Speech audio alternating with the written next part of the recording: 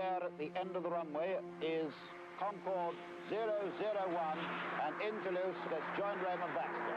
Just seconds to go. Et maintenant, enfin, le premier vol. 110 tons of aircraft, all up weight there. The magic moment with us. The crescendo of sound from the 593 Olympus is...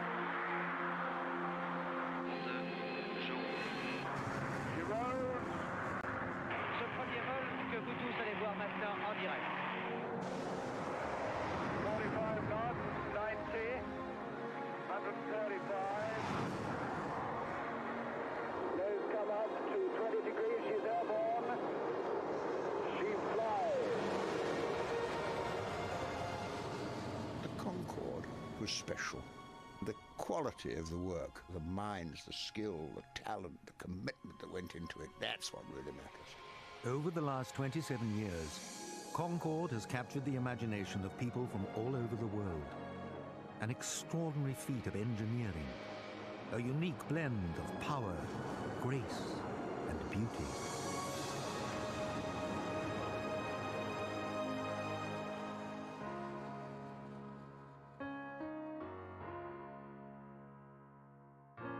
First time I've ever been in the air. Never driven it going in because I'm retired. I am thrilled. Every single cell in my body is thrilled. Words fail me, it's so incredible. It's a wonderful experience. What are you going to tell your school friends when you get back to school on Monday? Well, trying to find some way of getting them to believe me.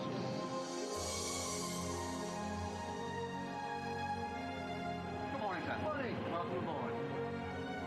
Welcome to Concorde and our supersonic operation from London's Heathrow to New York's John F. Kennedy.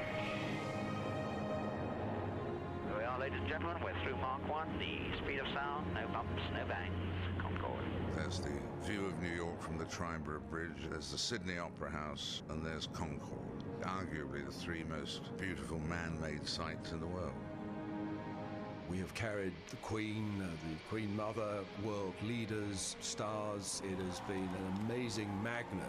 Phil Collins had dashed from the Wembley stage to Philadelphia by helicopter and Concorde. It's good fun. I mean, only a fool such as I would do this. For 27 years, British Airways Concorde has been a national symbol, a natural centerpiece for celebration. A few hundred feet over the heads of 1 million people, maybe more, Concorde and the Red Arrows fill the sky. We flew down the Mall and you could see Her Majesty standing on the balcony. I've never seen 1 million people before, let alone them all looking up and waving and cheering for Concorde. She's brought cities together, brought people closer, and reminded us all that we can do extraordinary things.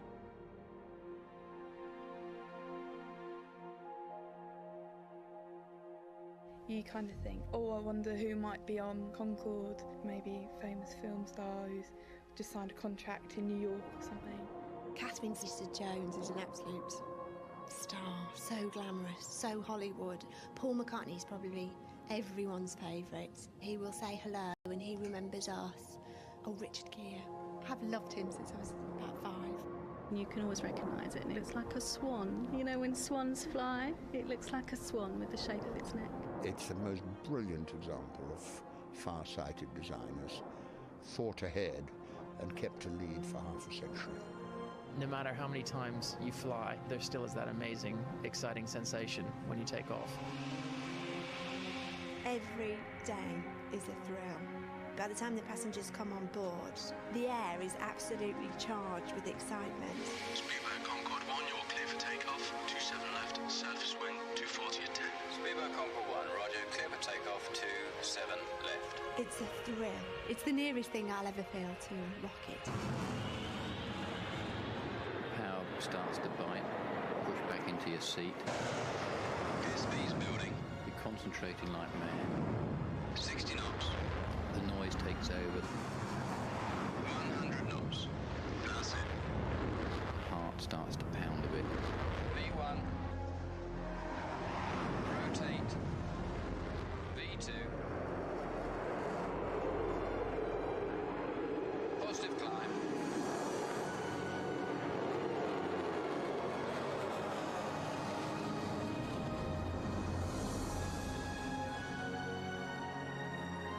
For 27 years, she has been our flagship, and her inspiration will stay with us.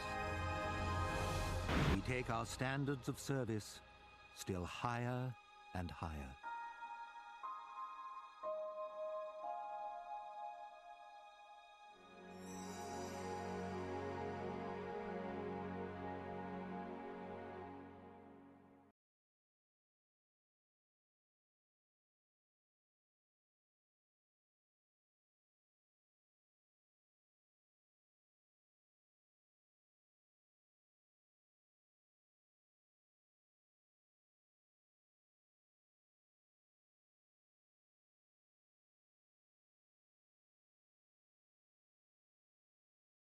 Hello everyone.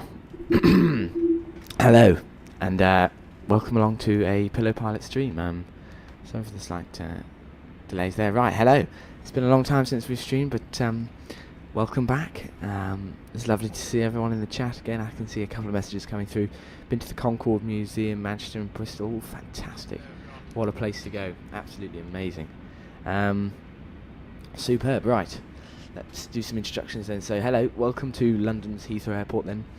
Today we're going to be taking our favourite aircraft as always, Concorde. Just I thought whilst we get back into streaming again, we're going to take Concorde, absolutely, I'm Vatsim, from Heathrow to Kennedy, twice the speed of sound, and yes, we're flying on Vatsim this afternoon. Currently there's no ATC online at Heathrow unfortunately, so we will be on Unicom, but nonetheless we can continue to make our usual calls and things we make on Vatsim to everyone as we depart. So just looking around from the tower then here at Heathrow, you can see we've got a couple of 777s and various things doing different bits around the airport, but we of course for Concorde and the operations that British Airways used to conduct, we're over on Terminal 4, so we're right the way out here. They keep us a long way away from everybody, out in the corner of the airport. But yeah, so coming back to streaming, we're going to head all the way over to KJFK this afternoon. Oh, you just started from... Oh, brilliant. Oh, Captain Alex. Oh, that's fantastic. Okay, cool. Well, we'll pass you along in a bit then. And if I keep heading over there, you can see we're in the alley, just off 27 left. We're going to depart from 27 left, I think, this afternoon. If I have a look on the map, you can see there's nobody coming in 27 left. I think 27 right is the active for departure, but they often try and squeeze us in on 27 left. Super. So, here we are. Here's our aircraft. Here's our Concorde. And we'll be taking off from Heathrow and flying all the way across to the to Kennedy. Let me know what the sound is. I'm just going to hop into the flight deck here and just sit here for a second. I'm just going to have a quick look over various bits and bobs. So I'll just be a second, bear with me.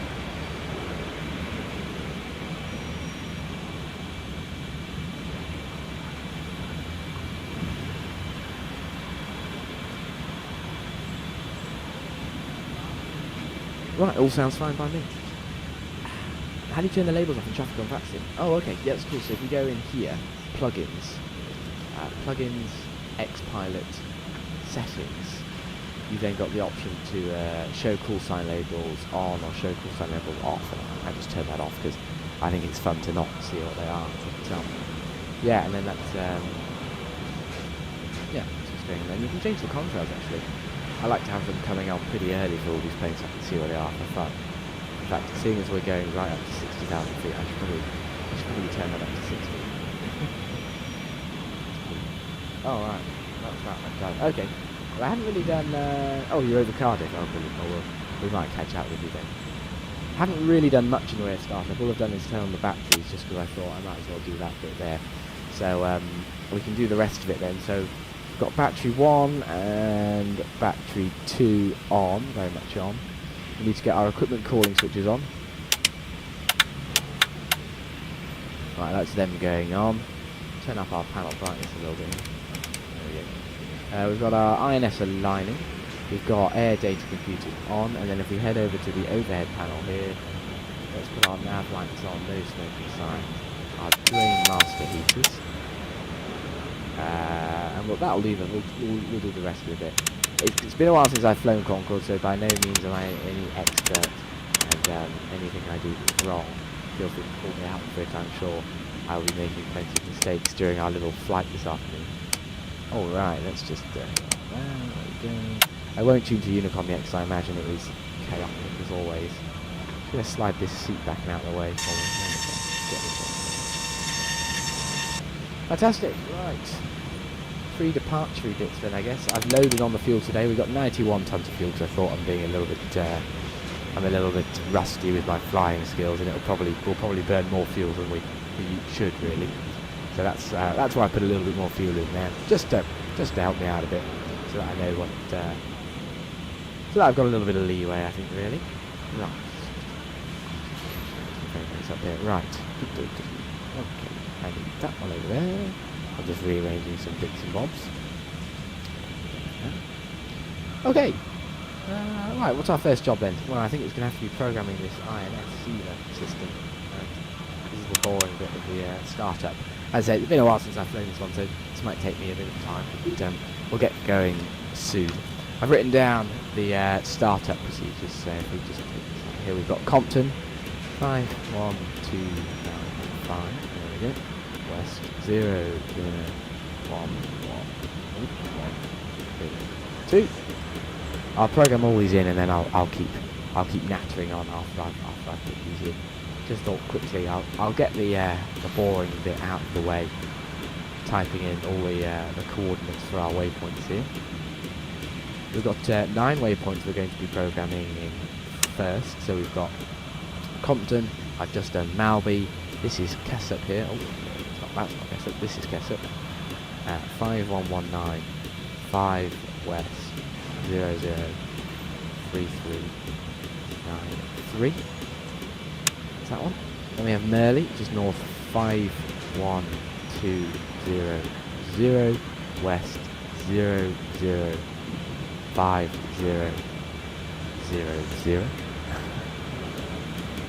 That's that one. Then we have Leslie, which is starting to take us out over the Irish, well, south of Ireland here at this point. There we go. 504110 West 015. We're flying along on the Concorde's nat track this evening. I think it's Sierra Whiskey or Sierra Mike. I never quite remember which one it is. I know it's actually IVAO.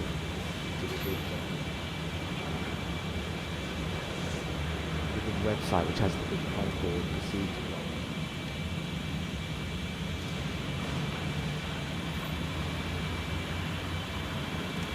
If you go to the IVAO website, then you go on their Concorde bit, they've got really good pilot procedures actually for Concorde, which is quite cool.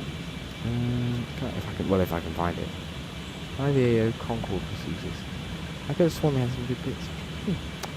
Oh, Concorde pilot procedures, there it is. Oh, that's a shame. Anyway, we'll keep going.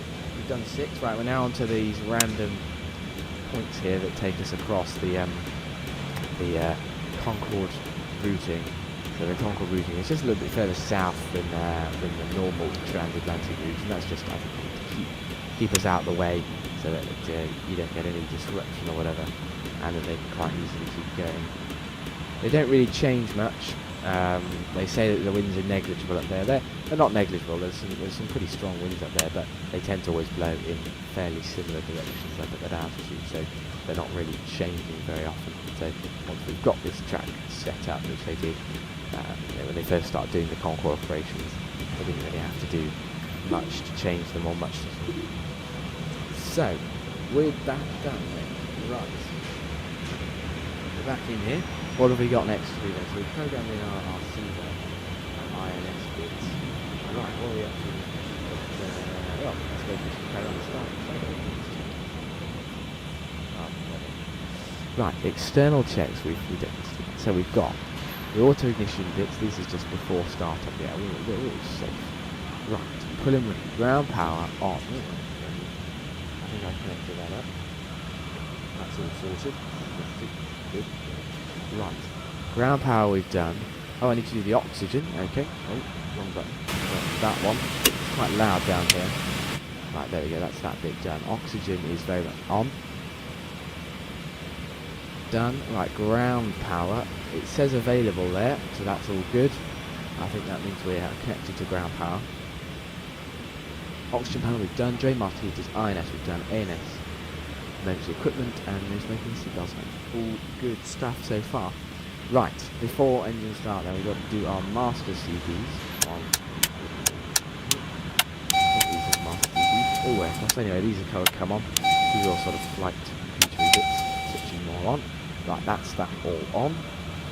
DV windows. Flight deck windows here because we can open them actually. It's always exciting to be able to open the window. Right, let's get that closer. Right, DV windows, okay. Clock to chrono. Departure. Oxygen is indeed on. The altimeters then, let's get the METAR up for Heathrow. What are we looking at Heathrow? What are we looking at winds wise? We've got a QNH of 1015. 2999. Okay, fine. We've got that's good, right. Radio INS switch to radio ignition. That is confirmed. Nav lights are on. Brakes. Oh, we've got to test them. The nav lights are on. Throttle masters are in the main position. Fuel heaters and secondary air doors. We can't forget these. So, fuel heaters go to auto. Secondary air doors go to auto, and the engine recirculation valve staying shut. That's configured for a takeoff with full afterburner, which we will be doing today.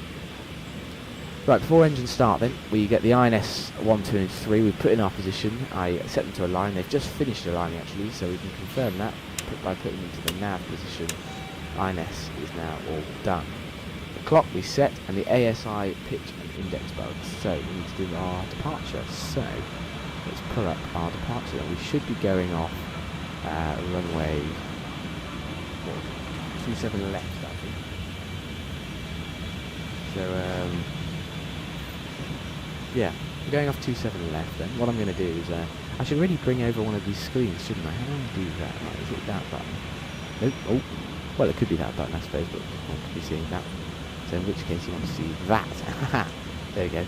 It's always a faff, but I get there eventually. Right, let's get up Heathrow then. On this, what appears to be a mini nav.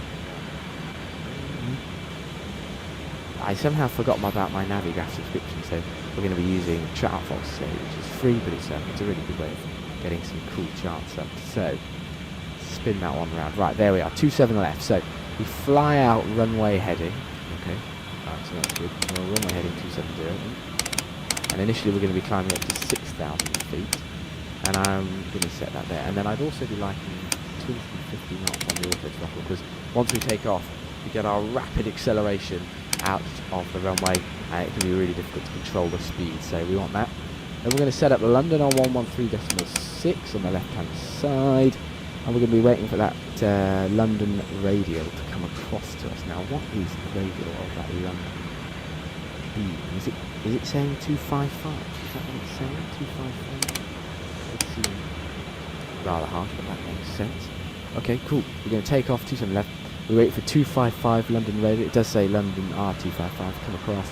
But we're waiting for that.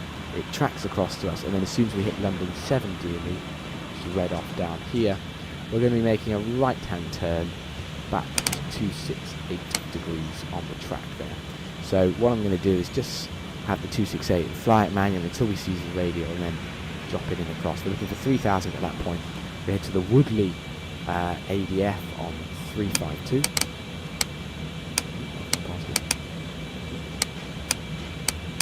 Yeah. How weird. Oh well. We don't really need Woodley, because then what we're doing from there is going to Compton on 114. Decimal 35. Okay. Oh, very good. Okay, right. We will set that up on our side after that one then. Okay. Let's go in that screen. There we go. Alright, so we've got, I think we're about to set up. We've got no controllers on at the moment. So we need to get our radios on. We need to get a Unicom set up on this side. Now, we're getting some weird radio panels. We're getting some weird numbers coming up here. 122805 is it's not quite what we want.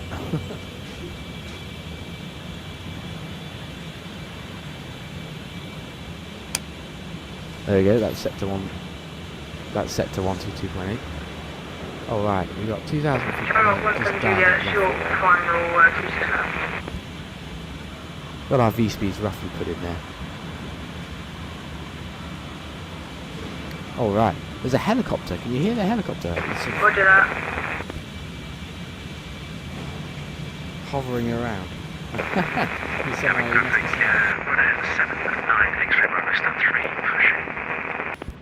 Right, I just want to do a quick one more sound check, guys, just because I can't hear things particularly properly.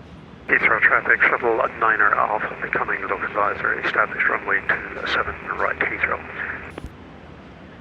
Heathrow traffic, shuttle 3 Romeo is right base, 27 left.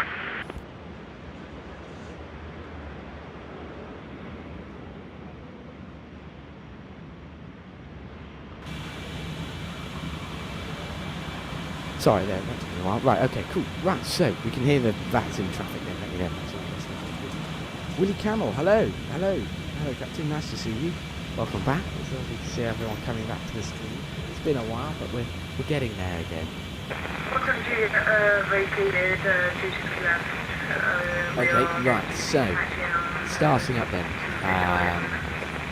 Right, we've done that. Fuel flow bugs, all good. Load sheet, we're happy with the 91 tons. That'll do us today.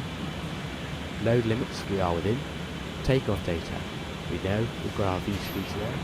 We've got speeds of 170 V1, 192 VR, and V2 at 212. Okay, cool. That is all good. That's what we want there. So we'll turn on our anti-collision lights. We should probably get rid of the catering trucks that are sat on the plane. We don't need them anymore. They can drive off. Let's close the doors. We need the ground power still connected to be able to do our start procedure. And what we can do now is get the traffic, good morning, calling up and getting. There we go. That's a good push. Ground to cockpit. Plan acknowledged. Call me through the menu when you're ready. That's amazing. Sorry about that. That's a bit harsh, isn't it? Right, there we go. Voice is a little bit low. Apologies, let me whack that up for you then there. It can come up, it just sometimes takes a while. Thank you for that, Willie. Okay, right. Left at 12 miles. Let's get the fuel pumps on then. 1, 2, 3, all the way across. Get our fuel pumps up and running. Good, anti-collision lights are on. Our clearance to start then. Let's call up the pushback guy and let's get in. Ground to cockpit. Tow is driving up. Right, he's going to come and join us then over here.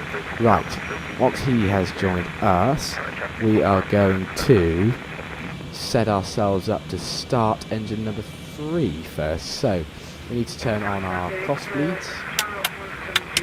We've got our fuel pumps on, and we need to turn on the ground supply valves. These ones are on the top. There we go. So we can start it from the ground. Okay, cool. That is that. As we are ready to go, we've got our anti-collision lights on. Let's start engine number 3. There we go. Engine N1's rising. And let's get the fuel cutting in. There it comes. Oh, whoa, what a loud engine start that is. Concorde. Very much starting up there. So we're going to start engine 3 and engine 2 on the stand. Okay. Then we'll push back and run up the other two once we're off. Alright, he's connecting. Okay, that's all good. Alright. There we go. Yep. That is started. Good start. Engine is running. Fantastic. Right. Let's get engine number 2 running. Engine number 2 is on relight. There we go. It's firing up. N2 is rising. Let's get the fuel in there. There we go. In comes the fuel. Lighting up the engine.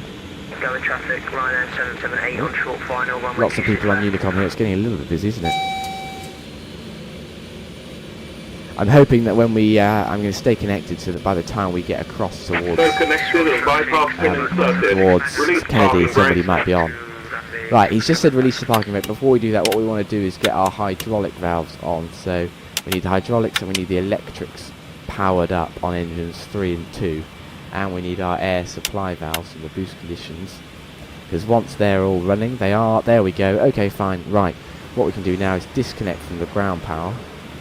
Right, get rid of the GPU. Oh, does it want to click off? No, it doesn't. Well, that's fine. What we'll do is release the parking brake. Starting pushback. Right, pushback is starting, okay, and then we'll start engines 4 and engines 1 as we come off the stand and head back. So, we're all lit up then, I think, really. All we need to do is close that electrical SSB there for us, and then we'll get our water and generator switches on once we've got engine 4 and 1 running. Okay, and we're off. The Supersonic Concorde is pushing back. We're going on our way to New York for the first time in a long time. We're off. There we go, pushing back. Nice. Right, we're clear. We can get engine number 4 running then. Let's get that relight on. Watch the N1 start to jump. There it is. Up to about 20 on the N1. N2's rising. And we're cutting the fuel there. And that start sound is unbelievable. It's fantastically loud. As we get the engines running. Okay. Right. That's that one running on the pushback then. You can see with this checklist it kind of becomes a little bit out of position here, because it kind of before pushback and after pushback, it kind of implies you start all 4 on stand. You start 2 and then you get the other one. So from here we kind of know what we're doing. I would like to think we know what we're doing. So we can get hydraulic 4 and we've shut the electrical SSB. With 3 engines running now we can turn on our galley heaters. We can get the conditioning valve on. We can shut the cross bleeds for 3 and 4. And we can relight engine number, well, I say relight. They're the relight switches, but that's only if we set them to the up position there. Actually, they are the starter switches, but let's go and get the fuel on. And that is engine number 1 firing up. Here we go. Operation building complete. Nicely. Set parking brake. Let's set the parking brake. Okay, parking brake is set. Disconnecting That's not tow. particularly Stand straight by. pushback, but it'll do. We're going to set our pitch limit here, which is this nice big blob here, to 13.5 degrees, and that is that's the point at which, if we're pitching beyond that, we're going to get a tail strike. So I don't really want to be pitching beyond that. And so what we're going to do is, well, we're going to lower our nose if we get towards that, and we're just going to have to rely on the speed building to get us airborne. But we'll be able to rotate. I have faith. So. Boost conditioning valves on, cross bleeds shut, hydraulics, generator switch. Oh, I took that too many times, there we go. Right, that's that all on. So I'm going to have to have a quick look. Oh, taxi lights. Oh, and the visor, of course. We're going to wait for the pushback truck to get out of the way, so I just put the visor down for now. And then once he's out of the way, I'll turn on disconnected and bypass pin has been everything. removed. Hand signal on the left. We'll see you next time and have a safe flight. Okay. Cheers. He's off. Alright. There we go. There goes the tug. Away he goes. Fantastic. We can look on the left hand side. There goes the tug. He's driving off nicely there. Au revoir. Okay, cool. So, we're waiting for the pins just to confirm. Yep, they're the pins. He's definitely gone. Alright, we'll lower the nose. And we'll turn on our taxi light. I'm going to put on the taxi light for today. So I'll just click the extend button and then turn off the landing light. I'll just have just the taxi light on. We don't really need it. It's middle of the day. It's pretty sunny, but it's nice to have the taxi light on. It's a little bit dark. It shows we're active and that we're moving about. Okay, back here then before we get going. Oh, no, not the passenger cabin. We don't really have anything to do there. We'll just check our checklist. Is there anything we need to do? Brake fans need to come on. Engine control schedule needs to go to the flyover position. The idle switches need to come to low, ground idle low, and the engine 4 limiter is on 88% there. Good. Trims, are they set for takeoff? Well, it's in the neutral position, which is about right. We'll put a little bit of nose down in there, just so that I don't have to do this thing where you get airborne and you do your flight controls, you're pitching up like this, and then suddenly as the nose starts to rise in Concorde, you've got to slam it back down to stop it from tail striking down the runway. So I'll just put a little bit of down trim into it for myself there. We'll make a call on Unicom so that everyone knows what we're doing. Unicom, Speedbird Concorde 3, currently just pushed back off stand 41, taxiing out to the holding point, runway 27 left, Heathrow traffic, Speedbird Concorde 3. Heathrow traffic, shuttle 18, Charlie, pushback stand 527 for 27 right. Okay, they're taxiing 27 right. American 3 Whiskey, short final 27 right. But often Concorde, despite 27 right being active, would be allowed to depart 27 left. Alright, we've got warnings coming in there. I'm just testing the nose wheel steering. Yeah, good. We're good. We're now rolling. We're off. You're having your left now, aren't you? Okay, cool. We're moving. Here we go. Alright. Let's get a little bit of power on, let it just roll forward slightly under its own steam.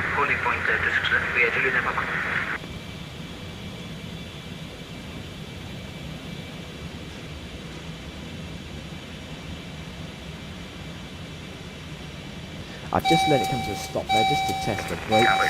Yeah, they're holding it nicely. Okay, get a bit of power on. Let's get it sliding forward. As we're taxiing, we've got a little bit of other things to do. We don't want to burn through too much fuel in the taxi, so we want to make sure we're getting rolling. We'll head out for 27 left. Okay. Look at that. Hey, it's lovely to be flying this plane again.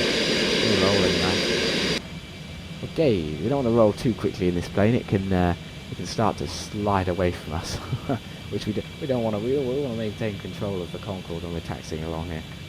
Okay, I'll just do a little dabs of brakes to stop that. Right, flight engineer.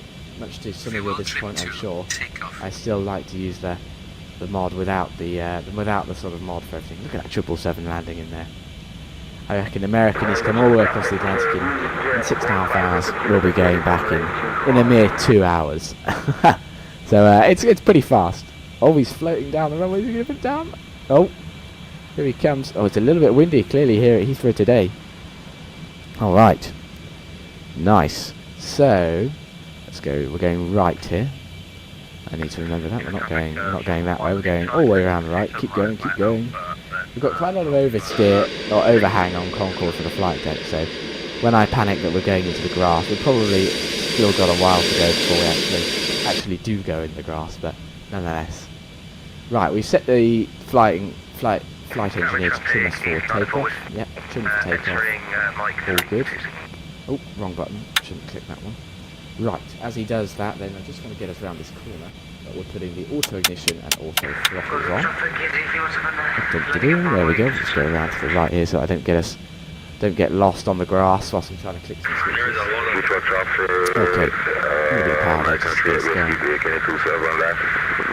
I've set about 2,000 feet per minute or so on the climb rate there. I'm just going to reduce it down to about 1,500 because usually at the time we're activating the autopilot, we want to be building speed as we've come off the afterburners, and we're going to be just on dry power as it is, just building our speed a little bit there. Not that we need to worry about speed, but keeping our climb rate low is a good way to get the aircraft under control during the noise abatement. Super. So we're coming out. Right, we need to do some fuel panel stuff. So we've got drain master heaters on. We need to get our pressure statics and our ADSs are all on. Ignition, takeoff, climb, auto throttle. That is all good, that overhead panel. We won't be requiring landing lights for today's takeoff. They try not to use them in Concorde because what they find is that the noise would be so incredibly loud, it would actually also prevent them from accelerating in some cases. The landing lights under the wings were so large that they'd find the noise in the cabin would be so windy, and their pilots, I don't know if it's actually true, but apparently would report occasionally that the landing lights caused them issues during the noise abatement procedure. I suspect it was more complaints from passengers than actual issues with flying the plane, but nevertheless they did not like using the the takeoff landing lights. So we'll hold here for a second, and I'll just put the brakes on, just holding. Heathrow traffic, speedbird Concorde 3, holding short, 27 left. Okay, right, we're just holding here, so let's check. We've got the D-air pumps in 11 are on, the D-air pumps up here are on. We've got our fuel valves and everything are in automatic. The flight engineer's going to be running that. I'm not a flight engineer, I like to fly these planes. Captain Alex, hello! Can you hear me? Or have I muted myself? No? Okay, good. I think I'm still here. Hopefully I'm still here. Have I missed something on Unicom?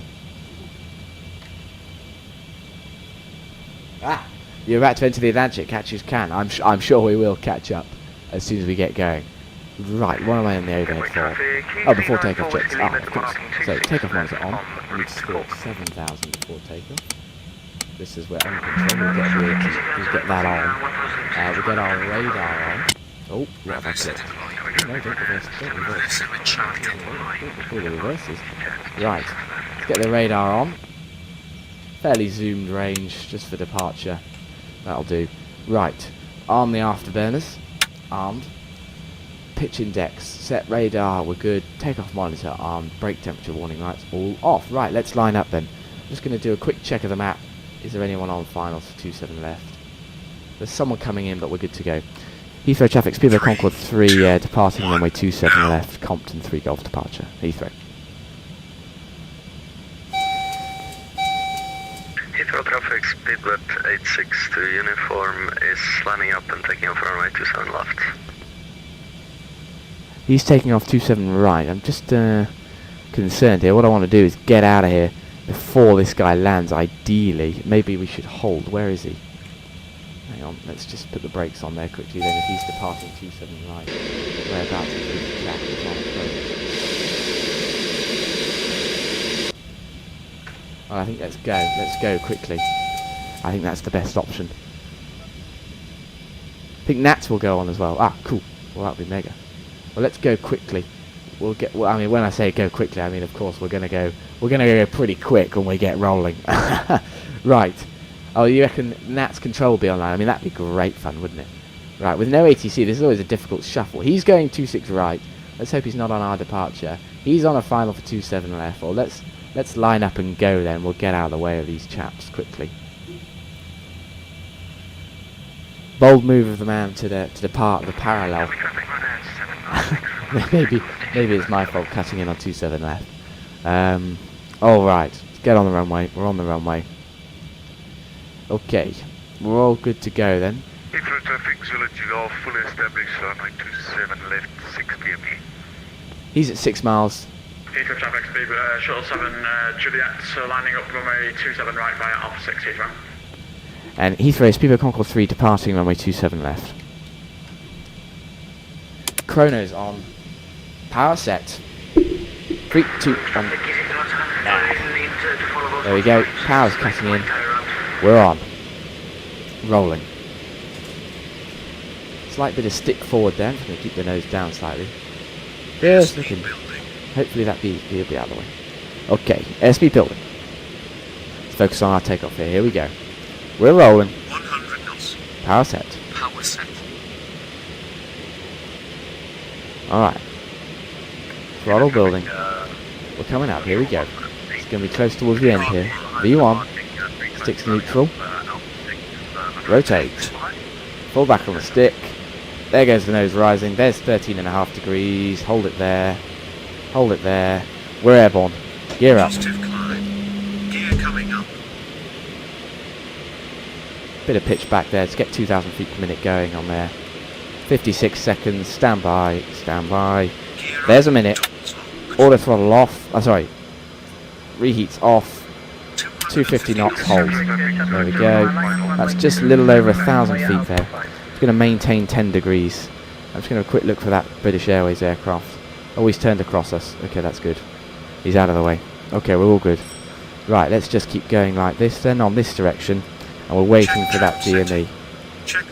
I imagine he's saying check trim setting. I imagine I've got about full trim up now to try and hold the plane. It wants to roll to the right as well, but hopefully we won't have a repeat of our stream years and years ago. There comes in that radial there. Okay, right, let's just try and hold 2,000 feet per minute. There's that radial from London. We're rolling left on that radial. A little bit sluggish this afternoon. Plane's coming across. There we go. There we go. Keep coming. Keep it coming. Keep it coming across. There we are. Right, we're on the radial. Level the wings. Right, I'm just going to pull out the 268 because that is going to be our next radial that we want to go to. Alright. We're just at 1,500 feet per minute or so there. Oh, we're chucking out a lot of black smoke, but we're climbing and we're going out of here. Okay. There we go. Alright. 7 DME coming up here. You ready? 3, 2, 1. There's 7 DME. Rolling right to 268. Now, we're getting out of the Heathrow airspace here. Good. Ready. Coming around to 268. Level the wings. Now we're tuning 11435. There's 3,000 feet. What I'm going to do is go heading hold. Altitude acquire vertical speed. And let's just get it to hold it on there a little bit. And let's just get that up to about 2,000 feet per minute. Right, now we want to set up 280 for Compton on our right hand side here. That's that one there.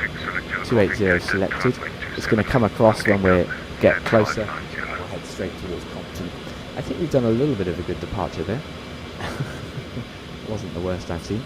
Heathrow traffic, speedboat Concorde 3, airborne, climbing through 3,500 feet for flight level 280. Heathrow traffic, speedboat Concorde 2 3. I'm used to saying speedboat Concorde 273, which is the Barbados one. So we'll set QNH 2992, standard QNH there, and we're going to set flight level 280, which is our initial cruise out of Heathrow. Nice. Climbing up nicely there, though. We've got 250 knots. We've got good power from the engines. We're all good. We can turn off the takeoff monitor now. We're doing about 2,000 feet per minute, so I'm just going to increase just a little bit there. And I'm going to get the flight engineer to trim us for flight to continue our climb. It's going to shift the centre of gravity rearwards over time now, or give him the ability to shift it rearwards when he wants to. Or we can continue our takeoff. So we can turn off our taxi lights now, they're not going to be required as we continue our climb out. We've disarmed the afterburners. It's good because the auto throttle system in Concorde has the tendency to try and gun it at full power. 18 miles inbound from the west, expecting ILS 27. When it guns it, it really guns it, and we can often get the afterburners coming on. Click VOR lock now, and if we turn on the flight directions, we can see. Check trim setting, we've got full trim up at the moment to hold the aircraft's nose where it is. We've set the CG to go off, which doesn't help this, but what we really need to do is accelerate at this point. Now normally if we had a London control online, I'd be on them radioing up, going request high speed, request increased speed before the 10,000 feet really, so that we can just get going. But because we haven't got any ATC online, we're going to have to wait to 10,000 feet here. So what we're doing is we're just watching our radar here, seeing what's going on. We've got someone ahead of us climbing away from us, so they're much higher. We're fine. So what we're going to do is turn up the range here on that, so I can see quite a bit of a way out there. Now it's on IAS holding Concorde, which means it's just going to hold the speed we're currently at. So I'm going to dial up to 300 and get ready to hit request as soon as we pass through that 10,000 feet. You can see we're running the engines at about 97% N2 there at this point, so I can pitch up a little bit more just to increase their workload just before we accelerate. Try and get ourselves the best climb rate we can. Faster we get up to 280, that's where Concorde sits at a lovely cruise for a while, and it's really nice in that there's no, it's our good fuel efficiency, whereas at this point we're going to be burning through the fuel. But we always burn more on the climb, and once we're level we've then got a long flight to go where we're not going to be burning much at all on the way across. How do we get the chat to appear in stream? It's a little plugin on Streamlabs that lets me bring it up. I thought it was a bit fun, but yeah, if you head into Streamlabs, there's a little option and you can bring it up, which is quite good fun. There's 10,000 feet. Right, let's pitch that nose right down to 1,000 feet per minute. Let's acquire 300 knots and let's bring that nose up. There we go, nose coming up. There it is. 10,000 feet. We're accelerating 300 knots. Once we hit 300 knots, I'm going to bring the 1,000 up. And we go through 10,000 there, and we're going to keep going for 280, and we're checking our distance to Compton at 3.2. It's still on VOR hold, so I don't need to worry about that. But what I'm checking is the INS. The INS has got 1 to 2, which is from Compton to Malby. That's our next leg after we pass through Compton. There goes the trim warning as we accelerate. 290 knots. We'll bring the visor up now. And we continue our acceleration at 350 knots. There we go. Right, we've just gone through Compton. INS switches selected. INS navigation selected. We're heading across towards Malby now. There we go. And we're going to continue up to flight level 280 here. From there, once we enter the Bristol Channel, we'll begin our supersonic acceleration. Not too bad. I seem to know what I'm doing a little bit. Right, we've got about 2,000 feet per minute there. That's giving us about 10 degrees, which is a good pitch. We don't really want to be pitching too much more than that. It seems pretty harsh otherwise. So that is good. 350 knots. 350 knots. Captain Alex, sorry I missed up on that. I think Nat will go on, and then remember to get your Nat track. Yes, once we're on, we'll get our we'll get our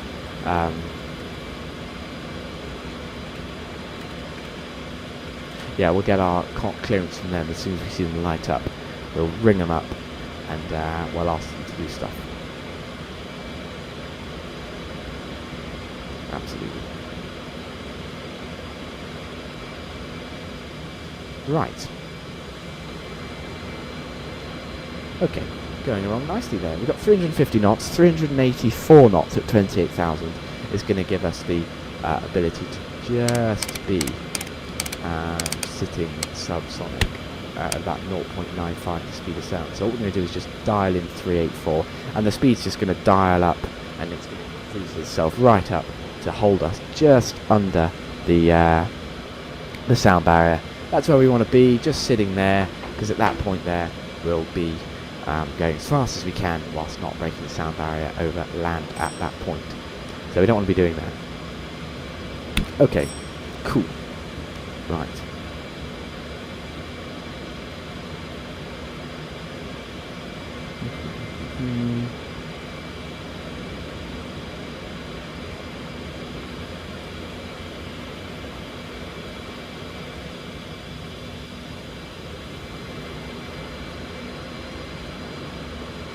Right.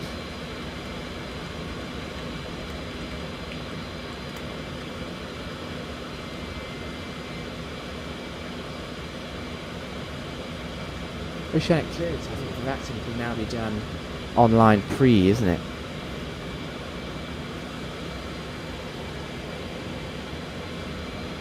We should request oceanic clearance 30 minutes before your entry time. Well, that's about now then, isn't it really? Where are we now? We're just sort of making our way out and over towards Bristol Channel. If I go on VFR, then you can see we're going to bring in our acceleration when we're just sort of south of Cardiff, really. And from there, it is about 30 minutes till we enter. So what I'm doing here is just on the... I need to really change this to a different screen. Which one do I want it to be? I want it to be... Is it not that one? That one? No. That one. Yeah, that one. There it is. Right, bring up that one on the left. You can see what I'm up to here. Speedboat Concorde 3, request lower block flight level. So that's for us is 500. Oh. Upper block level is 600. JFK. Requested route is Sierra Mike, I believe, which takes us through 5041 15 5050 20 5030. Yep, so it's Sierra Mike. That's the official one, and that is that's the Concorde route there. So we need that one. Our entry fit is going to be a Leslie. And our estimated time of arrival on there. Which one is Leslie? Leslie is waypoint 5. We have to do some. Oh, wrong button. We have to do some addition here. Distance time 20,000 feet. About 4 minutes. So waypoint 5. I think that'll probably be about 30 minutes for ourselves here. So let's just put that in there. Current TMI. Oh. Available at top of page. TMI. Oh. I'm lost here. What does that mean? Current TMI. What am I looking for? I'm not sure. Okay, submit that. Oh, requested Mach number. Oh, 2.02. That'll do. Right, 2.08. Phil, what does current TMI mean?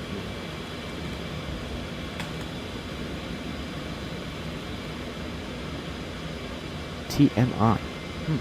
Confused. If anyone knows in the chat what current TMI means, do let me know. Okay. An example is available here. Oh, no. Available at top of page. Oh. Right. TMI.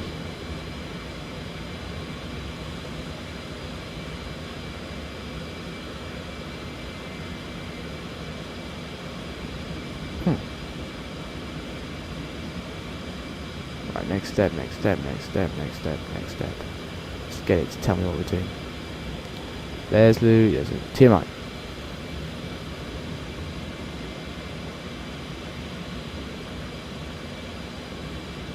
Which you can find on the top of the page.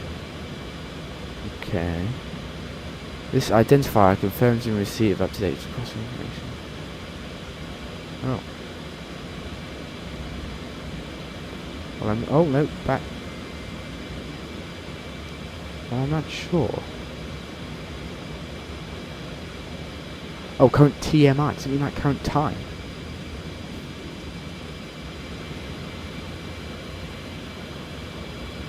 The Mach number must be 3 digits.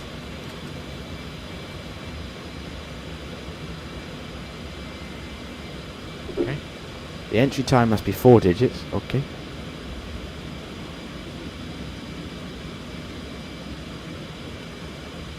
Okay. The TMI must not be greater than 366. Okay. Go with that. You must request a nat track. Oh yeah, we did that. There we go. Okay, cool. Right, there we go. That's right, bit done. That took me a while of messing around. Right, let's get back to flying our plane. So, we're currently heading through 0.92 speed of sound. That's good. We're heading up to 384. Let's get up to a bit more. Climbing through 260, climbing up to 280 for our cruise. We're currently heading to waypoint 3. We begin our supersonic acceleration at Kessup, which is waypoint 3. So we're currently heading 223.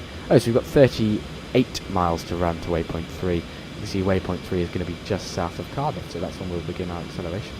Fantastic. Well, we better pay attention then at this point then. Okay. Got, oh, look at that. Heathrow ground just came on.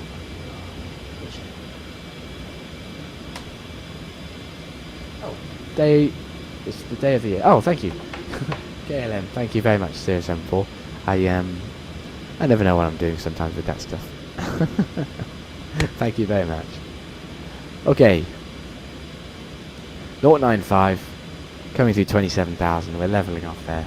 Let's begin our prep for the acceleration then. So we've got altitude. We'll wait for it to switch to altitude hold, and then I'll dial up 60. Here we go. It's levelling itself off now. There we go. Right. 60,000 feet, dialing up. That's 60,000 feet confirmed there. Just checking the back here, everything's all good as we continue our climb. You can see that tanks 5A and 7A have drained. That's after departure. We've got the D-airs still on as there's still some fuel in there. Tanks 11 and tanks 10. Over here then we set the limiter to normal. And the ground island is still on low. Brake fans we're going to keep on just in case we have to make a return for some reason as this acceleration fails or something like that. Okay, cool. Right, back here we go then. So 28, we've got 25 miles to run till our acceleration point. Got about 5 miles to run. I'm going to switch off the auto throttle system and take control myself. I'll increase the power to full dry power and then we'll cut in the reheats in pairs, inboards then the outboards. Good, and that is then what we're going to do to accelerate. So, got 60,000 selected. We're just waiting because what we'll do then is click altitude acquire max climb. The plane will climb itself at a fantastically quick rate all the way up, and it'll take us all the way on up to 60 to 50. Then we'll click max cruise, and the plane will balance itself to do Mach 2 all the way up, which will be absolutely brilliant. So, 28,000 feet. We're level there. How far we've got to go is 18 miles. We're hacking along now.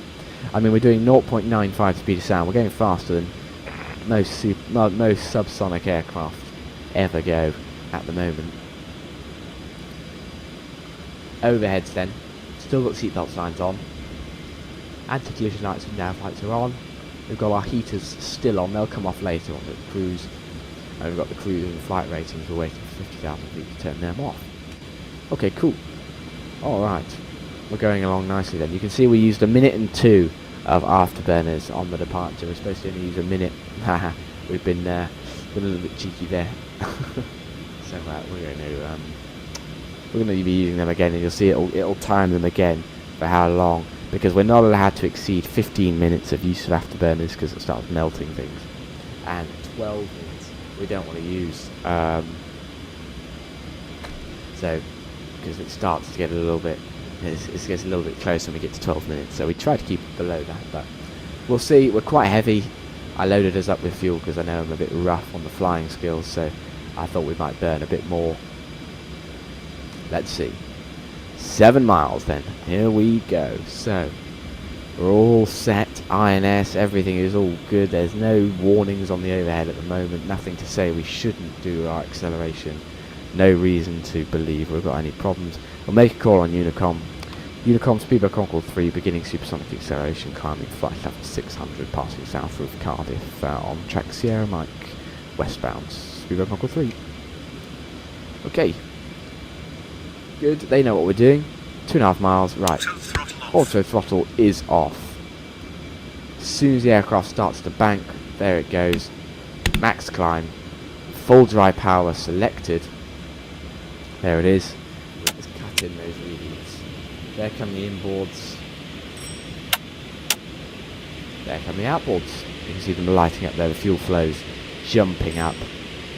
So our exhaust temperatures coming up, and of course the little lights to indicate that we've got correct deployment. There goes the vertical speed limit, vertical speed indicator, jumping up and down, telling us we're now supersonic. Okay, jumping up quickly then, we've got 29,000 feet. What's our climb rate currently? About 2,000 feet per minute, not bad. And we're at Mach 1.01. Nose is starting to pitch up there as we continue our acceleration. The noise suddenly a lot louder inside the flight deck here for myself. Oh, Luso. Very good morning to you, sir. Oh no, you can't join us today? Well, never mind. Well, we'll have to see you again in another stream. You have to come fly with us at some point. So you can see there, the plane, it's doing it automatically, this max climb. It's going to, in theory, try and climb the aircraft so that the speed may remain just below the Mach overspeed indicator. Often though, you'll see that it'll have to drop the nose or it'll suddenly raise it. You can see at the moment we're climbing at what are we climbing at? About 5,000 feet per minute, and the speed's actually almost dropping off that we're almost subsonic again. It will adjust automatically, but sometimes it can be a bit dodgy. Our job now is just to monitor the climb, make sure we don't go subsonic, and make sure that before we hit 50 we're doing Mach 2, as we don't want to be going through 50,000 not doing Mach 2. It's just one of those checks we want to make sure we're doing. In the back then, nothing to check at the moment, no ramps deploying, they shouldn't be deploying at this point, all good. Temperatures, there's no warnings screaming out at us, we're all good. And you can see that the centre of gravity for the fuel is shifting aft, and he's going to continue to move that aft as we continue to accelerate. We are actually becoming subsonic again, so I'm a little bit concerned here. Slowing the nose. Keep lowering the nose. Don't become subsonic. I think I'll set the vertical speed for about 1,000, and just if it really looks bad, we'll set that up. Check trim setting. Oh, we've got full up trim on the aircraft again. That's not good. Let's just check what the pilot's doing. Yeah, we are trimming for flight. The fuel is shifting particularly aft. 5A and 7A should be empty, and we've got tanks 5, 8, 7 and 9. Sorry, 5, 6, 7. Yeah, there we go. So there is fuel going from the front here right into the tail, but then it should be going into 6 as well. How bad it is. We're just holding Mach 1 as we go through 37,000 feet now. The aircraft's not accelerating particularly quick. Sometimes we'll get good acceleration, sometimes it's quite slow. We are pretty heavy. What are we currently? 165 tons, and we're down to 76 tons of fuel. We had 90, so we're 15 tons heavier. So we were at 180 tons. The max takeoff rate was 185. So I did have us pretty loaded up. I think really, normally going across the Atlantic, we'd have about 86 tons of fuel on board or something like that, 84. For myself, I had about 91 for pushback, just giving us that extra bit of fuel in case I make a dodgy approach and we have to try again. We've still got full trim up. That's not particularly healthy. It's going to be really loud. I'm just going to head outside and have a quick look.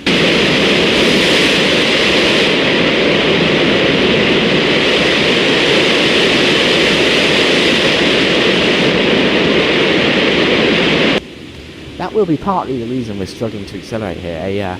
A full trim upwards is not great. It's going to help slow us down really. Oh, we're descending. Blimmin' hell. What's going on here? Don't really want to be descending. Let's go a bit of vertical speed just for a second. Let's see if it can. I think what's happened is that we've got an awful lot of weight from the fuel here, and what it's doing is, of course, filling us up right to the brim as we did. It means that he's got limited capacity for actually shuffling fuel about. So there's quite a lot of fuel sat up in the front here that we can't really get rid of. I mean, personally, I'd open 6 and 7. Maybe I should download that mod again so we can do some manual fuel. But it's a bit dull sometimes, and I like to fly. But there we go. Right, I'm just keeping us just in the blue here. There's a little bit of climb. We allow the speed to build right up there. Because we're just sat at 37,000 feet doing only 1.07. It's pretty slow. So far we've used 6 minutes of afterburners. We're going to get a warning at 12, and then we definitely can't use more than 15. So we just want to keep an eye on that. Our only warning is that trim setting. And temperature is still low. Check trim setting. Hopefully that's the warning cancelling as it comes down with the trim. Yep, there we go. So what we're going to do, yeah, there we go. That's what we thought. The trim is helping stop the acceleration from being rapid because we've got a lot of pitch up going on, and that's just because we're heavy. So what we're doing here is letting the speed build. As the speed builds again, we'll continue to accelerate in our climb because we need a bit more speed to reduce that trim to get us going again. So we're coming up for 1.1 again. So we'll just hang around at this altitude for a bit and then continue our acceleration in a bit. For first class service, as always, the chairs looking nice and small in Concorde.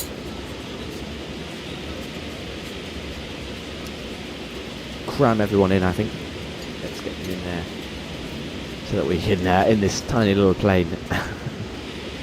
Super. 1.1, 38,000 feet, looking nice. I want to keep going a little bit. We're doing 670 there on the ground, and we've got 57 minus outside. 1.1, and you can see we're not really climbing. The speed's increasing, and the temperature's going to decrease. Sorry, well, the temperature's going to increase rather. Okay. Still below all our limits. 38,000 feet. The speed's still building. This is what we want to do. We just want to build the speed.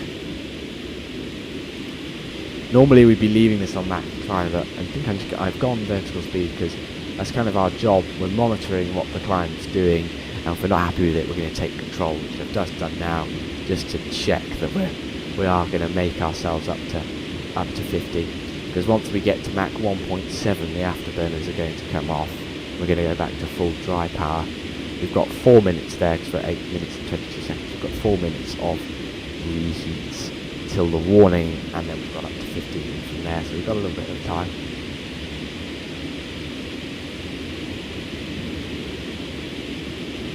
Coming to that 1.12 then. Speed is building.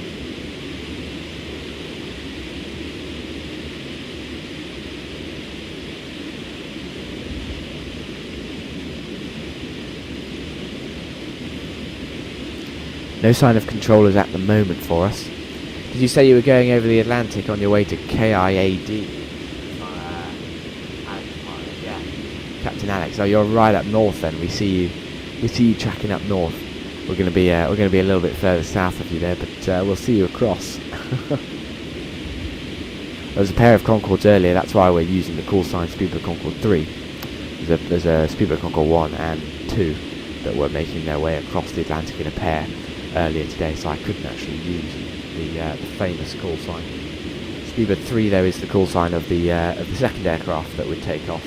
At about the time we did, there'd be an aircraft that would take off at about 10 o'clock in the morning, and an aircraft that would take off a few hours later about 1 o'clock. So we went about 11, didn't we? So sort of in the middle there, but not bad.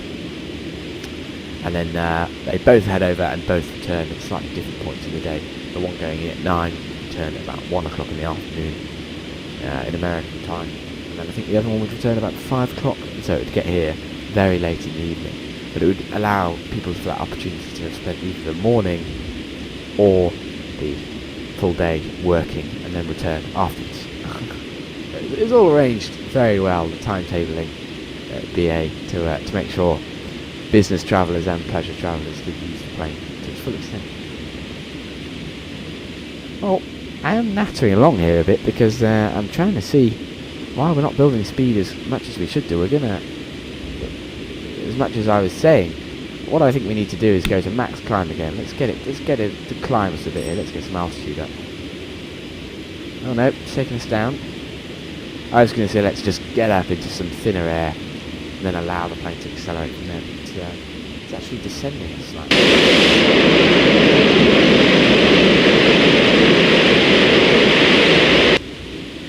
I mean, it does know best, so if it decides descending is what we need to do, then that's fine, we'll allow it to do that.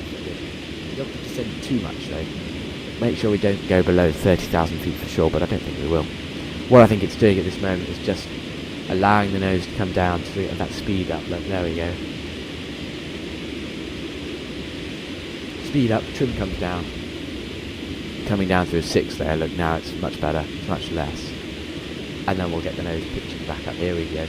Starting to rise again, it's level off the nose. We're on 0.23, we're not even ramps moving yet, and we're at 11 minutes 30. This is, it is a little bit concerning. I won't lie. 67 tons of fuel. Got a lot of fuel. It's still pretty heavy, we're not that heavy anymore. This should really be starting to climb. Seem to be struggling for some reason or another. Because even though we're heavy, the acceleration to Barbados would be taking place now. Reheat counter over 12 minutes. Watch the 15 minutes limit. Mach 1.3. Ramps moving confirmed. How odd. Alright, well 1.3 ramps moving confirmed. We're 12 minutes. We're looking for this. Did you only lower the climb rate and build speed? Yes, I only lowered the climb rate and build speed. We lost the aircraft after that. Oh no. Okay, we want to be fairly careful when we're doing that. Yeah, that's all we do for now. Okay, right, we're back into max climb. Look, it's taking us up. There we go. We seem to be heading back up to normal. I wonder if it was just burning off a couple of tons of fuel. We started our acceleration with about 75, we're down to about 65. I wonder if it was just burning off 10 tons of fuel, so get us that lightness to accelerate quickly all the way up. I suspect it was. Okay, 1.4, 38,000 feet.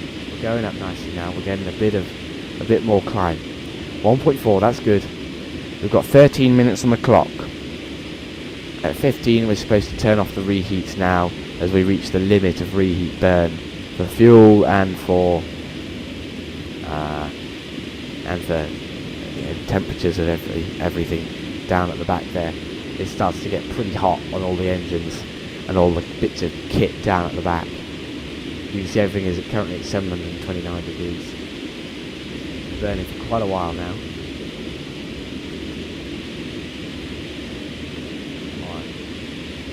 1.46. 40,000 feet. 40,000. Good. Climbing. Keep climbing. There we go. We're at coming up to 14 minutes.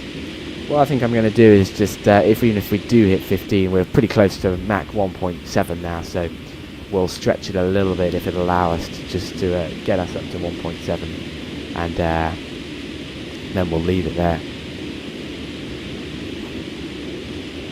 But as we come through 41, then we should be able to continue our acceleration off reheats, even at 15 minutes, as we're pretty high, and the aircraft should be able to handle it.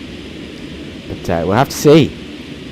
Not had this before, have we, from a Concorde acceleration? Normally we're straight up there. We're at 50, and we're sat at Mach 2, but we're building, Okay.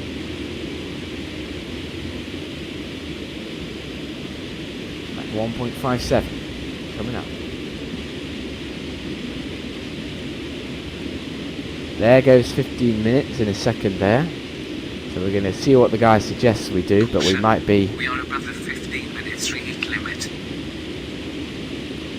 We're above the reheat limit. Okay. We're at 1.6, so we're alright. We'll keep going for a little bit longer, and then we'll cut it ASAP as soon as we can. As soon as we're either... whichever one comes first, 50 or 1.7. We'll cut.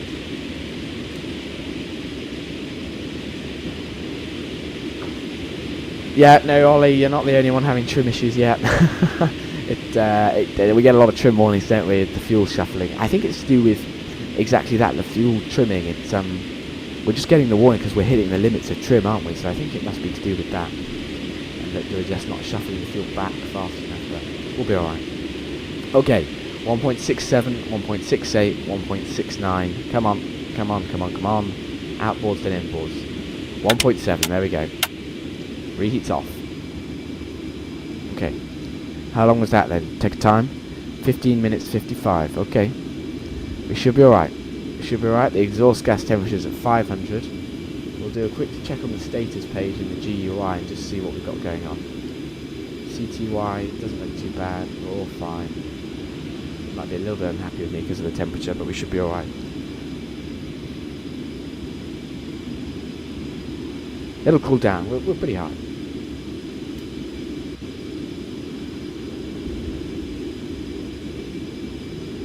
.75, alright.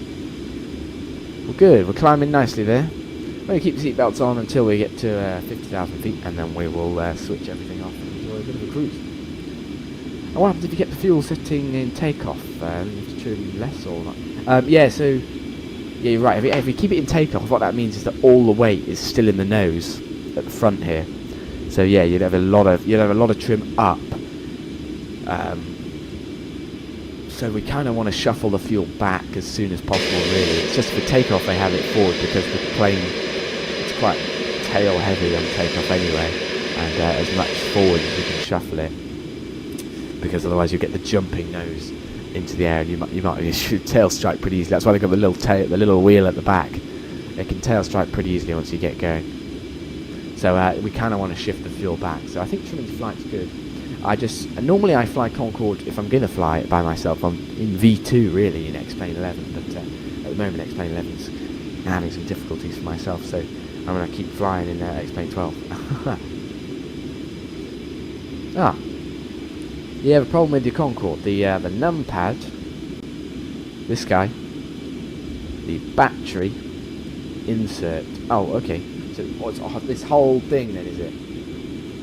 It's blurry. When you say blurry, is it a bit like mine, how it's like not entirely clear, or is it like gone like grey in colour, sort of changed different colour, has it, or is it like a kind of the actual lettering, or is it the whole thing is just blurry? Because if that is the case, try reinstalling the aircraft. I tried to shy away from that because it can be a little bit irritating, can't it? And I would normally say there's a nav overview setting. If we go to nav overview, you've got another Siva INS here, which actually you can program here. I'd be interested to know if this one is working for you as well. If not, then it sounds like you've got a full Siva problem, in which case a fresh install might help. But if this is working, it can be the quality sometimes. You'll find the lights don't work if you don't have the quality of some of the settings here on the graphics page set to high enough, in terms of, I think it's it might be texture quality, or is it anisotropic filtering? One of them, if it's not high enough, the plane gets really fussy, gets quite unhappy, and some of the things won't show properly, as far as I remember.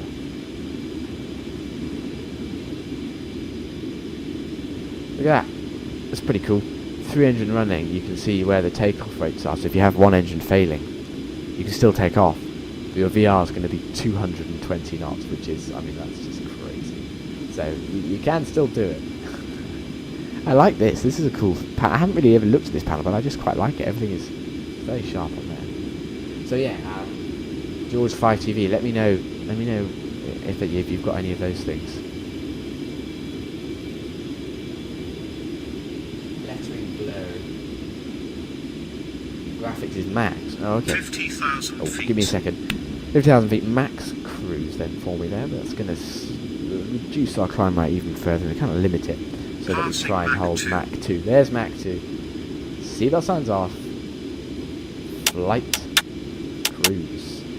Pressure study heaters, ADS engine probe heaters off.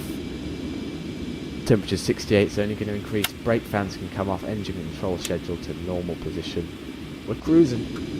There we are. We made it with 60 tons of fuel in the cruise. We're just heading past Southern Ireland.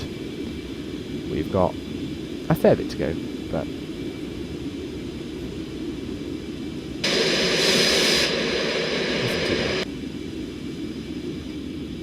alright, heading in here then. Just going to do a little bit of waypoint reprogramming. Fuel status 60 tons. Just a little bit of reprogramming then. We're going between 5 and 6. You really should do it between 6 and 7, but I might as well do it now. We're going to be there in 10 minutes anyway. So, we'll reprogram waypoint 1, 4, 7, 0, 3, 0, 0, 5, 1, 4, 1 done, waypoint 2, 4, 6, 1, 0, 0, oh, no, got it wrong. 4, 6, 1, 0, 0, west, 0, 5, 3, 1, 2, 3. Waypoint 3 is waypoint 12 here.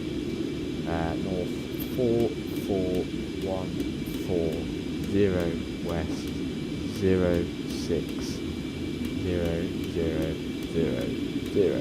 So we can do one more, waypoint 4, which is now waypoint 13. 4, 2, 4, 6, 0, west, 0, 6, 5, west.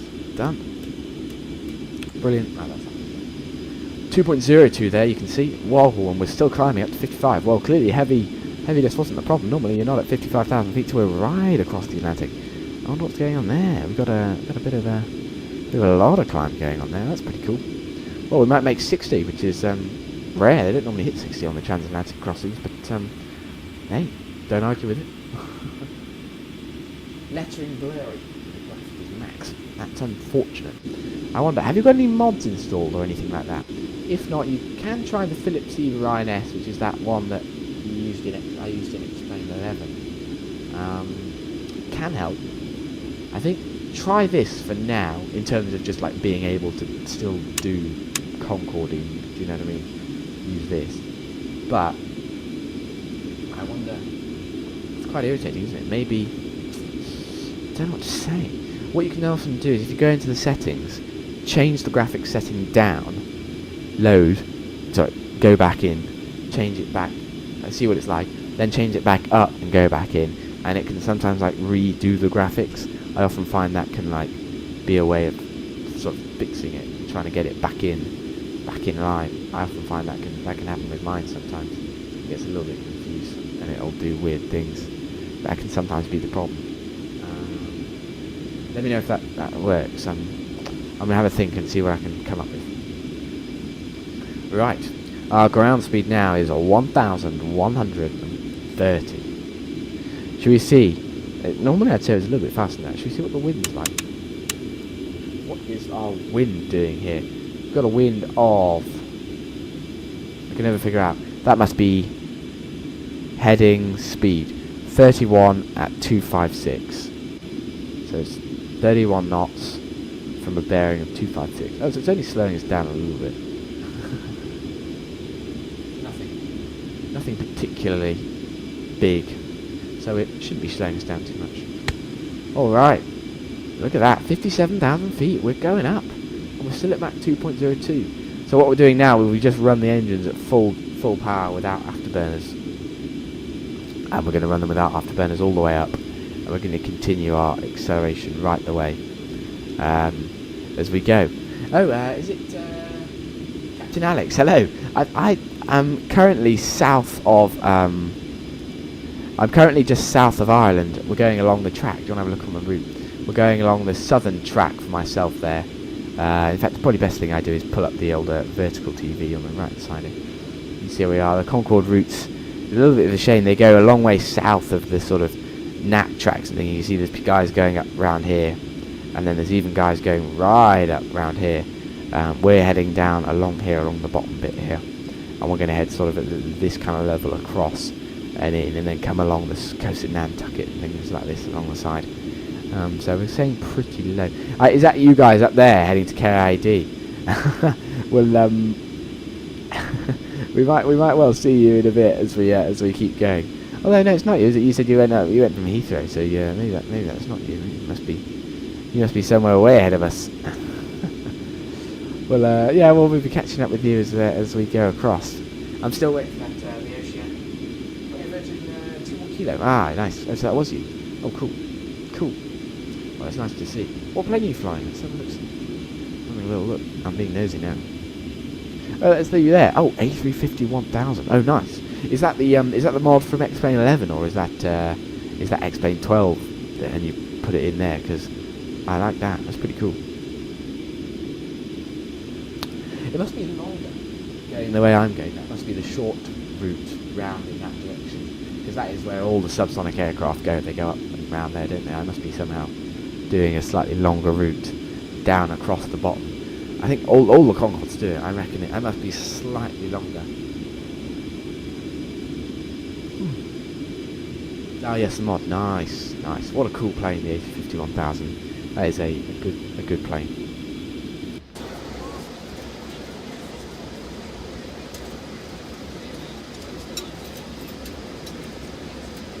That's pretty cool.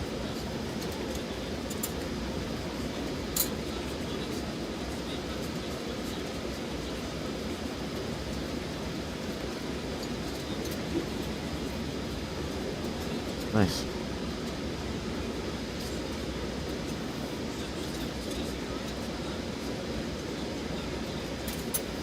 You can see us hacking along there. Looking at the passenger display screens, 2.02, 58.1, minus 56, 1,300 miles an hour. Faster than a rifle bullet, because 1,300 miles an hour is about 24, 25 miles a minute, which is pretty quick. Oh, sorry, 33 miles a second. Hang on, let me just do the maths on that.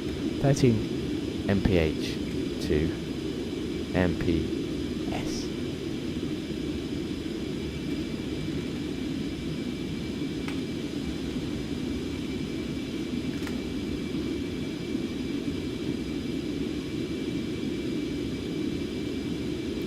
Wait, no, oh, 23 miles a minute, that's what I want, not miles an hour.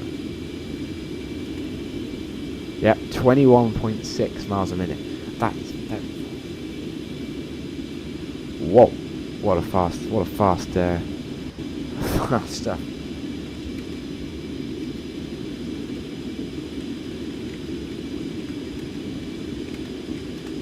Do I think the sound pack is worth it? It's difficult to say, isn't it? Difficult to say. I don't have the Colimata Concorde sound pack. I only have the because I know there's that website that does some good sound pack. For me, I only use the default one. I don't use the sound pack. I've been suggested it a couple of times, and I'm never really sure, to be honest. It must be nice. I'm sure it's really good. I think it's quite popular, isn't it? Quite successful. So I'm sure it's really good. I just never used it myself, but you know, hey, I'm sure it's really good. So yeah, I do like the sounds here though. They're not too bad, are they? It's not dreadful. So it's pretty good. So I wonder, yeah, we'll have to see. Doing that to 0.85. Yeah, I've been there. Been doing my A340 crossings and trundle along and seen the Concorde shoot past and think, oh no. Yeah, we've all been there. We've all watched them go by and thought, oh, that's pretty cool. Well, you'll get there. I'm sure you'll get there. You'll get there in plenty of time. How far is it from where you are now? Whereabouts are you? Are you sort of going across there? How far have you got to go? 2,498 miles. At what are you doing?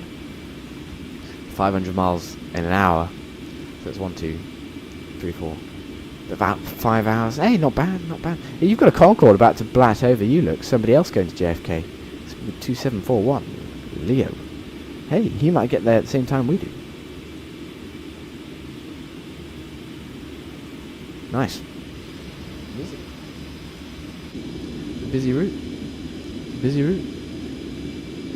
Well, we've done some reprogramming. I mean, we don't really need to do too much else. But do you know what I think? Do you know what I think I need? I think I might need a coffee. It might be coffee time. Oh, look at that! What a view! The real question, though, I think, is if we look at one of the old Concorde liveries. We've got the Negus livery, which is this one here. This is that one there. Look at that.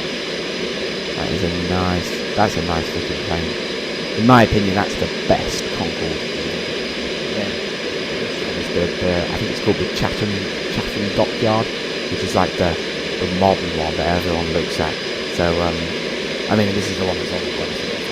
It's the one that's on all the planes. So, it's clearly the big one. So, I guess for you, which BA livery?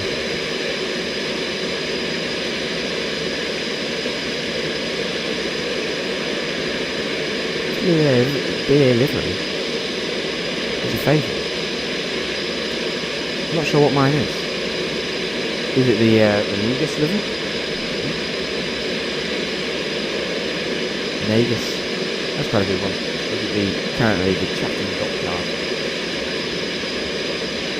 that we're sporting now. So you've got the Negus one there and the Chatham Dockyard. This is the one we're currently wearing. But then you've got the my favourite one, which is the Landor livery.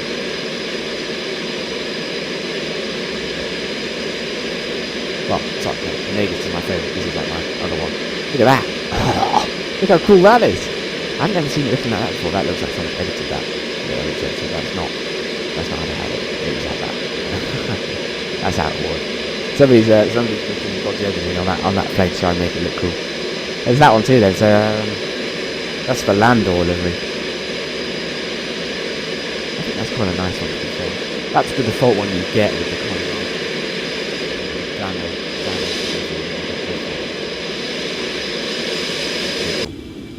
If you have a look on VAT maps or anything at us, you see we're hacking along there. But then you should be able to. I'm not sure. Do I go to Vatsim?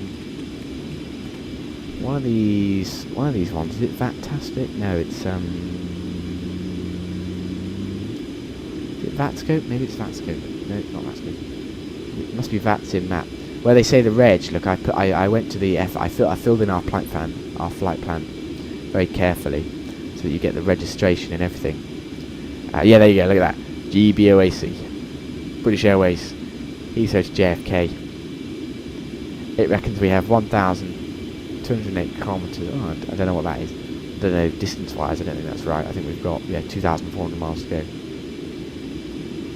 But doing 2,400 miles and 1,125 miles an hour means we're doing about 2 hours. You can see there's speed, IFR, altimeter. It's pretty cool.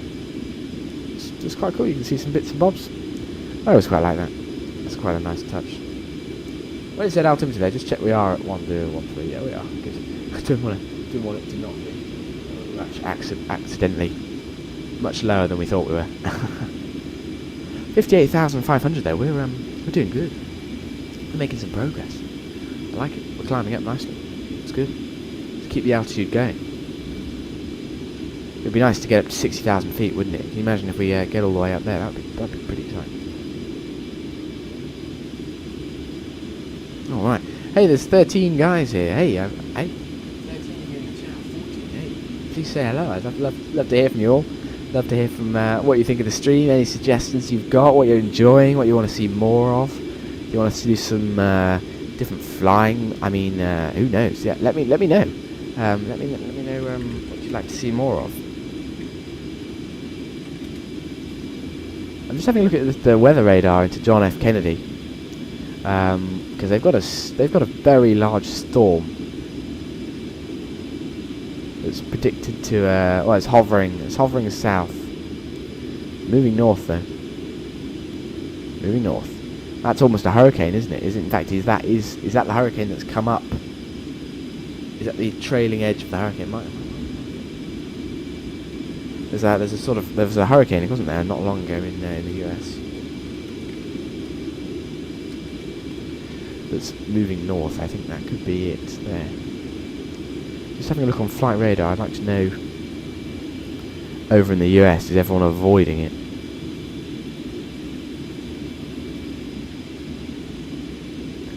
I imagine they are.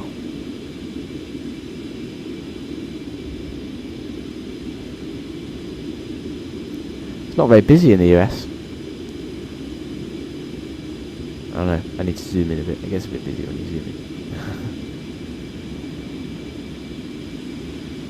It's nice to see they've got some 757s doing things in the US and 767s actually flying about.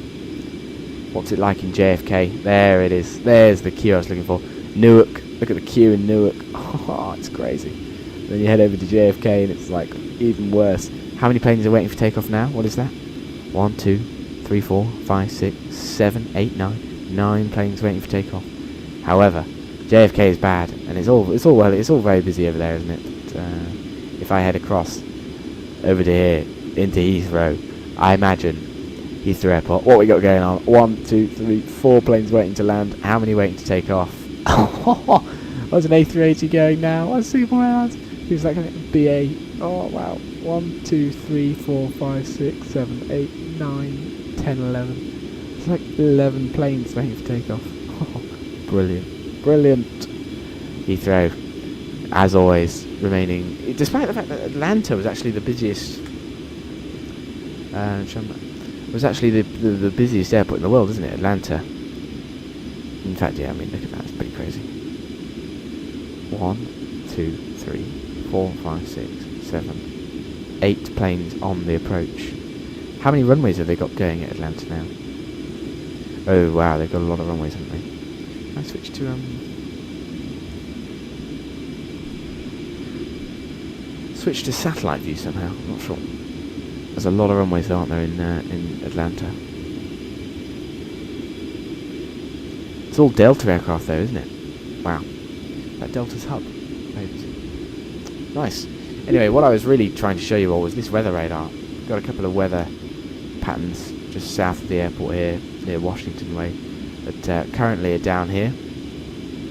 But over the next hour or so, they're going to move north.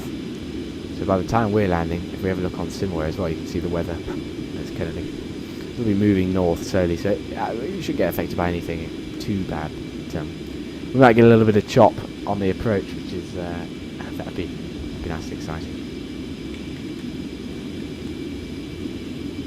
Right, let's have a look at the METAR for Kennedy. What we've got going on at the moment. We've got overcast at an altitude of 700 feet. Whoa. Light rain, mist, 94% humidity, temperature is 66 Fahrenheit, the visibility is restricted to 2 miles. The winds are currently 070, 11 knots, rain, overcast. Wow, okay. Right, let's read the TAF. I simulated Brooklands. Oh wow! The Concorde simulated Brooklands. Oh, that's amazing. That must have been fantastically exciting. Tell us more if you can. That sounds brilliant. That sounds amazing. Right, the TAF says 1 hour and 1 minute ago, the winds were 13 miles from the east. The visibility was at 5 miles, broken clouds at a height of 900 foot, overcast at an altitude of 1500 foot. Well, that's changed because now it's descended. The overcast is 700 feet now. I wonder if there's a live camera we can look at.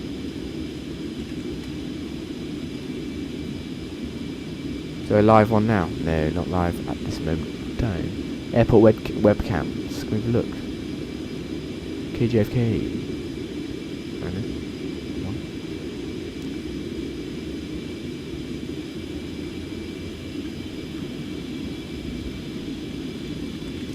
Sounds like there's some weather coming in through New York. I'm looking at the camera in Times Square and it looks very grey. Yes, we're gonna. I tell you what, oh wow! If the minimums are really low, we might even, if they're below our minimum, then we'll have to do. The overcast continues to drop, and what we'll have to do is we'll have to do an automatic landing, which I believe it has the capability to do in this plane. But can you imagine that? We'll have to do an automatic landing. Brilliant, brilliant fun. It's quite exciting to watch.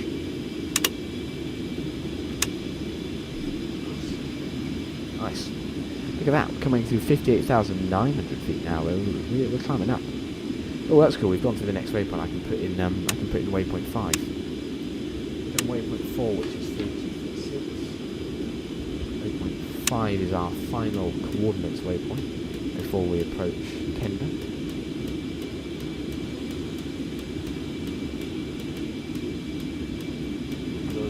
Debate on my streams how we do the descent in Concorde.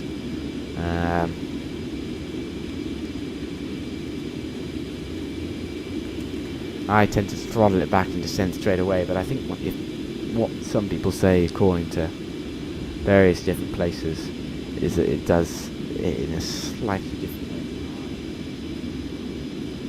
But we'll have to see. And I had a sort of Concorde descent thing up. I can't seem to find it. Oh, that's one. Constant out / descent graphs. Okay, that's really not very helpful. I'm looking. I'll find it. By the time we start our descent, we'll know what we're doing. We always seem to know what we're doing anyway. We wait for the speed to drop back to about 1.5. Either way, as long as we're down nicely and we're coming down nicely so that we're level when we want to be rapid. Really. We're powering along now. Whereabouts are we? Oh, we're bombing along. We're right out of there. What are we doing now? We've got a bit of wind helping us out. 1120. Pretty quick. We're motoring. I've just seen at the moment there only 5 of you guys have voted. At the moment, Chatham Dockyard is the one winning the voting at the moment here, which is pretty cool.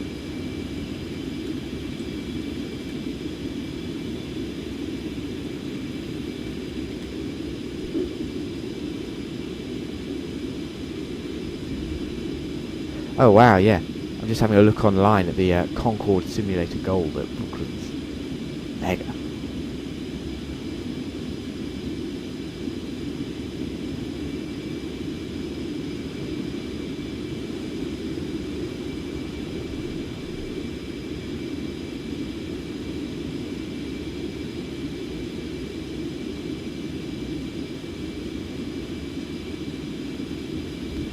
What a simulator to fly, wow.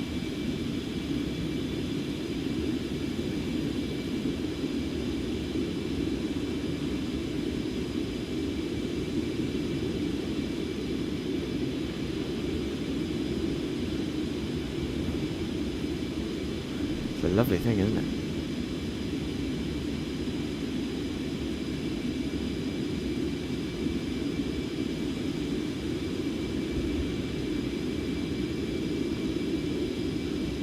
Ah, Flight Sim Centre. Not long until the new full-size Concorde Flight Sim is available at the Flight Sim Centre in Newcastle. Wow. Is that? Oh, I remember. Of course, you're building one, aren't you? Wow. Well, that's going to be brilliant. I'm looking forward to that.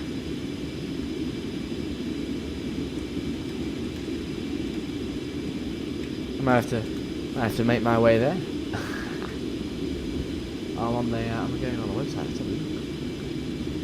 Brilliant. That's going to be our Concorde Flight Experience. There it is. Oh wow, that's going to be incredible. Fly the Concorde Flight Simulator. Exclusive. The controls of Concorde. Brilliant. Amazing. That's going to be fantastic fun.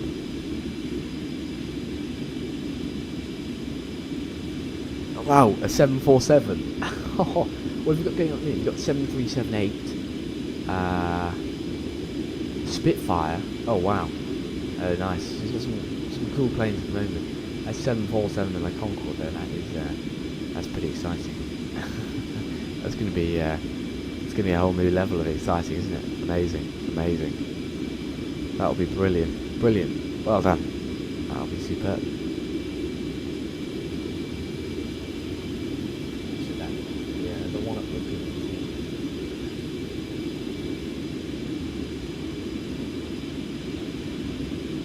Oh really? Oh, that's cool. The Brooklands one, you're going with an ex-captain. Oh, that's pretty cool. That's pretty. Yeah, I'm just reading that on the website actually. Here, the photos look amazing from it, don't they?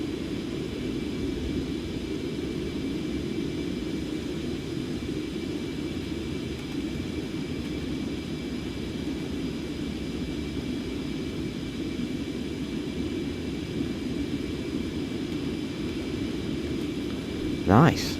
I'll have a quick look on the Facebook. Oh yeah, you're building some bits. Oh, that's superb. That's gonna be pretty cool then. I like that you're building a Concorde sim. I think that's pretty exciting.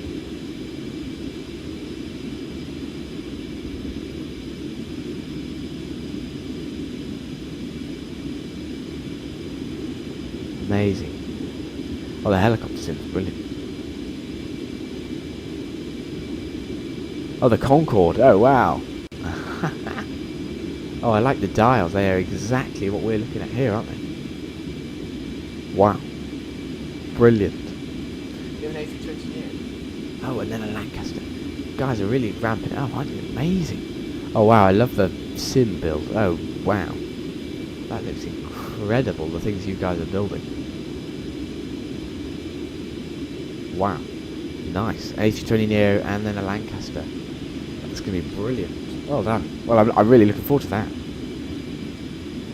Stephen Tan, any Concorde sim brief profile? At the moment, I haven't got one. What I tend to do is put in the Concorde flight plan route, which I actually take from my Discord server. It sounds funny, but I can never remember. I've got the route written down on paper, but then to get it onto the thing, I tend to go on the Discord server, copy the Control-C, the old flight plan from there, and pop it into SimBrief. And then I use the 747. And then when you go to pre-file it on Vatsim, I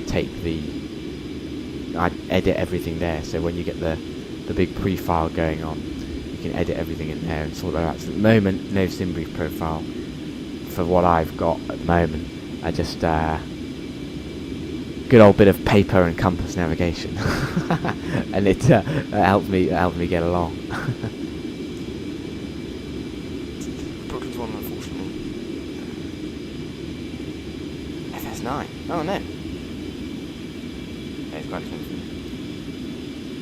Oh, you're gonna be flying on Xplane 12. Oh, that's cool. Oh, so you'll be flying this one on Xplane 12. Oh, that's really cool. Is there enough sort of buttons you can get to click? Oh, that sounds silly, but do you know what I mean? Like, in terms of functionality-wise, you guys have got enough things you can click with. That's pretty epic. I like it. Well, good luck. I'm looking forward to it. It's going to be great fun.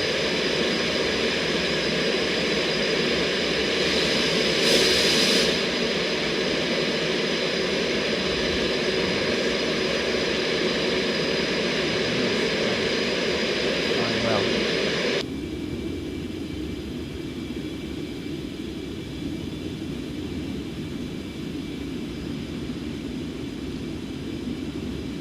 $59,300 feet. We are approaching 60,000 feet rapidly. I like it. Don't see many Concordes getting up to this altitude already. We're climbing quickly. Alright, I guess I'll leave you with a nosy for a bit. I think it's coffee time for myself. I'll leave you with the sounds of Concorde. I'm going to go grab a coffee. I'll be back in about 10 or 20 minutes or so, guys. Have a nice cruise for a bit. I'll see you shortly.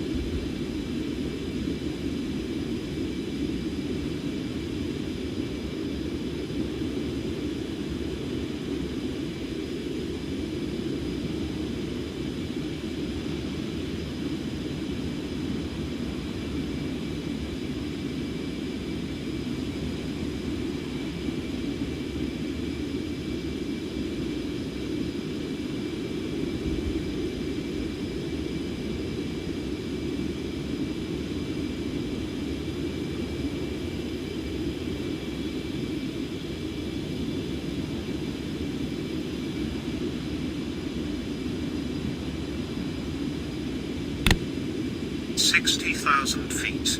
Maximum flight level.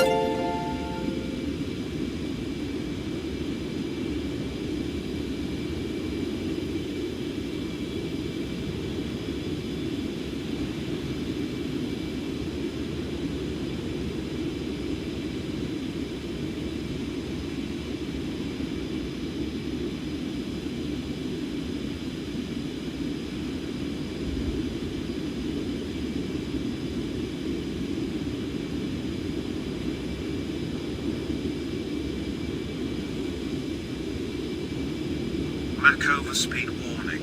Throttle back or climb.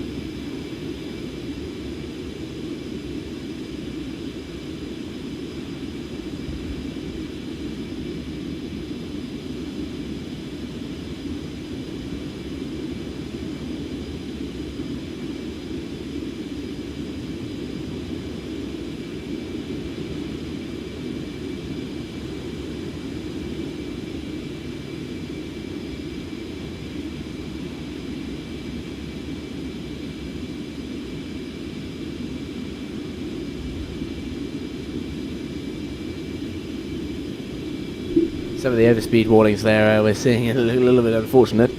Back from the coffee break then. Right, what have we got going on here? Auto throttle off. Back it up a little bit. Mr. Chat then, so shared cockpit. Oh man, that would be amazing. I'll just get a little bit more power on there. I can't believe we're at 60,000 feet already. It's absolutely brilliant. 2.04, oh, coming back up a little bit there. It's on altitude hold mode, isn't it? 60,000 feet. Okay, that's good. Slowing her back down then. There's Mach 2.02. Auto throttle off. It's auto throttle on. Get to hold 2.02. So 60,000 feet, then we've still got the de-air pumps on, we've got brake fans off. Boost conditioning valves are all good, all the galley sheds are all on. I bet the cabin crew are enjoying themselves now, doing a little bit of trolley service at the moment for the first class passengers as they shoot across. Got cruise set, anti-collision lights now, lights, seatbelt signs are off, we've got auto ignition, all good, flight. Static meter off, what's the temperature on the skin currently? It's 129. It's a little bit harder than we'd like to be, and that is because we're doing 2.03. It is slightly faster than that. What's our current heading then? It's just south of west. That's a very good sign actually. Yeah, it is. We're already about halfway into our journey there across the Atlantic. We've got, according to just a rough bit of map, about 1,800 nautical miles to go. 1,800 nautical miles at the current ground speed of 1,131.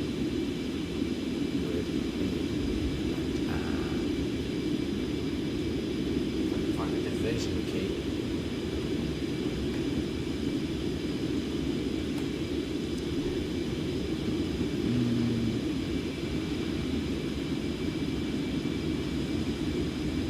Need a calculator. Do you know what I need to do? I need to get the calculator. It's sat on my desk.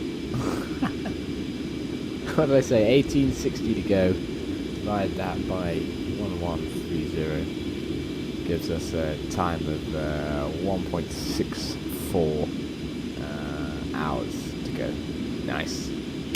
Oh. Mega.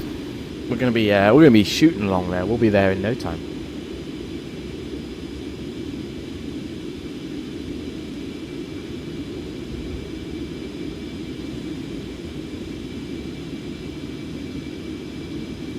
Nice. I like it when we're making progress. Well, look, God, it's good taking us up to 2.04. Goodness me.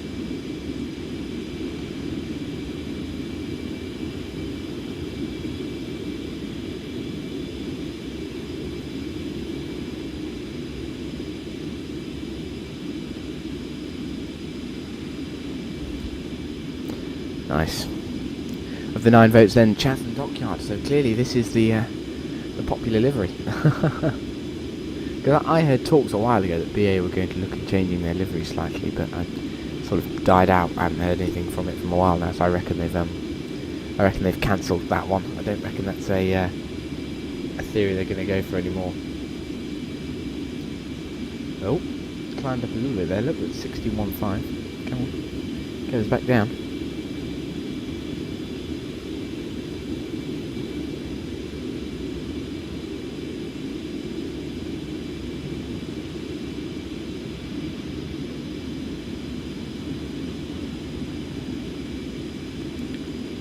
All right.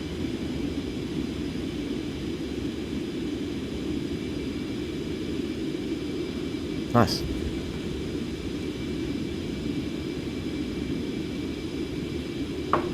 Just gonna grab a jumper from upstairs. I reckon 30 seconds.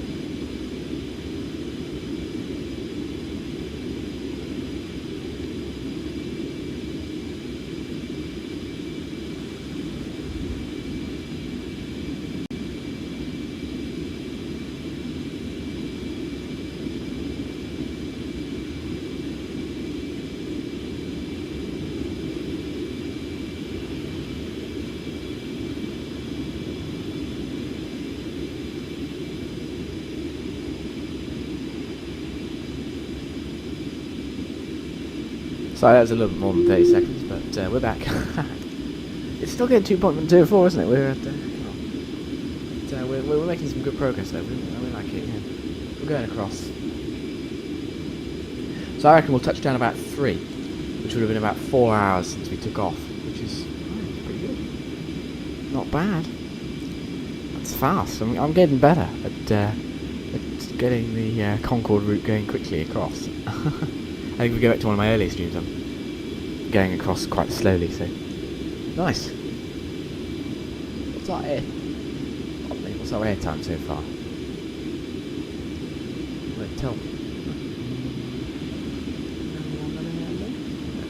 Fuel status 40 tons. Oh, 40 tons. Oh. Oops. Seems a little bit low. What I'm going to do then, I'm going to actually back off the speed slightly.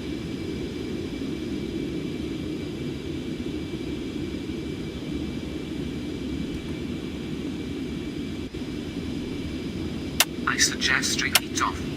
Yeah, sorry, that was a wrong button from me.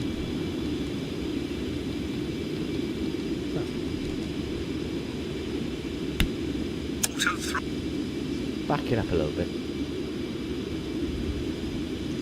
Just what I want to do is drop the speed back. I don't really want to be going more than Mach 2.02, so I'm just gonna bring it back just a smidgen. So if I can bring it back a bit, that'd be helpful. It'll help with fuel burn as well.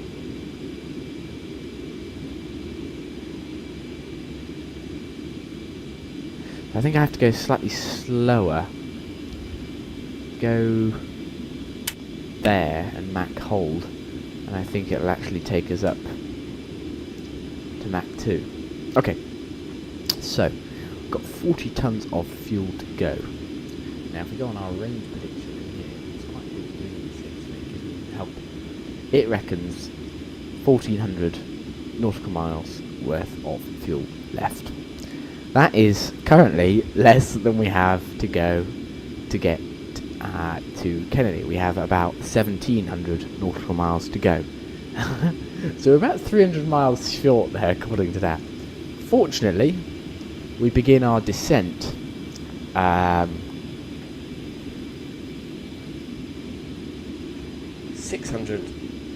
60 nautical miles from Kenda, which is waypoint, well, it's about waypoint 10 or something like that. So it's going to be one of these waypoints. So if I just go down here, what I'm going to do is do a bit more reprogramming. But what I'm hoping is that when we start our descent, we've still got quite a way to go. We've got still about I think it's about 300 miles left, in which case we'll be idling it all the way in there. We might even be making a low fuel into Kennedy. We never make it easy for ourselves, do we, when we're flying these planes? We never just take the right amount of fuel. No, that'd be too easy. Right, which one is this? Ah, that's that one. So waypoint 6 is, this is Kenda that we're reprogramming now. 3921 2 west 070 Oh, flight sim then to someone saying, yeah, lots of sims. It's gonna be mega.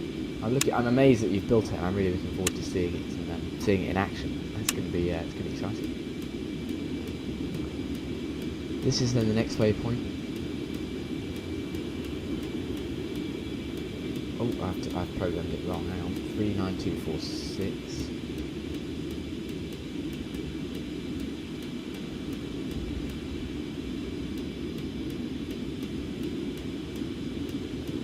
Cool, right, there we go. Alright. It's those two in there. That's that one there. Right, okay. Bit of reprogramming to go. How far have we got to go to waypoint 9? 8 minutes.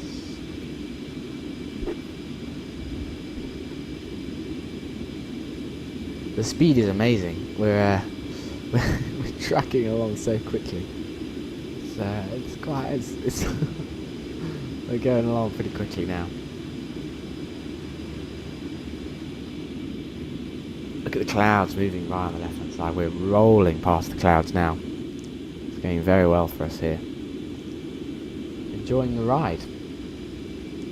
Wonder what passengers are up to now. Do you reckon we've got some all the champagne and everything being served at this point? I bet everyone is enjoying themselves nicely.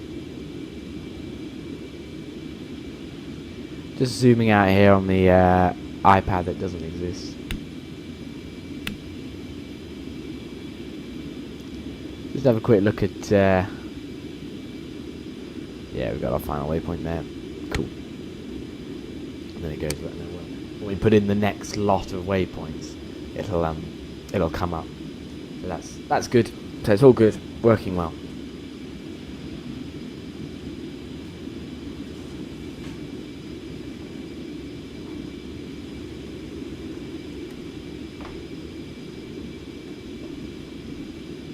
Nice. Right. Going along well then.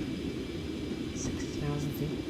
We're very quickly. From not being able to climb and having to use more afterburners than we wanted to, which is probably why we're slightly lower on fuel than would maybe be ideal. We've suddenly got far too much fuel.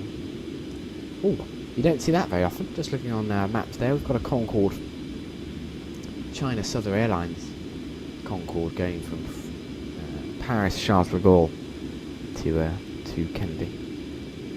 Nice. I've never actually flown the Concorde out of Charles de Gaulle. It's very similar, isn't it? They start their acceleration over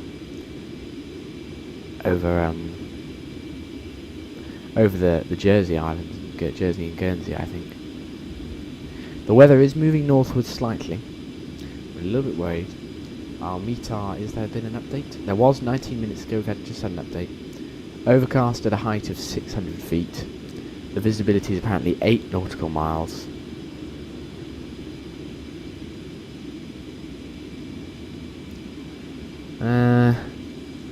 It looks alright then. 070 degrees at 8 knots. Seems all fine. They seem happy. Nobody's panicking in the 80s or the METAR or anything.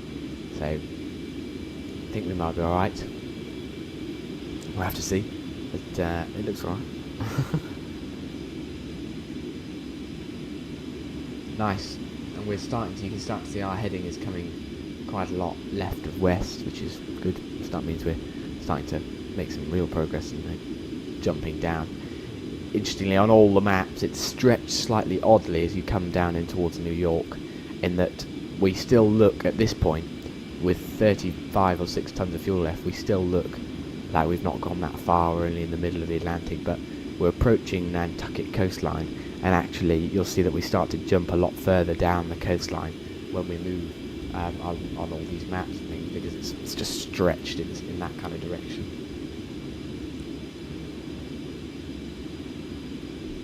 How does it work in Vatsim if waypoints no longer exist in current ARAC? Yeah, it's a little bit odd. For Concorde, they seem to be happy with it. They kind of seem to understand that.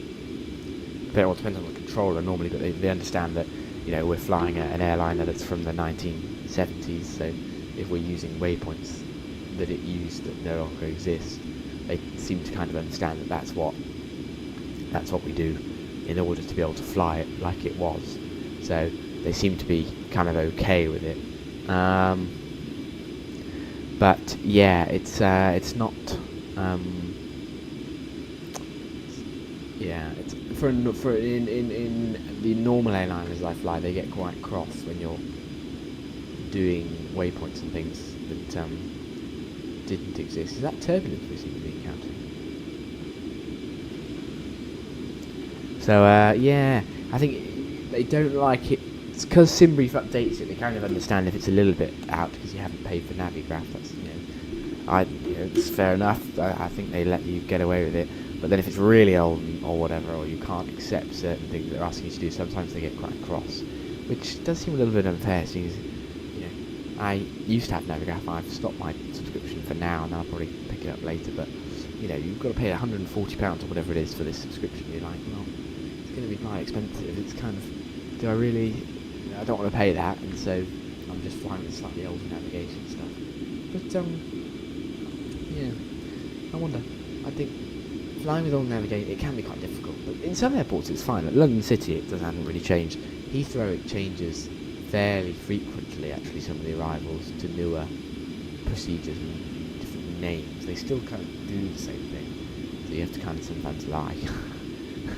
Although I'm endorsing that, but sometimes say, oh yeah, we can do that arrival, even though you're doing one that's from a couple of years ago, but it still works.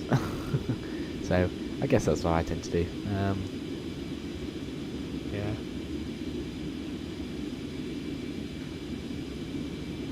Right.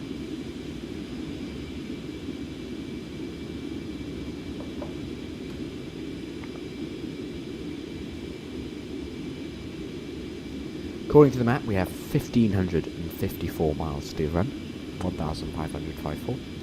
According to our fuel calculation here, we have 1,360 miles of fuel left. So we were about 200 miles short now. We've made the gap up. We were 300 miles short. Now we're down to 200.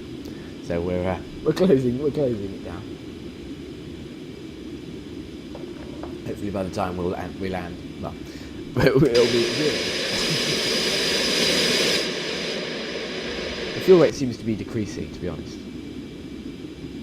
The fuel rate of usage, the fuel flow, seems to be getting lower. We don't seem to be racking through the tons quite so quickly.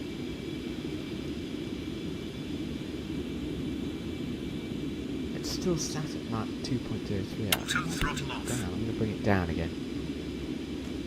Take manual briefly, drop it down.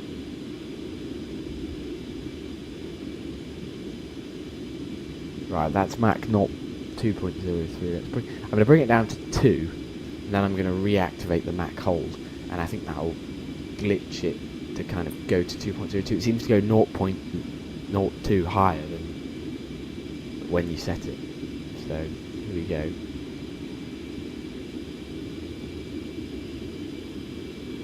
There's Mach 2, Mach hold activated. I've just gunned it. 2.01. Our INS is flashing at me. That means we've just passed through waypoint 9. So we go 9 to 1, insert waypoint change. There we go. And that's the next one now. We're going across to 1. Waypoint 1 is 420 miles away. And we will do that in 20 minutes. 420 miles in 20 minutes. It's longer than the range on the A320's sort of navigation display. We're going to do it in 20 minutes.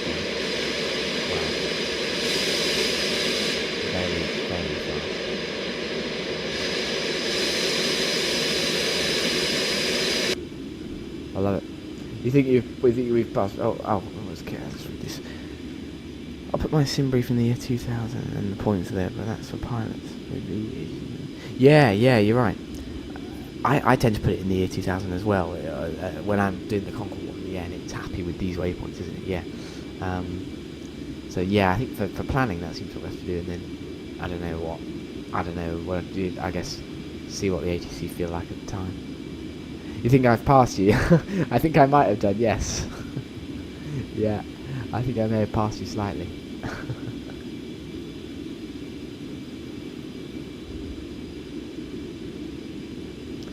We've got a Concorde going into JFK as well. He's flying the same route you are, coming down from the north.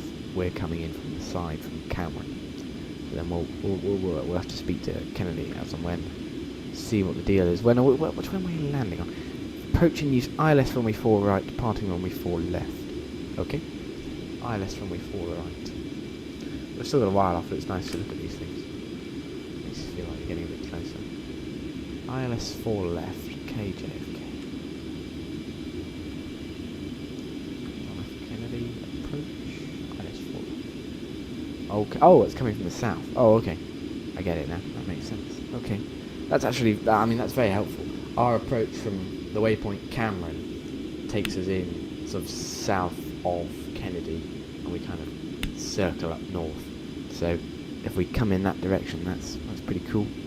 Then we've got 12,000 feet of runway, which I can never remember. 12,000 feet into meters. What is 12,000 feet in meters? I might do the conversion.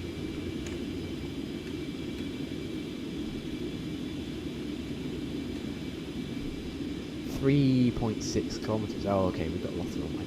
It's the runway, it's that one that I worry about. 1-3 left is actually quite short, whereas 4 left is really long, so that's good.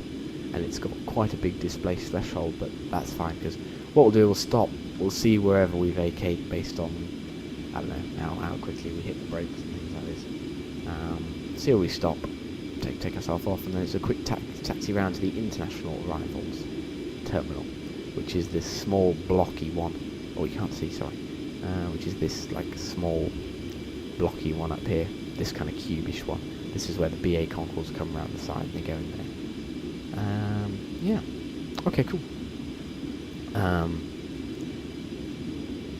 Having said that though, I wonder, I mean that's where they parked for when Concorde was active. When I flew to Kennedy, we went this way, we came up round Alpha in the BA 777, up round here, and we went into this terminal and actually parked on the end here.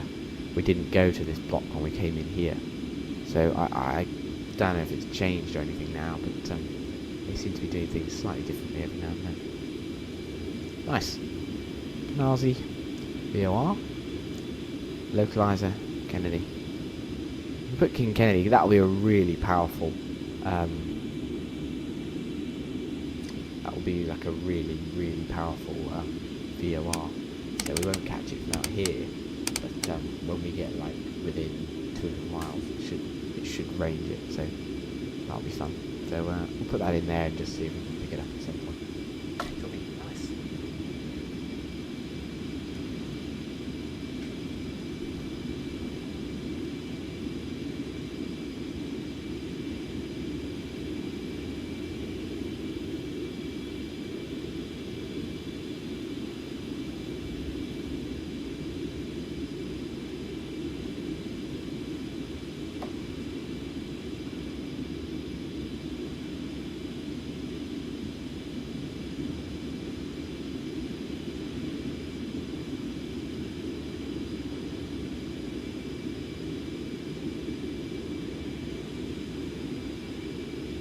Cool. Let's just have a look at the stream then. Can we put it in HD? I'm on my phone here looking at this. It does go into HD, doesn't it? Well, oh, 1080p. Wow.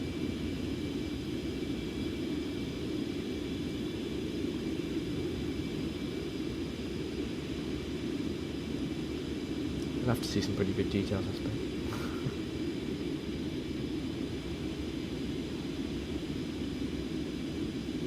Nice.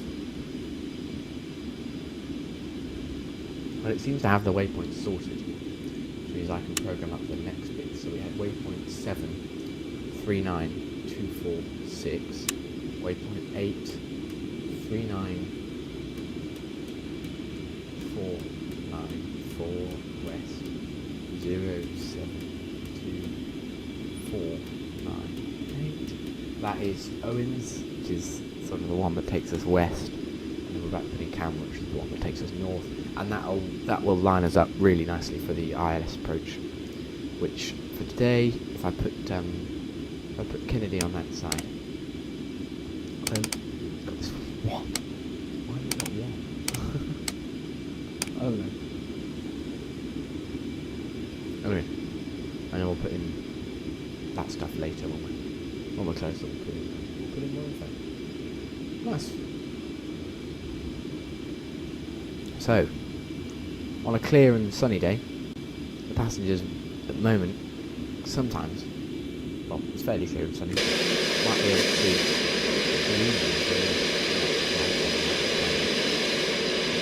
the cloud out on the far side. There's a big cloud back here, hovering over there. We've got this screenshots of us powering along there. Really nice with the clouds in the background. Gives a real sense of height. Those are the sort of 30,000 feet down. Double there. Oh, here we are.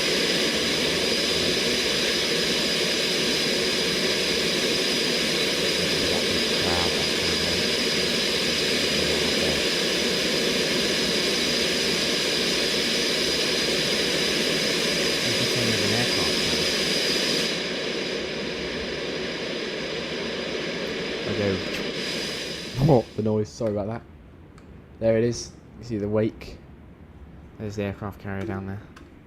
And there, we've lost our plane there. Off it goes.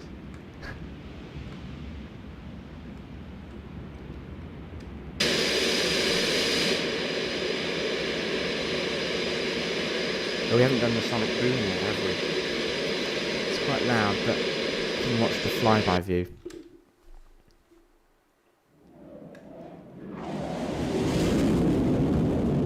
Here it comes. There it is, the amazing noise. Get back in. It's a bit quieter inside. Oh, there's not that much quieter inside. It's a whole different kind of noise inside, isn't it? It's that loud kind of background noise.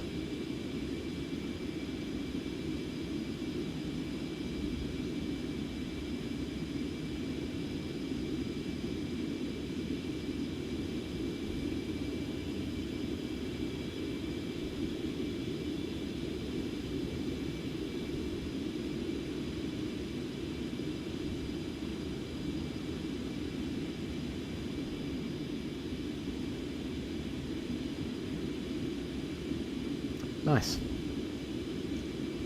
Coming in. I tell you what, I've been doing a lot of flying in the A320 and sort of 747s and things, and it's nice to be in an aircraft which has only dials and instruments and no screens. It's nice to see. I like having separated out information. Actually, I think sometimes it's more helpful to be able to look to each instrument and know what you're looking for and which one. It's quite good fun.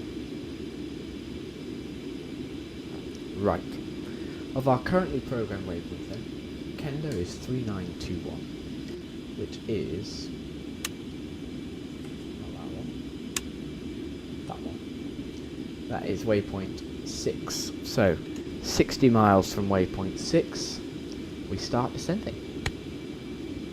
Currently we're piling along to waypoint 1 here, off the coast of Nantucket. Right up in northern Canada. Oh, that's St. John's in Newfoundland, my bad. Nantucket is not for a while. Right up on the coastline there. The middle of nowhere. St. John's International Airport. Oh. I think that must be one of the... I think actually St. John's is one of the diversion airports for the supersonic path if something goes wrong.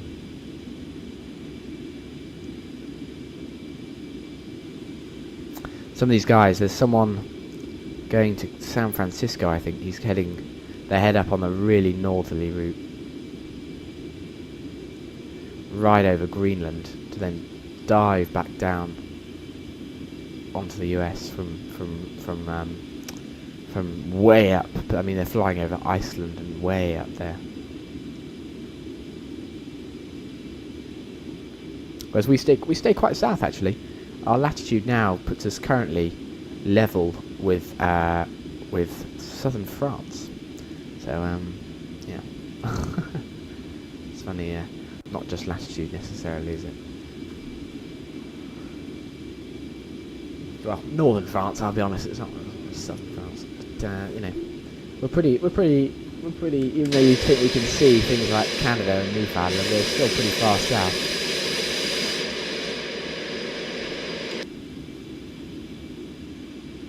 Even at this speed, you think it's not fast enough. We're not making progress.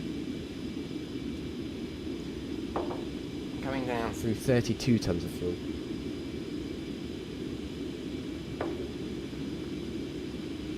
We want to land with.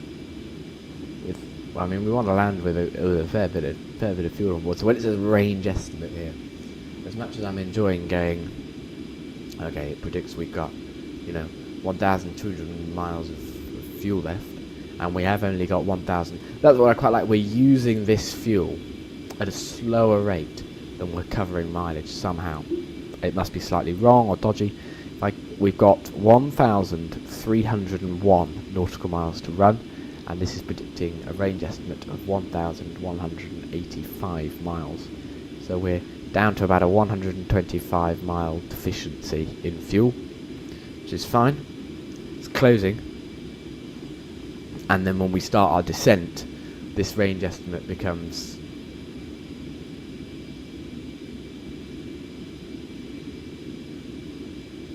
becomes even crazier because sorry, I paused there because I thought someone was talking on Vatsim, but they're not. So it becomes even crazier when we start descending because we'll have plenty more fuel than we need. Just want to check there then with the wind. So yeah, that is the direction and that is the speed. We've got a 40 knot headwind at the moment, so that's actually slowing us down quite a lot. We would be doing nearly 1,200, but we're currently hanging around the 1,100 kind of range here. So a bit of headwind there, slowing us down a tad. The engine is sat nicely at 98%. We've got a good bit of fuel left, 31.4 tons. In fact, I didn't look properly there, but we're still too heavy for landing, so we're good. We're good. We're on track. We're on track. I think, of course, that range estimate that's doing the computer, it doesn't take into account the fact that we've done our reheats, we've used them on takeoff, and then we've done our supersonic acceleration. So we've used our main part of fuel burn already.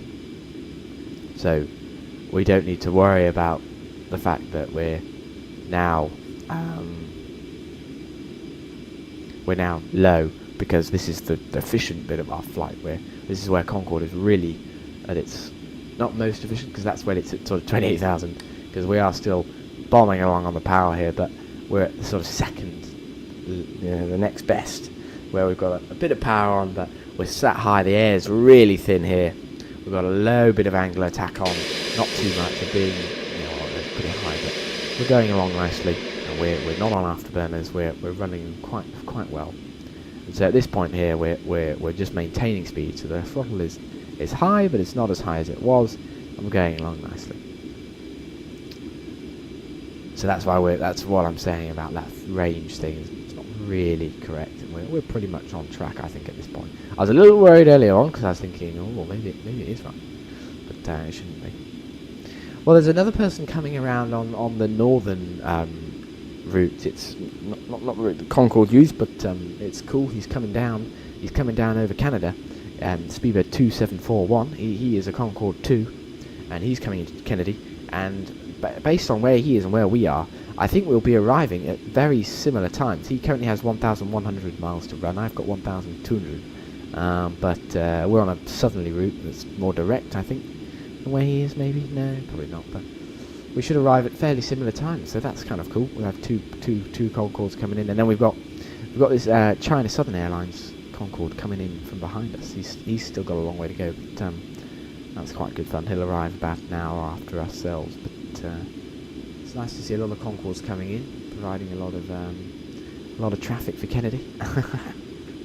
It's nice to see that lots of people are flying them on the simulator. In fact, if I go on Simaware, which is quite a good way of looking at these things, and if I go to aircraft, it produces a list of all the planes online and who's flying what. And actually, the Concorde one currently, there's 4 Concordes currently flying right now.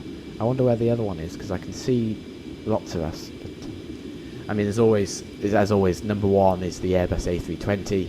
There's currently 206 people flying that. There's 195 people flying the 777-300. There's 194 people flying the 737. There's 18 people flying the MD-11, 17 on the A321, 17 on the 787. And as you come down, it gets less and less. Interesting to note, there's 8 people flying the Airbus A350-900, but there's only 2 people flying the A350-1000, which is cool. And right down at the bottom, there's only 1 person flying there's a lot of people flying Aerospatiale. There's only there's 1 person flying A380, 757-300. There's only 1 person flying that. Things like this. It's nice to see. A340-300. Oh, because the A340-600, there's quite a lot of people flying. Nice to see 4 Concordes though. Pleased about that. That's fun.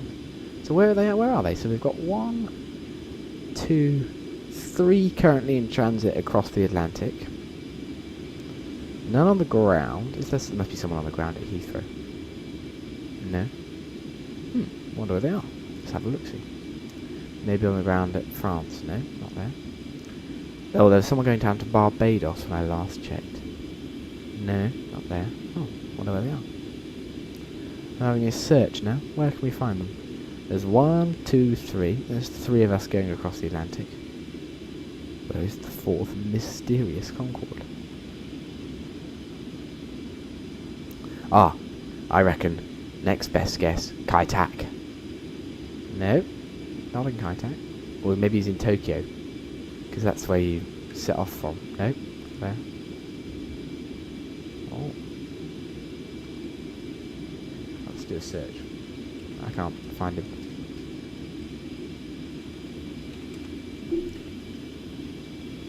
Three. Oh, there's one. Here he is. Aeroflot from Murmansk. Oh, he's doing a Tupolev flight across Russia. Well, that's cool. Nice. Right, let's have a look. We've got 1,180 miles to run. And we've got apparently 1,100 miles of fuel. Well, it's getting closer. It was about 300 miles difference. Now it's about 80. So we're going to be coming into the positive of more fuel more range than fuel. Sorry, more fuel range than actual range to go. Which is where we want to be. 20 tons, I think, is going to ring us up and say we need to land, which is a bit worrying, but seeing as we've still got quite a way to go. But for Barbados, I mean, when they, it's not so. I wonder why it's so bad for Kennedy here today. But for when they used to land at Barbados, there would be fuel emergencies every landing. I don't know how they were allowed to do it, but they wouldn't. They'd only had enough fuel so that they could touch down. They did one go around at Barbados. They couldn't divert to anywhere, and they'd run out of fuel if they didn't. So they were really light then. That's why they always came straight off the runway and into the stand as well, because they were worried too much taxiing would mean they'd run out of fuel. And they'd shut down engines 2 and 3 on the taxi in, and they'd just have 1 and 4 running on the way in, because they were worried they were going to run out of fuel. So they really ran it quite close on the Barbados routes, but not so much for us today.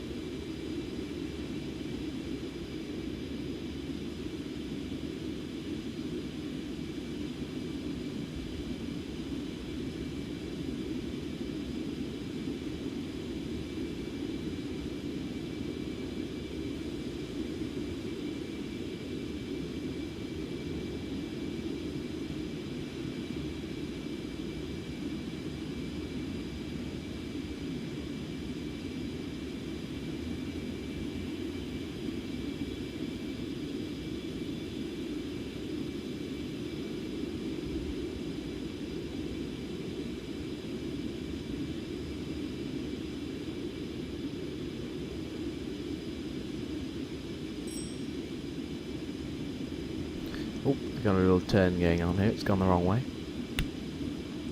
Where's it going? Come back left then for us. Ah, there we go. Right, it's coming back. I think we've passed you. Yes, I think we have. Yes. Oh, I said that already. But yeah.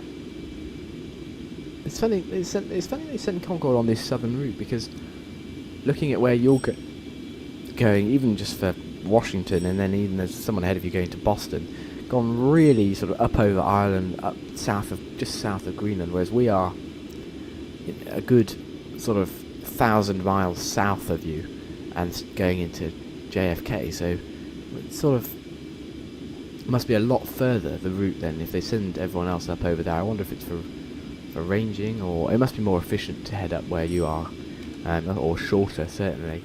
Everyone goes that way, so I wonder why they sent Concorde this way. It must be to separate, but it must be a lot further. For a plane that's already restricted by, because of how much fuel it burns, sending it a longer route.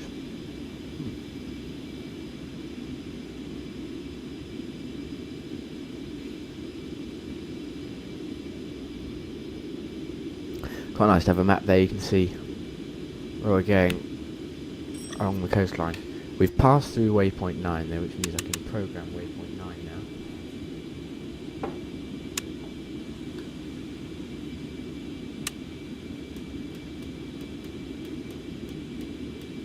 Oh, it's not worked. 4, 0, 0, 1, 0, west, 0, 7, 3, 5, 1, 7.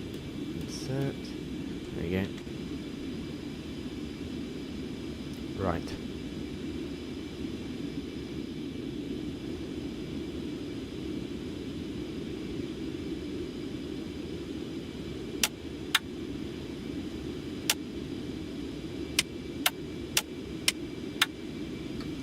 Just looking at the windshield DI, it has got windshield and it has got wipers, but the wipers are on the inside of the visor, so can I set them off now? Yes, I can. They're on the inside of the main visor one, so I can turn them on as we're going along now. That's fun.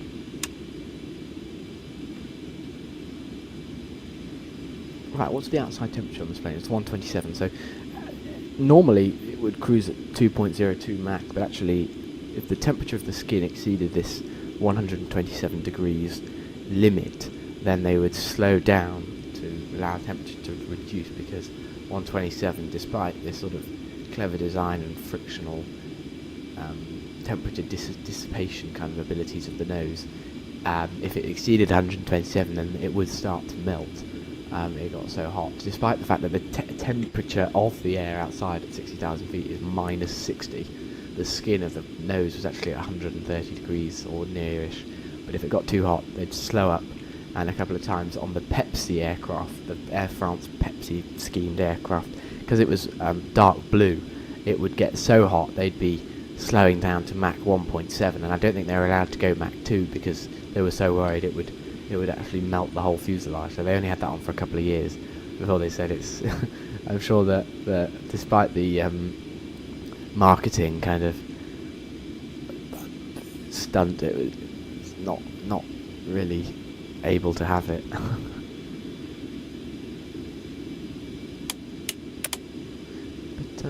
yeah. Now when we did a while ago, I did those 2 Concorde legs one after the other. We flew to JFK and then we flew back, didn't we? Which is a crazy stream. I think it was an 8-hour stream for fun. But there, when we started the engines, we should have put them into debow mode rather than normal for starting the engines, because what happens to the Concorde's engines is when you shut them down, they're still so hot and everything is still so fragile from the high temperatures and the temperature difference, because you've got the outside of the engine in the front at minus 57 and you've got the rear of the engine just at the back at 450 degrees, and when your reheat on it goes up to 800 degrees. So when you stop the engines, cooling everything down to the right temperature sat on stand is fine, but then when you try and start it again, all of the temperatures, often it'll crack and smash. And in testing they found that, so they set up these systems, the debow engine switches, which put the engine into a cooling mode as you start it, to make sure that the temperature of the different points are heated up individually, and it's got it separated into chambers. And I'm pretty sure, that is what I think anyway, I read it from a book, these chambers heat up and it starts them at slightly different rate in a way to how it does it normally, so that everything is kept in the right temperature band, so you reduce the chance of cracking and damaging the engines after the heat. There's a time limit. I think it says it on the checklist actually. The engine debow. There it is.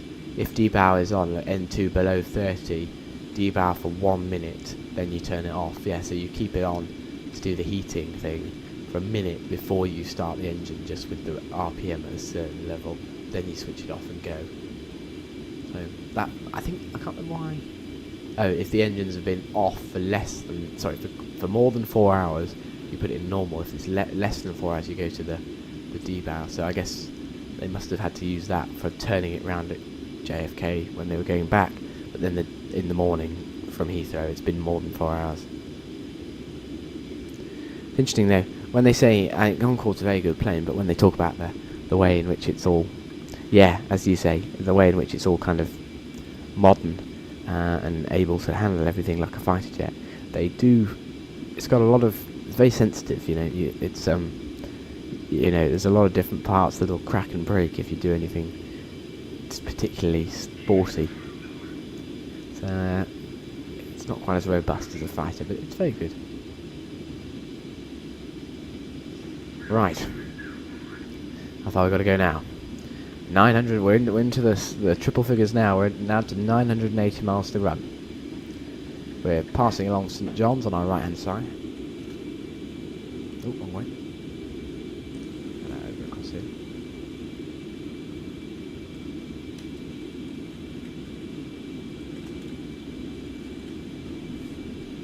There it is. There's the island off the right hand side. Nope.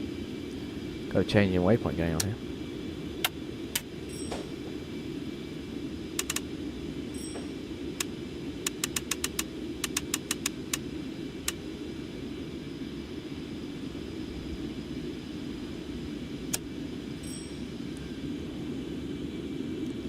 Shooting along now.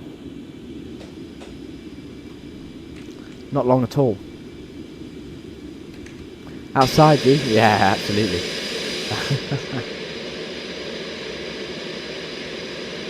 It's loud, but it looks good.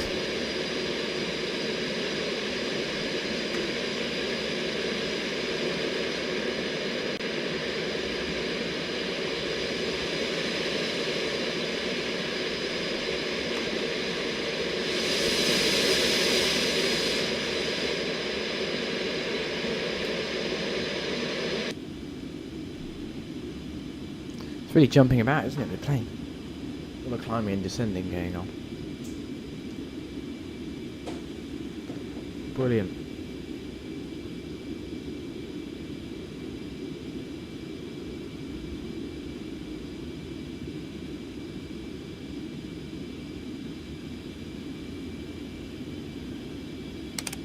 Oh, don't want to switch that too much.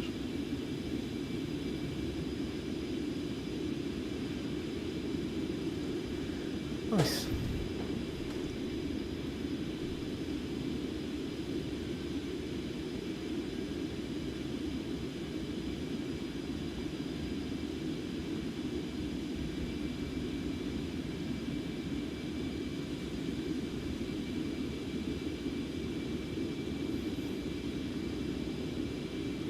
Going along nicely then. 60,000 feet, we're doing well. Speed is blistering now. What are we doing? Right up there, 1117. It's changing quite a lot then. I wonder if the winds are changing, because that hurricane is still moving north out of there. Winds 38 knots, directly head on, slowing us down, but still moving.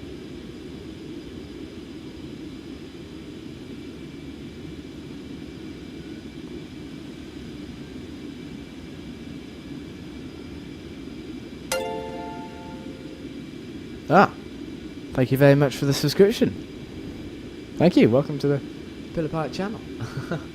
Thank you.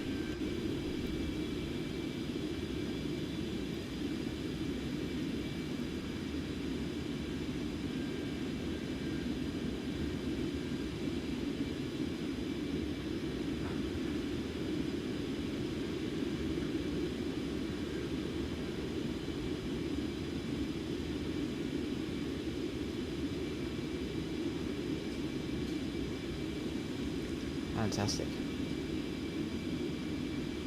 A little bit of up and down there as we're going along. Going along nicely.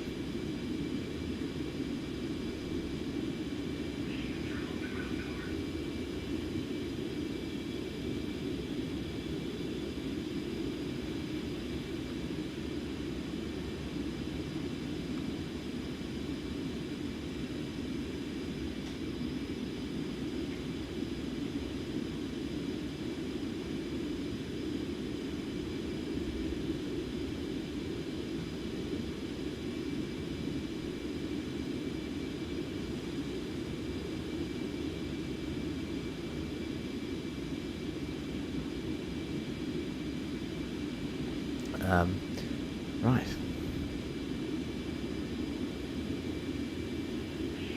Oh, sorry, speed. Speed. Well, currently, yeah, but there's the speed window there. Sorry, I missed the chat there. Doing 1118. Why is the cockpit so dark? It is a little bit dark, isn't it? Yeah, the shadows coming across here seem to be meaning that we're sat in a little bit of darkness as we're hacking across here. When we start to do some turns, it'll brighten up a bit. I put on some lighting on his side, I suppose. We can get these dials that really lit up bright. That's for the nighttime approaches. You can get these dials lit up really bright. I quite like the natural lighting on some of them. But then on overhead, you can turn it right up. Center console lights we can get bright. You can make the whole cockpit inside here really nice and bright. But it's fun to have it lit by the light and then go dark and come back up. Right, where are we? Which waypoint did I say was our... There's our descent point, and that is 3921. West 70... Oh, this is... Wait, is it? No, it's not that one. Oh, wrong button. That button. 39212. Oh, waypoint 6. Okay. So 60 miles from waypoint 6, we're going to be touching down. Nice. Okay, that's what we're looking to do. When we get there, we'll be putting it on the ground.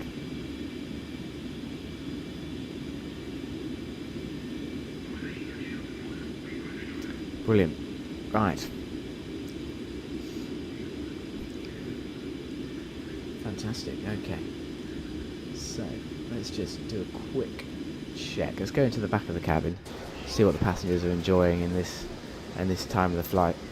I bet they're enjoying looking at the screens here.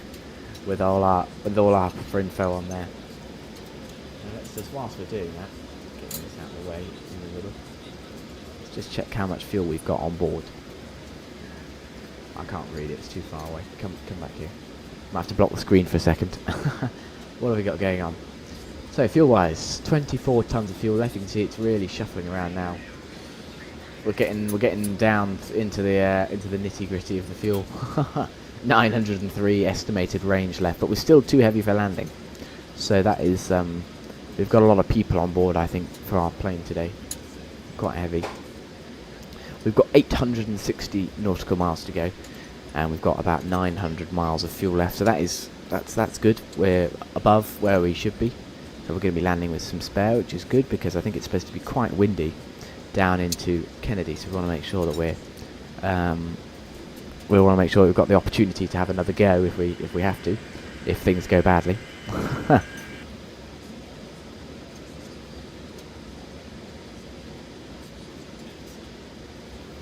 We're smack bang in the centre of our forward and aft CG limits, which is great.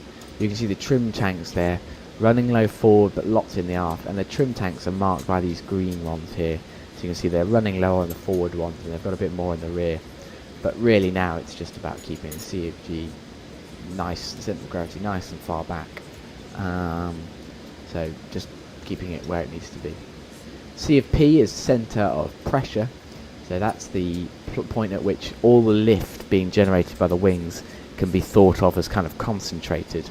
So I don't know if this is related to this diagram.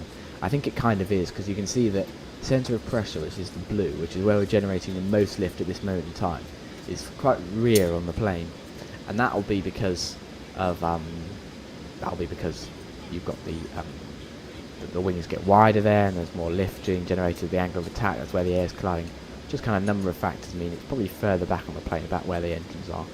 You can see there that the centre of gravity position is exactly where the centre of pressure is. Now normally on a normal aircraft, what you'll have is you'll have the centre of pressure. Just trying to work this out, remember if I can remember it correctly. You've got normally you have a horizontal stabiliser at the back, which actually pushes the aircraft's tail down because the centre of pressure is actually further forwards, and the centre of gravity is, I can't remember which way around it is the lift ahead of the mass, or is the mass ahead of the lift? I think it's that the mass is behind the centre of pressure. So for here, because Concorde's got the delta wings, on a normal plane, horizontal stabiliser creates a downward force because the centre of pressure is so far forwards, it's ahead of the CG. No, wrong. The mass is ahead of the centre of pressure, so that then with the downwards force you create a balanced plane. Without it, you'd be getting a nose down tilting, if that makes sense. On Concorde, because the CG and CP match are exactly the same, in theory you've got no rotation, but we've got a bit of trim going up here, and that's because of the angle of attack changes, meaning that's how you get the changes, and that's why the delta wing is a bit easy to run. Still a bit of a faff, but it can work quite well, but it's quite difficult. So, a while to go to this end point, which is fine, going along nicely. So I've got it on test mode on here. I think we need to put it on weather radar. Oh, bit close to the radar. Weather radar. Apparently it's in 300-mile range. There we go. Sorry, used a lot of those 90 tons. It's good to get some extra. Yeah, exactly. I think we had 91, didn't we? Yeah, 90. And I think normally it take about 86. So if we had 4 tons now, we'd be. I'd be worried if we had 19 tons of fuel left. Thank you for the comment, Mr. Nuji. Thank you.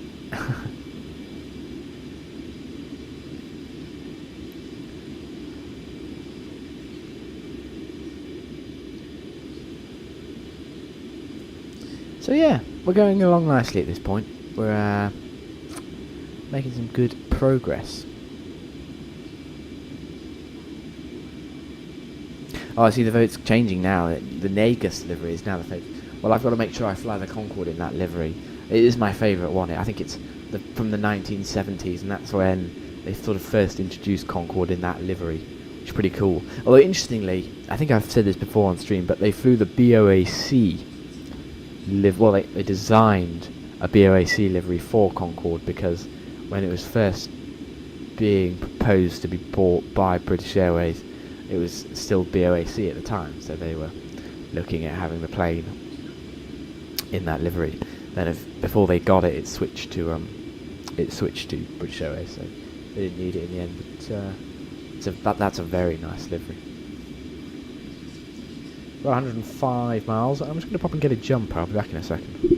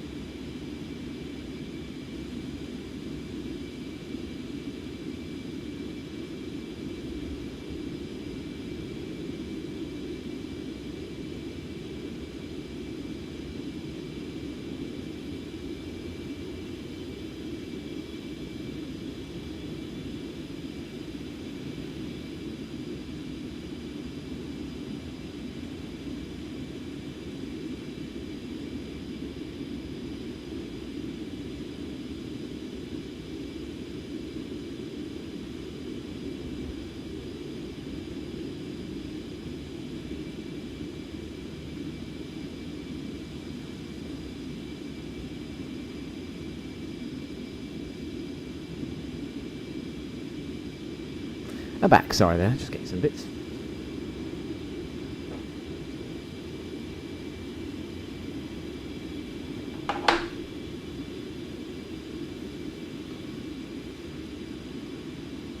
Okay, brilliant. What are we up to? 20, is that 21? Oh, nice. We do like to cut it close here, don't we? We wouldn't want to make it easy for ourselves. Okay.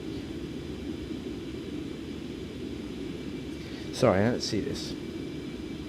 Can you make a Concorde tutorial one time, please? Yeah, absolutely. If you head onto my channel, I've got a couple of ones there actually. If you head, I'm not very good with making playlists and things, so I think yeah, there you go. If you go to Colimata Concorde tutorials, there's 2 videos there on Xplane, totaling about, I think there's 2.5 hours of tutorial on Xplane 11. Then there's, oh, there you go. And then there's a 2-hour tutorial on the V3, the one we're flying now, on there. I warn you, when that was very early when I got the V3, so there are a few mistakes. So it's probably better just to watch a stream that I did or something. But yes, have a look on there. There's a couple of different ones. Oh look, I put a video. I can't remember doing that.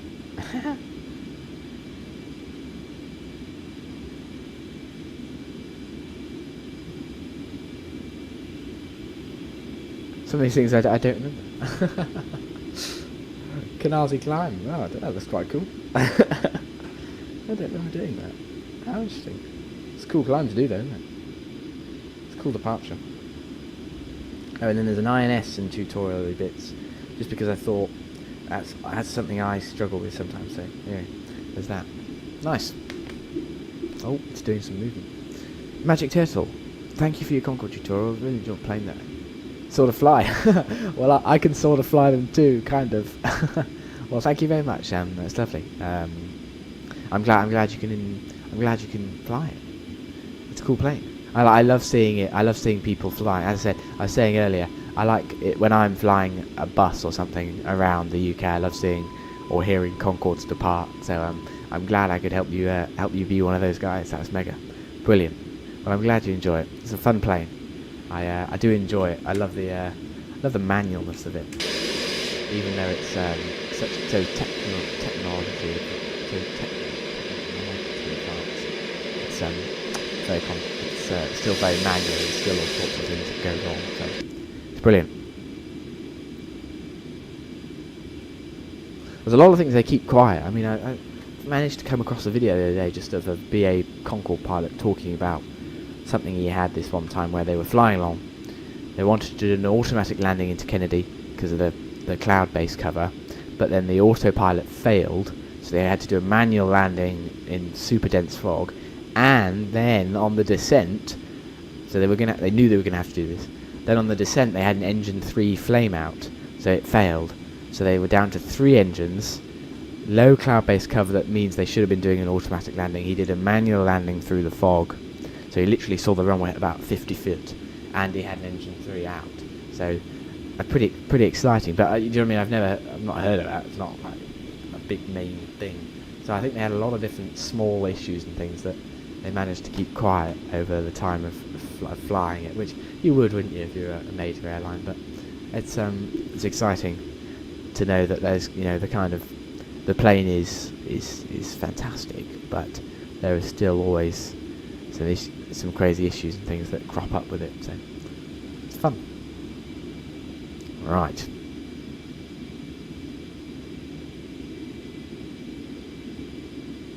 We're motoring along now. We're still going. 600 miles to run. Nice. Getting close now. We should probably, with 600 miles to run, that's like half an hour. We might need to do some bits and bobs. So, ILS wise, localizer 110.9, and it's on a course of 044. Okay, that's the localizer. Kennedy's set up on the flight engineer's side, although it's not quite working properly. But he's got that on that side. Okay, so we've got him on there. Initially then, descending down, we're going to be looking for 350 knots. I think. I might need to watch my own tutorial. It's been a while. I need to watch something.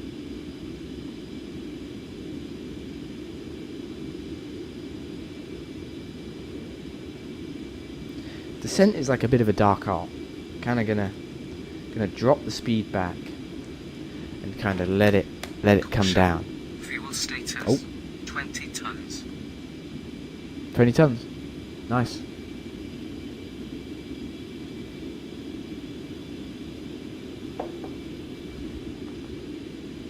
Plenty of fuel. Plenty of fuel. And we're gonna be descending, so we're gonna lose some stuff. So we're going to lose some thrust and things, like we're going to drop our fuel flow. So we're going to be alright, we're going to be fine. Cabin differential pressure there. Cabin differential pressure. What's the current cabin altitude? Wow, it's low. 5, 6, 7, 8, 7,500 feet. That's pretty low. Not bad. Bearing in mind the A350 and 787 are praised for being 6,000 feet. 7.5 is kind of average airliner for most modern airliners today. So pretty good going. 144 miles to run to waypoint 4. There you go, there's quite a nice overview of our route. It's not cheating, it's just looking at our route. You can see we're coming down along the coastline here. We head down south and we start our decel about here. And we're going to descend nicely down, round the corner and all the way into Kennedy from there. So it's sort of coming up from the south, so then our arrival into the 04 left, which is this runway up here, is going to be nice and expected and perfectly normal. I'm just looking at, if we head across to here, you can see LaGuardia are currently using runway 4, so 4 left is what was on the ILS, is what was on the sort of ATIS earlier, so that's what we're going to be using. We can see we're going to be descending 2,000 feet, and then look, regardless, SILS, any aircraft, 300 is the minimums. So if we're not looking at the runway at 300, we're going to be thinking what's going on here. So if we set it up on my side and on the first officer's side, 300 there. Nice. Looking at that, we know where we're coming down to, and we got that there. Star-wise, there's not really a star for us. I mean, we do go through Cameron, so I tend to just follow that one in. But Cameron is the final waypoint on the Cameron arrivals, so it's kind of not particularly helpful. So we kind of don't really use any of these stars, so for us really it's just looking at the ILS afterwards and knowing that's what we're going to do. Then once we land, see where we vacate, just because it's going to be quite a, we never really know once we're stopping. I think we'll probably come off at about Foxtrot something near the end of the runway. It's been a while since I've landed Concorde, so it might be a bit dodgy. And then we'll come off, head round Bravo and head into the international terminal. Brilliant. So just put up that ILS and just keep that on my side there. Set our minimums, we've set that. We've sorted out the ILS frequency. 350 our initial slowdown. Let's check on the chat, sorry. So what is your opinion about the Colimata for XP11 and XP12? Oh yeah, well, we fly it a lot, so I'm a fan of Concorde. I think the Colimata is a really good kind of level of detail. It's, people would say it's not study level, in that like you wouldn't use it necessarily if you were actually going to fly Concorde the next day as something to revise from. But it's detailed enough that for us, we're flying Concorde and we've got a lot to do, and it's very complicated and we have to work quite hard. But it's not it's still manageable for one person, when it should have a crew of 3. So it's good, isn't it? I think it's really good. I really like it a lot. I think there's a lot of fun here to be had. I think it's really cool. In terms of Xplane 11 or Xplane 12, I mean, Xplane 12 just looks amazing. I think it's like flying in Microsoft Flight Simulator kind of graphics. Everyone praises that. So this is like flying in that, but we're in Xplane and we're in an aircraft that's so much more detailed than something for Microsoft Flight Sim. So that's pretty exciting. Then so that's kind of that. I would say if I'm flying Concorde, I would normally fly an Xplane 11, just because I feel like something about it seems like slicker. But at the moment, Xplane 11 doesn't work for me, so I'm using Xplane 12 for everything. And I have to say, I think it's really nice and it works well. And I'm kind of warming to it a bit more than initially, so that's pretty fun. 914 subscribers. Oh yeah, we're going up. We're doing well. We're getting near 1,000, which is brilliant. That's quite good fun. So that's pretty cool. Yeah, exciting. Yeah, it's going up, isn't it? I mean, yeah. When did I last stream? Wow, I last streamed 8 months ago. Wow, that's a long time ago. Completely forgot to do anything in between then. Well, I know, I guess various different things. I moved some desks about and did various bits and bobs. So, we sort of ended up doing different things. But, we're back. What did we do when we last did? Oh, Heathrow to Lisbon, A340. Oh, that's quite good fun. I just think flying these old airliners is so much fun. And yeah, you love Concorde, absolutely. It's so much fun, isn't it? Flying these kind of planes is... What have I been flying? Flying the Dash 8, and I've been flying the... what's the other plane I was flying? Really difficult one. I can't remember. Oh, the 747-200. These kind of manual planes that you have to work hard to fly. It's so much more exciting and rewarding to have a go at than the kind of modern ones. Because as soon as you're in the air and the autopilot goes on, you know, that's kind of it in these modern ones. Whereas I like a 747-200 or a Dash 8, where there's a bit of work to be had throughout the flight, you know, managing these kind of things, and then it makes it a bit more exciting. There's a private jet that's been flying along. He's at 43,000 feet, going from Gloucestershire Airport all the way across to Bermuda. Wow, what a flight! And what's he in? A C700. That's Citation. What a flight, though.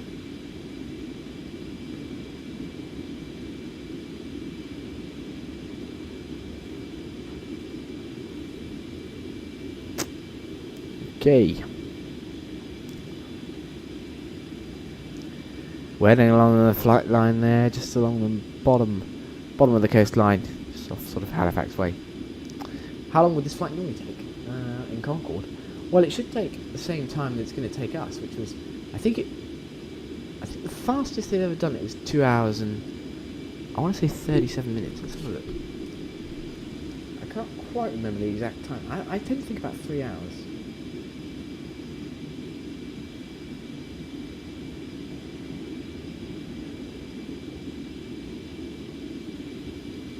.2 hours, and the fastest one was 2 hours and 52 minutes from London Heathrow to JFK.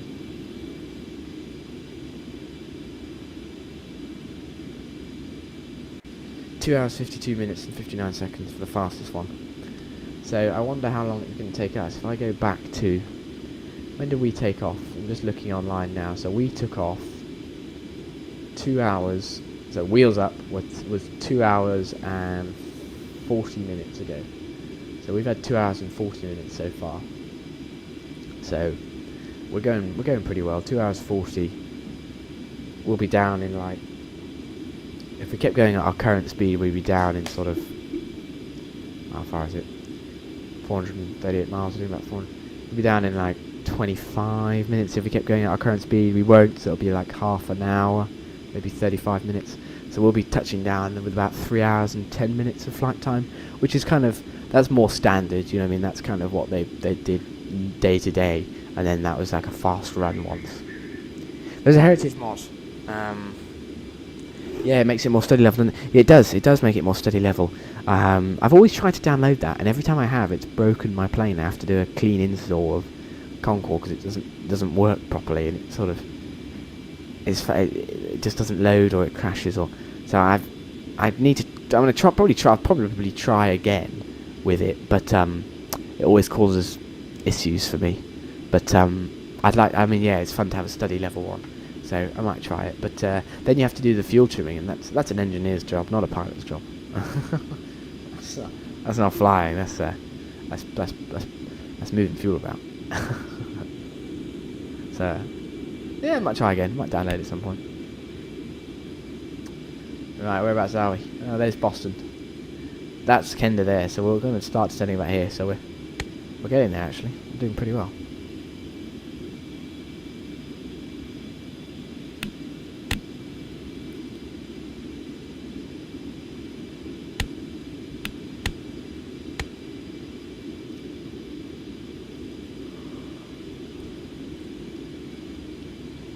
Right.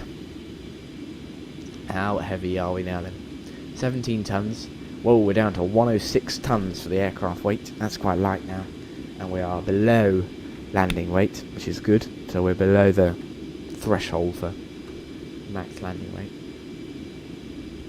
We can land. So here along the right hand side, there you go, that's quite cool. It's got some airspeeds for us based on our current weight and flight level and everything.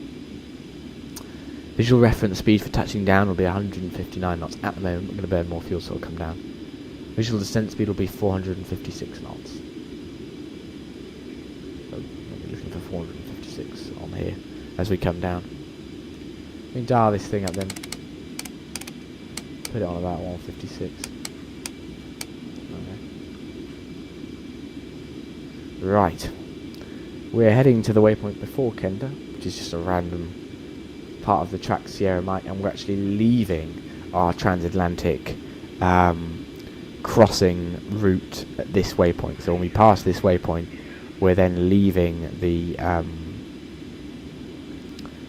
supersonic track across the Atlantic, and then we're just heading south to Kenda. There's a little couple of patches of weather. They haven't approached Kennedy yet. I think in about 2 hours they'll be on it, and we'd have some seriously rough landing. But at the moment, we're not seeing anything quite yet. So I think we're going to have a fairly smooth landing. Let's just check the METAR to make sure I'm telling the truth there. 27 minutes ago, we've got visibility of 9 miles, overcast at a height of 600 feet. Oh, that's quite low. 600 feet. Brilliant. We're going to be popping out. Our minimums is 300 feet, so we'll get 600. Pop through. Bam. There's the runway. There's minimums. We're good. Land. So I'll be able to land it manually, which is fun. 13 miles an hour from the east. The winds says 070, 11 knots. Fine. Pressure's 30009. It's a little bit high. It's not that high. Humidity is 100%, so it's raining. Temperature is 66 Fahrenheit. Okay. That's fairly warm. But it's raining. I mean, man. Oh, man. What a shame. Okay. Although that's quite cool because we'll get to see the effects on the visor as we come down. We get the cool rain effects glowing on the visor, which is quite exciting.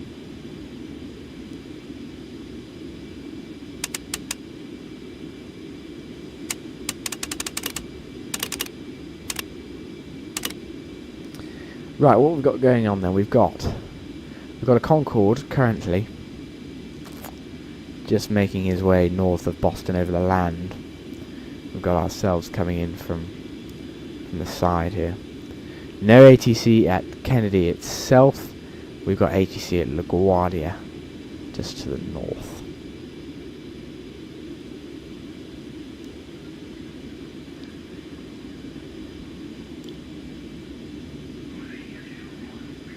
You live near JFK?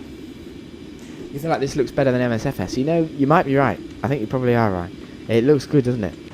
Oh, I mean, that is some pretty impressive cloud features over there. And I mean, I'm only running, see my graphics settings, look, I'm running pretty high, but like you could even go higher if you really wanted to. And run it even more.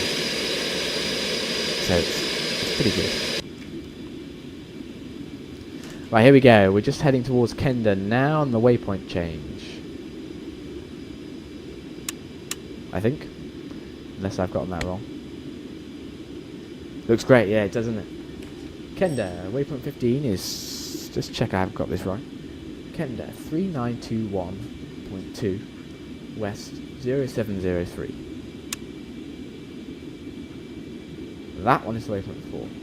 Yeah, so waypoint 6, that's what we're heading to now. Brilliant. We've got 220 miles to run. When we get to 60, we drop out our descent and we start slowing up. We let the speed drop back initially. We look for 350, and we're going to let the speed drop back to about Mach 1.7, depending on kind of how much the nose is going to pitch and how much we're going to sort of look. And then from that point there, we're going to trickle it down on vertical descent rate, and we're just going to take it down. It's kind of down to us, the descent, really. So yeah, basically don't stall it. It's kind of what it wants. Yeah. Yes, we've got the land button there. The land glide is what we use. Glide and VOR lock for our ILS lock, and then the glide slope. But then it's got the land feature that'll actually land it. And of course, if it then decides you're going around, you can slam go around, and it'll actually do it. Or it'll take it, do a go around automatically as well. Because there's a cool video. I don't know if it's been sent around, but there's one where the ATC, it lands the Egypt Air. This is at Heathrow. He's at the Egypt Air, and then it's got a Concorde behind it. The Egypt Air A340 makes a really long, big float, and you're in the tower watching it. It makes a really big floaty landing, and he can't quite get it down enough, and so they send the Concorde around, and it's a bolted landing, go around, and he shoots off. But in fact, the Concorde decided to go around himself. He goes, just says going around, and I guess that they're looking at the runway and they see it themselves, but the ATC was going to almost wait and let him land, even though the Egypt Air was still kind of getting close, I guess. I don't know. It's an interesting one to watch. I might have to watch it next stream.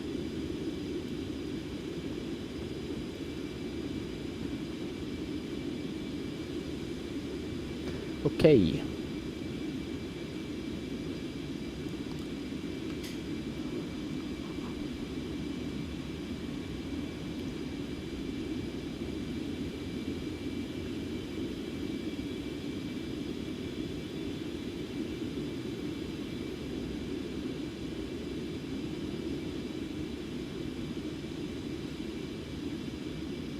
There's a Virgin Airbus A330neo on Vatsim, just touched down at Kennedy. Come from Edinburgh. That's a cool plane to see on Vatsim. You don't see many of them. That must be pretty. That's a pretty rare plane to see on Vatsim. Right, 286 nautical miles to go. Our Concorde that is heading across he must have departed just before us. He is currently tracking.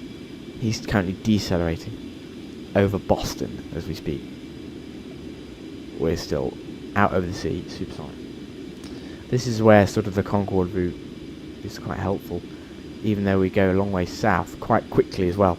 Rather than going over Ireland or whatever like that, where you can't go supersonic, it sends us south. So we pop out into the Bristol Channel, bam, straight up to supersonic speeds, gone. Here, we're supersonic, and rather than slowing down right over Boston or whatever, we're heading still fast all the way down around the corner. So it's quite a maximised for efficiency of speed, really. But it must be longer, so yeah, I guess it's a compromise, really. I'm sure it was one that was calculated, because the Air France ones go the same routes.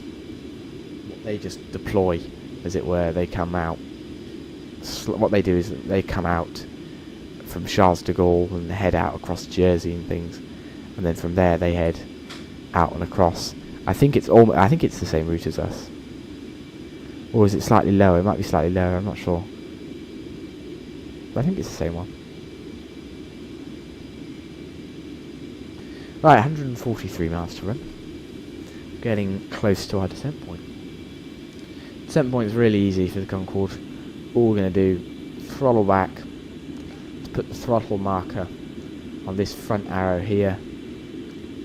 Let's just keep the throttle up as we let the speed drop down to 350. Then we're going to start zipping down the vertical descent rate.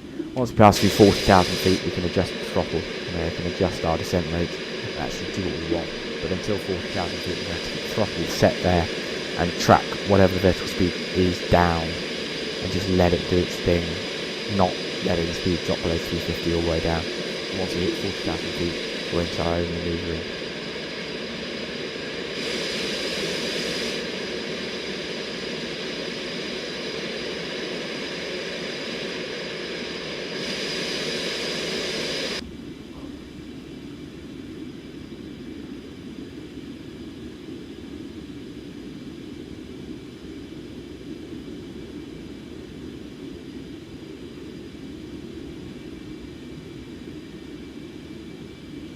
Nice. Looks good. Oh, no, wrong button. Okay. You can see the limits for the center of gravity are getting narrower as we get lighter. Narrower for what the deviation can be and what the changes can be and things like this. We're down to 14 tons.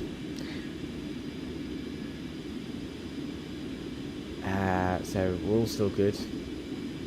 I believe 10 tons he says we need to land. I must have gotten that wrong earlier. It's still fine at this point. Lots of range. We are getting light though.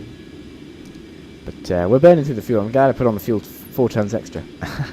I suspected I would not be as slick flying the plane as we have been in the past. So I suspected we might need a bit more fuel just to make sure we do get to where we want to go on time.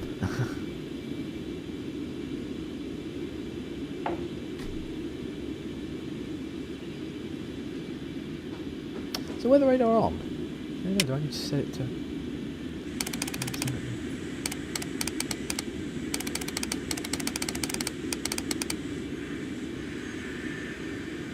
Nice, we go there. Okay. Coming down along the coastline.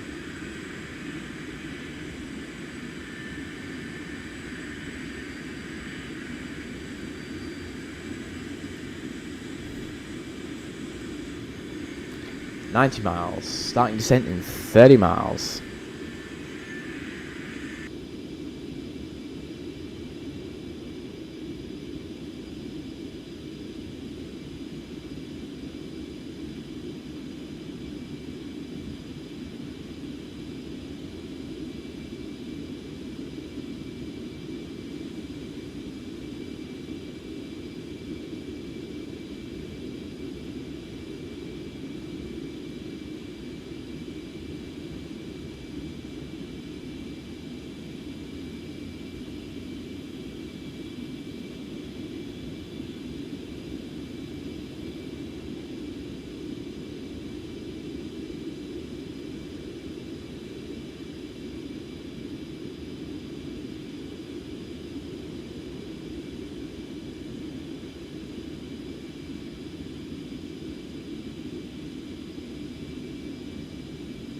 Alright. 70 miles, here we go.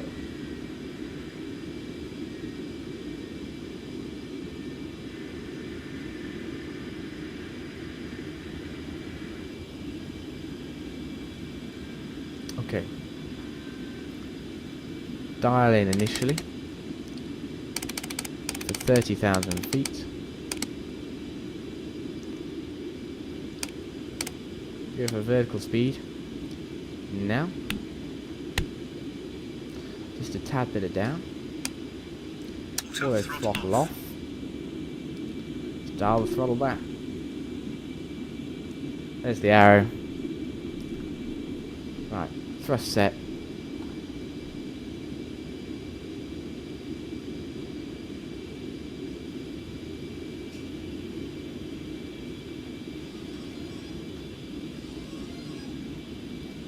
Okay. Speed is starting to decrease there. We're now decelerating through Mach 1.96. We're allowing the speed to start to drop off. We're going to set the man to trim for descent in a little bit. We're going to keep trimming for flight here. We're still flying. There's no need to trim for descent quite yet. We've got, at this point now, we've got about 150 miles to run into JFK itself. And we're nearly there. Super. Okay, right, you can see the aircraft's descending itself now. It is on VS mode, but we're going to let it start to descend a little bit here. We're looking for 350 knots, so start to bring the altitude down. See there, we're starting to come down through 1.84. We might as well start to drop the altitude down. Okay, we've got a lot of really trim up there. We've got the nose nicely sort of levelling off there. You can kind of see why it descends quite quickly and why we lose speed quite quickly. Nice little pitch up. Unfortunately, we are going into this cloud. This is where we're going, into this massive cloud bank. You can see on the map here, the cloud is all around us. Unfortunately, that is where we're going.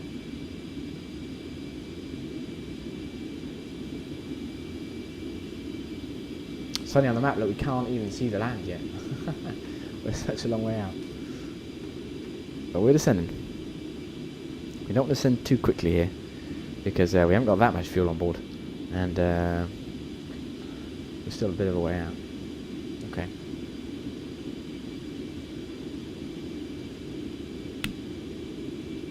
See in the iPad what I mean? We're going to go around this corner up in it. Simple as that. Simple as that. I'll set this heading for 360 degrees, and I'll just pull it out so that it's when we click track heading later on, that's the heading we're going to turn on to head north into the airport from where we are now. 20 miles to run to Kenda. Coming down. Quick 80s check. Anything changed? No. Still as it was before. Good.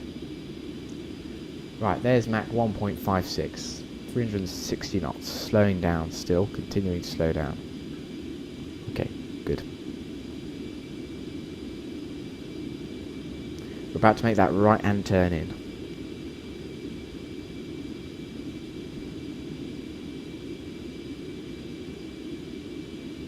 Okay. Alright. We've just gone through 350 knots, so I just need to increase our descent rate a little bit, and then pay attention to that. We'll get it going down a little bit. We're going to start the trim for descent now, from what I remember, trim for descent is going to lob all the weight of the aircraft forward. So what we want to do is just time that nicely. We just level the nose here at this point, see? We're descending nicely, and we've got our nose level with the horizon. So at this point, there you go. He's telling me to do it now, because I was about to say at this point, you're thinking, right, we want to trim for descent because a level nose whilst descending at 4,000 feet per minute means we've probably got the centre of gravity a little bit too far to the rear, because that's not great. Fuel warning's just gone off, 13 tons, that's fine. The trim setting, what's going on here? We're full trim up already, goodness gracious me. That would suggest sending the trim for descent and weight to the nose was a bad idea. But it very much wanted us to do that, didn't it? Because look at that, we're descending. That's almost an uncontrolled descent at this point, if it can't correct it with full up trim. So I'm just going to trim us back for flight. Fuel trim to flight. Let's just bring it back a bit. Just because it seems to give the pilot a little bit more control. I personally could seem a bit early, but that's fine. Right, got 48,000 feet to run. Okay, we're at 340 knots, which is a little bit too low. So we're going to increase our descent rate here and just bring this altitude down a little bit more, at a little bit faster rate. So let's just bring it right down to about 5,000 or 6,000 feet per minute. Keep coming it down, because what we don't want is to go too slow, because we want to keep our speed up if we can. Captain Alex, bro, we still have 2 hours left. Oh no, I'm so sorry. Yeah, speed is pretty blistering sometimes. Yeah, yeah. So, yeah, it's funny, isn't it? It's funny. It is funny. Wow. So we're at 44,000 feet, and we're about to start going into this cloud bank.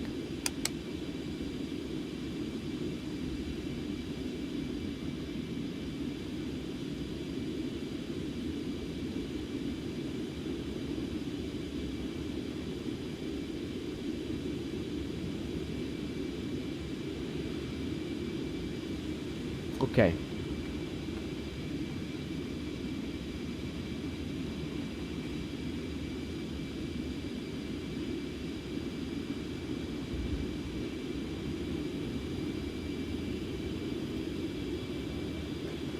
All the way 0.88. Yeah. We're going to be coming down through 0.8888 shortly. Right, I'm just going to reduce our descent rate there to about 4,000 feet per minute. Okay, cool. We're at 4,000 feet per minute, and we've just gone through 40,000 feet, which means actually what we can do now is not worry about the fact that we have to achieve 350 knots, and instead we can adjust the throttle to match 350, or whatever speed we choose for. In this case here, I think let's just sit at 360 for now. Let's just get the auto throttle on. It's going to hold us at 360 now on the way down. It's sending us at about 4,000 feet per minute. It seems like a good... at the moment it's working well for us, isn't it? We're coming down. We're going through the very, very bright cloud at this point, and we're into the cloud bank now. We're out of our 60,000 blue, and we're into the clouds. Oh man.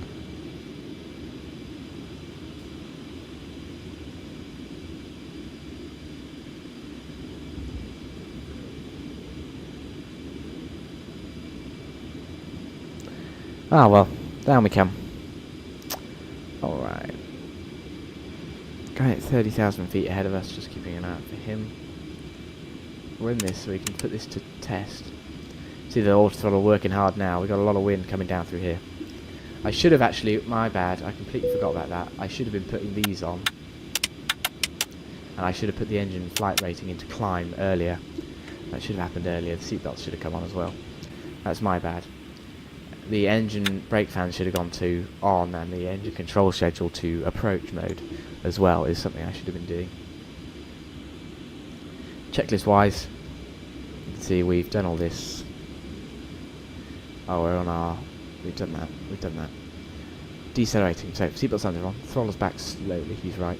And we're going to trim the fuel for descent, that's what it wants us to do. You can see the nose is quite low at this point, but we can start to trim for descent. Fuel trim to descent. It's going to pop the nose forward a little bit, so it'll just pitch up slightly. Just hold us nicely. You can see we're just hovering around the Mach 1, but you can see what the winds are like here. We're being blown around a little bit here. And that's just because at this point we're heading through the chop, actually. Which is a bit unfortunate, but that is what we're doing. We're battling through. If I close this checklist window, show you what I'm looking at. We are here, and we're coming through this chop. So we're coming through the edge of the hurricane stuff. So we're battling along here. Okay, that's 30,000 feet. We're going to continue our descent to 20.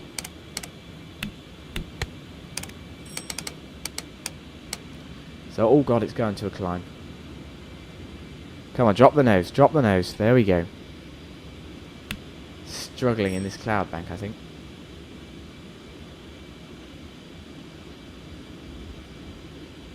A bit struggling a bit. Oh, we're coming out into golden sunshine again. Oh, we're back out. Oh, we're back in. Look at it slewing around. God, it's bumpy, isn't it? Bumpy arrival, chaps. We're going through the clouds now. Okay. Alright, we're going to keep coming down into the Kennedy METAR now, into the Kennedy arrival. So what we're going to do is set up our QNH for Kennedy now at this point, which is 3009.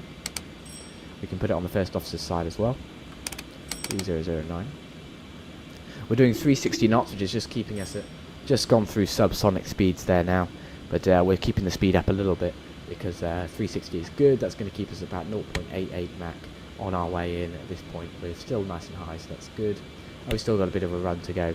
We don't want to burn too much fuel. We're coming down to 11 tons, which is it's enough, but it's not a massive amount. So we want to time this descent well here. We've still got a fair bit to go. Distance-wise, we've got 50 miles to run to the waypoint Owens, and then we've got about another 50 to Cameron. So we've got about 100 miles just to get to Cameron, and then it's about another 50 into Kennedy. So we've got about 120. It's less than 50. It's more like 130 miles to run until we get actually into JFK. And we're just coming down through 2,000 feet there. So what we're going to do is just reduce our descent rate. Sorry, not 2,000 feet, 26,000 feet. So we're just going to reduce the descent rate a little bit there. We're not going to put the visor down until we get down to about. We're not going to put the visor down until we get down to about 10,000 feet, because we don't need to at this point, so we don't want to, and it's going to really reduce the aerodynamics of the aircraft, and that'll burn more fuel. So what we want to do is keep it up right until the last minute when we're just going to drop through 10,000 feet and bam, on it goes. Do full light up, whatever you want to call it. We're in, which is cool. So that'll come down the visor, and then if we're continuing to our descent, which we will be, the nose will come down shortly afterwards. So what's the price of this plane? So this Concorde actually, which is it's really good, isn't it? This Concorde is the version 3 for Xplane 12, and this one is currently on a retail price of $60, which is pretty cool. $60 for a plane, I think, of pretty high detail and certainly nice to look at, is pretty fun. So, get it if you can would be my advice. Oh, look at that, we're just slicing through layers of clouds there, aren't we? Look, we're in between two bits of overcast. A lot of rain. It's running off us at the moment because we've got the nose on, so we're fine. That's 23,000 feet. It's hard to time the descent when you're in a cloud like this, but I think we're on track at the moment. I'm just going to increase it slightly. No worries, Antonio Mark. Have a nice day. Captain Alex, Concorde is so sexy. It's a good looking plane, isn't it? It looks nice. It's a nice plane. Right, 04 left is all set up for us. Kennedy's not being picked up on the right hand side. I don't think it will be just because of the way it's not. Look, it's got like a weird, something's gone wrong slightly. You can see I can pick it up on my side now. We've got 96 miles direct to Kennedy. We're not going direct to Kennedy, we're doing a sort of dog leg. So it's kind of like a bit of Pythagoras, you know, we've got that straight bit of the triangle. We're kind of going up and across. So that's like looking at it here. Straight bit to Kennedy. We're kind of going along and up. So it's not quite direct, so it won't quite be 90. I think it's more like 110 for us.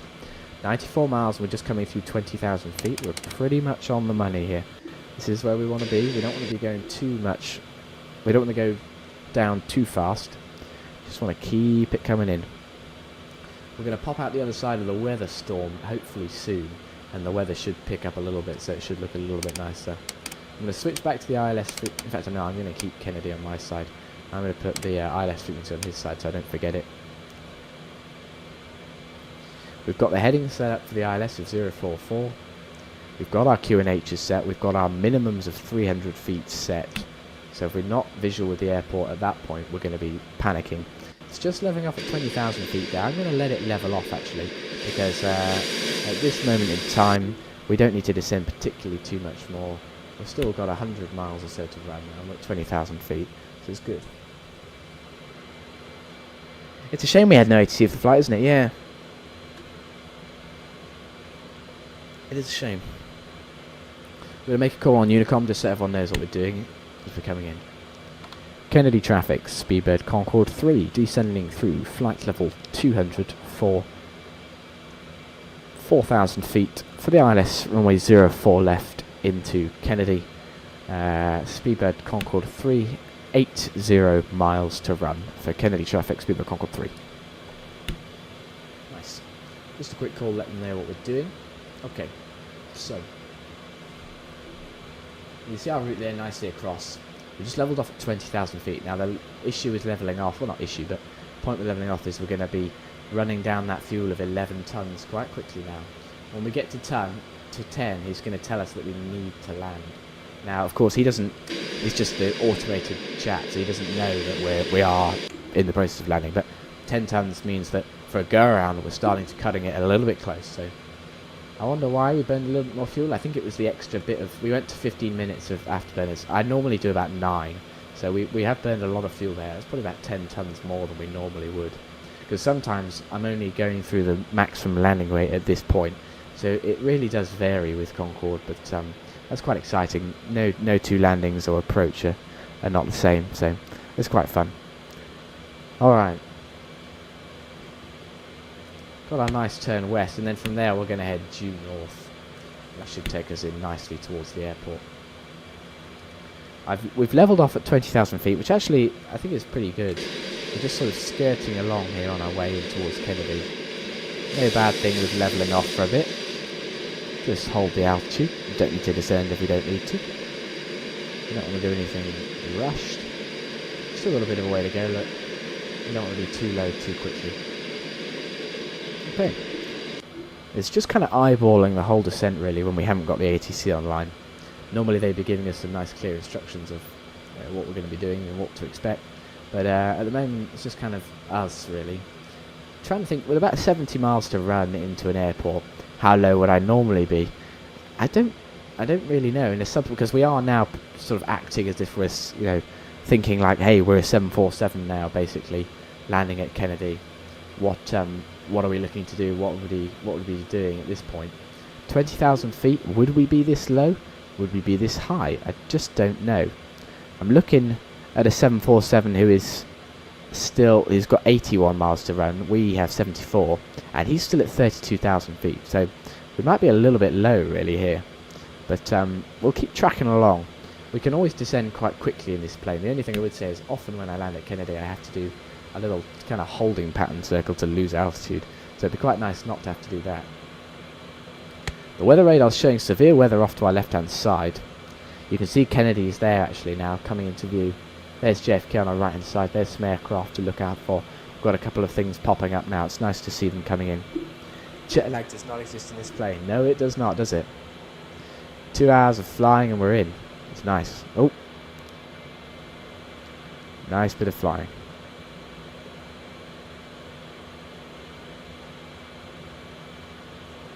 It's nice.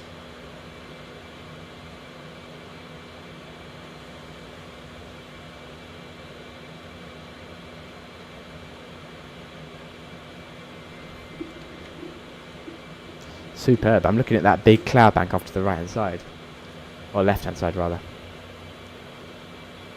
Big cloud. Alright. 20,000. Oh, we just had JFK approach come online.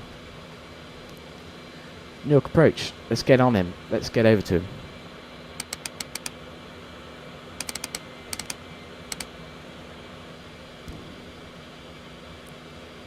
him. New York approach. Speedboat Concorde 3 with you. Flight level 200.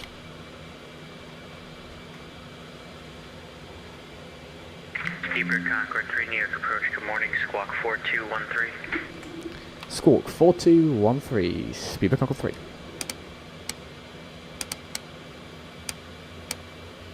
Speedboat 2741. Good morning approach. Request radar contact at flight at 8,700 feet. Speedboat 2741. Good morning. Squawk 4620. Squawk 4620. Kennedy approach, good morning. Sorry to bother you so early. Endeavor 5338. We're going to be over Marty, flight level 210. We're going to start descending the Lindy 8 in a second. Right, I'm just waiting for the ATC to get to us. New York approach, good morning. Radar contact, cross Lindy at flight level 190, 250 knots. 190, 250 at Lindy. Endeavor 5338.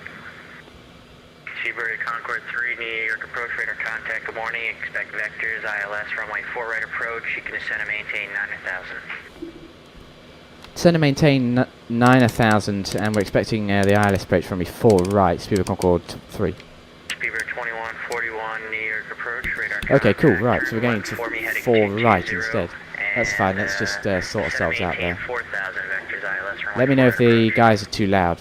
Okay, so 4 right. It's going to be localizer 109. 179, how are you up this morning? 5. We was just about to call you. We are on Bravo. Nice. Speedboat 179 heavy, runway 4 left, taxi via Right, just give me a second, guys. Kilo, Just sort out my sound levels there, because I think it's a little bit loud, isn't it? Give it a sec.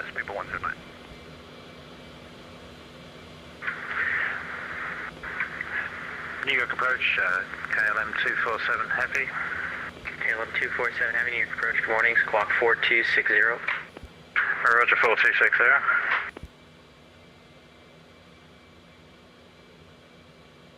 Right, I just want to check how the sounds are sounding for you guys. Let me know if it's too loud when they speak. I'm trying to balance all these sound levels here.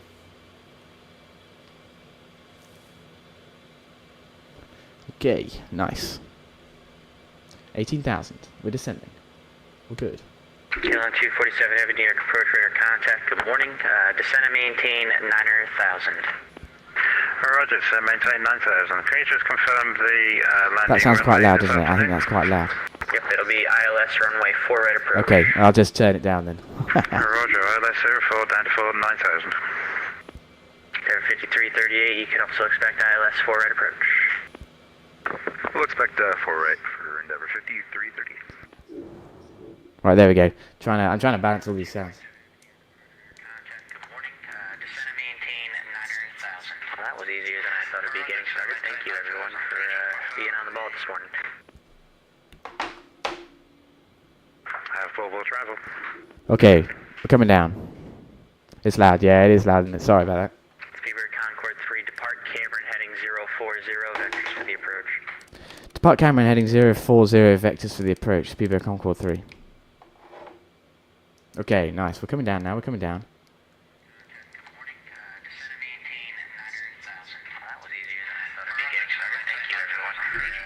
Give us a sec, chaps.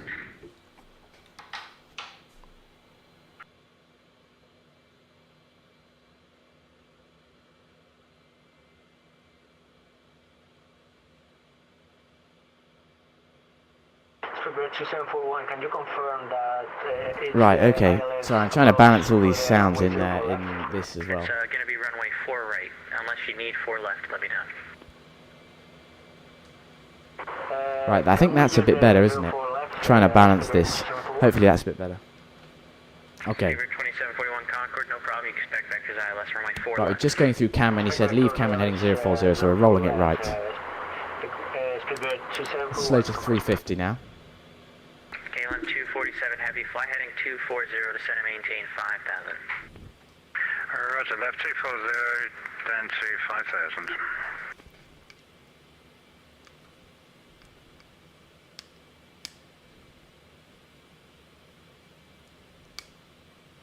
Right, we just sat here waiting for him to give us some more instruction. 179 heavy, fly heading 100 on departure, wind 07011, runway 4 left, clear for takeoff. Fly heading 100, clear for takeoff, Okay. left, speedbird 129.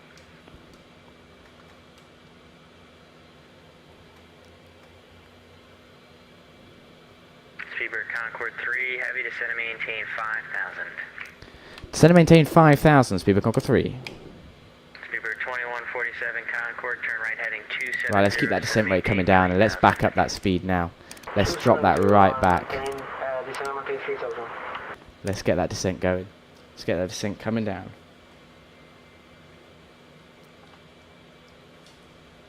Right, just going to balance this.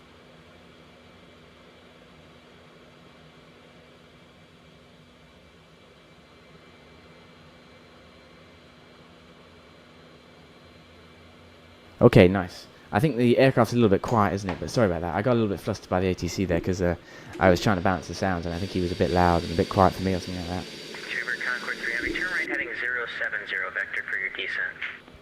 Turn right heading 070 vectors for the descent, Speedbird Concorde 3.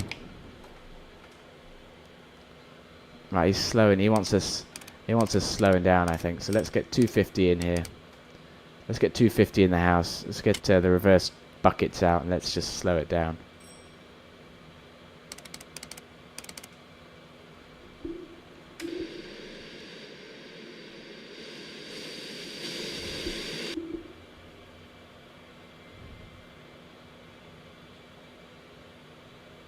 Speedbird 129 airborne, pacing 1800, flying with heading on 120.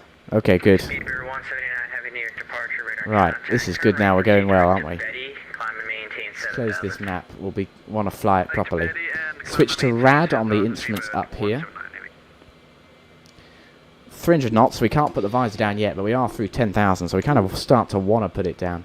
But we've got the reverse buckets out. Should I change it? Yeah, you can now. We'll trim for landing as we go through 10,000 feet there. We've got max 9,000 feet, that's good. Endeavour 5338, descend and maintain 160. We've got the haters on, we've got climb on. We're going to be going through some serious cloud in a second now. And then we're going to have it all the way down. So we've got approach, brake fans on, fuel pumps set. We're all good. We're just going to wait for everything else to come in. 8,000 feet, blue. We're still good.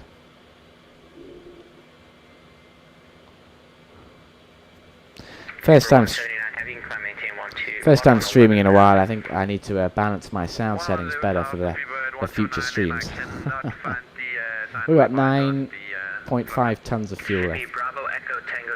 I'm imagining he's going to tell us we need to land. But we're coming down. 6,000 feet. Reduce our descent rate. I have you filed Betty Nantucket, Brad, November 255 Alpha, Joppy, but you're saying you have Putnam as your first fix? Yeah, then, oh yeah, we have Brad. Reduce the descent rate because I'm going to trade it for some speed loss.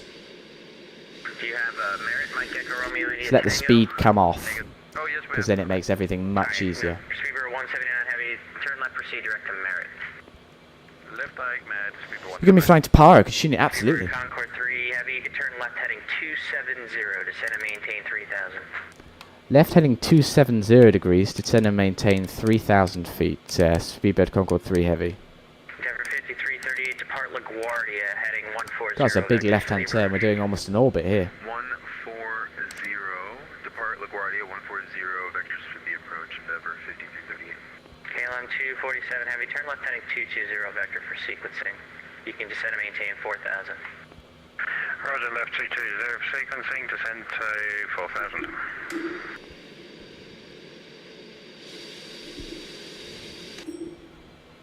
Alright, we're slowing down. We're going pretty quick, I'll be honest. Beeper 179 heavy, Boston Center's offline, radar service terminated, frequency change approved, enjoy the ride. There it is, 250. Nose coming down. 5338, set to maintain 1313,000. Down to 13,000, Endeavour 5338. Beaver 2741. Can you believe it? We're at 4,000 feet, and yet it looks like we're at like 13, 14,000 feet, doesn't it? Look how, and we're really low now. Visor's down. I'm just going to keep the nose up for a second whilst we make the turn. And Cayman Airways 121, just confirm you can receive voice squawk 4656. Okay. For landing. Landing lights. Sweet. Turn off lights. It's going to be dark coming into Kennedy. So we'll get those two on. And then when we go through the crowd, I might even punch on the landing main lights. Because it's going to be really dark going through the clouds.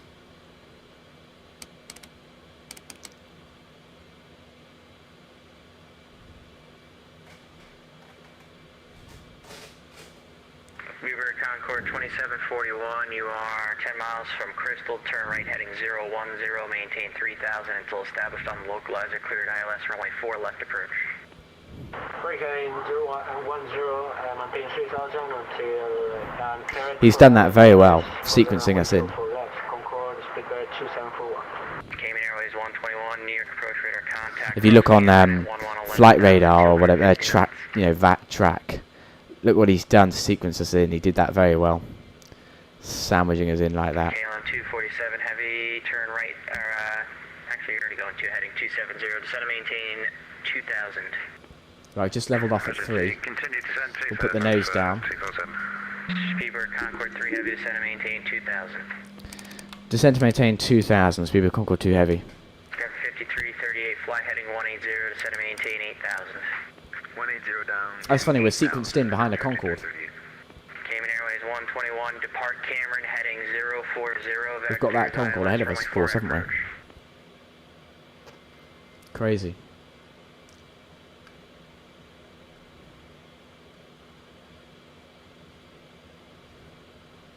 Beaver 2741, Concorde, wind with 07011, Right. runway 4 left, clear to land. Landing speed set. We'll set the manoeuvring speed up of 240 here.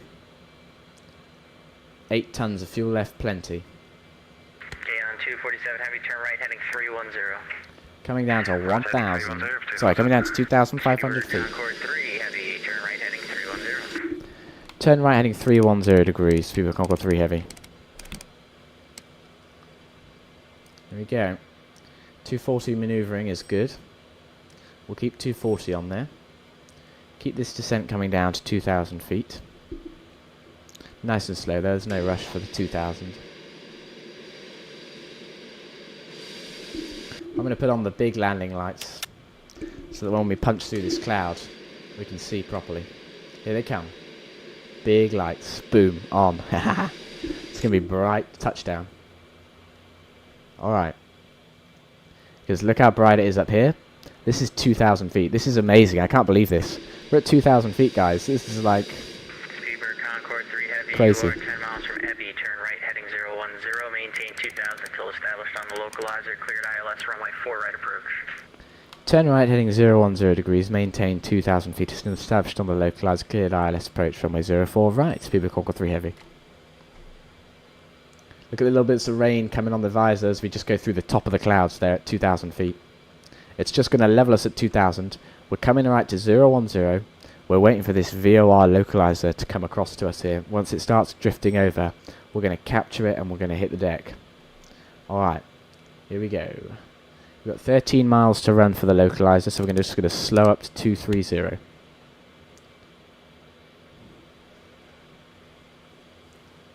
And we're going to keep that slowdown going to 220. Altitude hold on at 2,000 feet there. Radar indicates 2,000 feet as well on the radar altimeter. There comes the localizer, VOR lock armed. Right, that comes the localizer in. Here goes, we're swinging across. We're going to wait to arm the glide slope, because what happens on Concorde is if you arm the glide, it starts drifting and the altitude is no longer being maintained, and we don't want that. So we're level at 2,000. We're just inside the clouds here at this point. Cayman 121, descend to maintain 2000. So I'm just going to get the wipers on. My wiper, first officer's wiper. Just a little bit of wipage going on. Speedbird Concorde 3 Heavy, wind 07011, runway 4 right, clear to land. Clear land, runway 4 right, Speedbird Concorde 3. He's clear to land. He's allowed to do that in the FAA procedures, even though there's an aircraft still landing. We're allowed to land 4. Oh, no, there's someone landing 4 left. That's why. That's fine then. Endeavour 5338, turn right, heading 240 to center, maintain 2000. Right, 220 knots. Our touchdown speed we're looking for today is about 155. 9 miles to run. In comes the glide slope there. So we're going to arm the glide. KLM 247 heavy, 10 miles from heavy, turn right heading 010, maintain 2000 till established on the localizer, cleared ILS, runway 4 right. Glide slope's armed, waiting for it to capture. I'll hear a noise when it captures. There we go. Captured the glide. We're on. 220 knots. Slow to our visual approach speed. 200. Selected. 7 miles to run, nose down, gear down.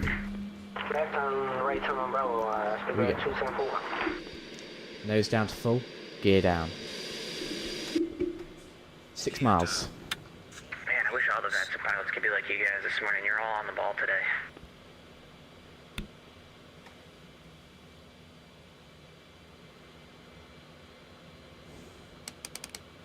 It's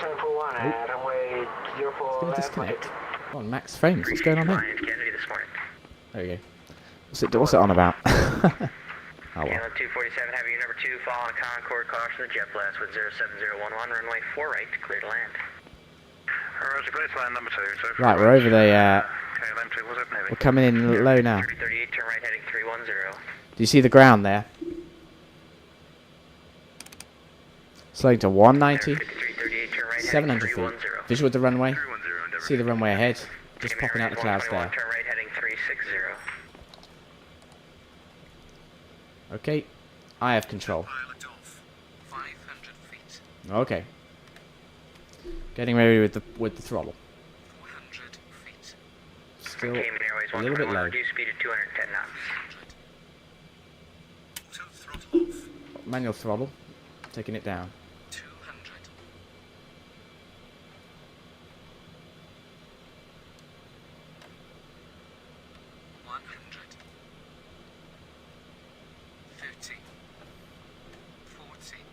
2741, request any stand of your preference. You can go to the gate where you float. my friend. Come on, get it down. The ramp and the gate is your choice. Lot of float. Full reverse. Ramp is uncontrolled in the U.S. here on Vatsim. Thank you, sir. Oh, that was a lot of float there. We made it down. We're slopping. Well, we made it down. Now we're going to stop. 90 knots. 80. 5338, turn right. You're 10 miles from Emby, turn 60 right, knots. 010, maintain 2000. Reverse thrusters disarmed. Localizer cleared ILS, runway 4 right for Vacating. Oh, bloody hell. I made it off at the end of the road. Pardon my French. Christ, that was close. Gee. Sorry about that. 010. Maintain 2000 until established. Endeavor 5250.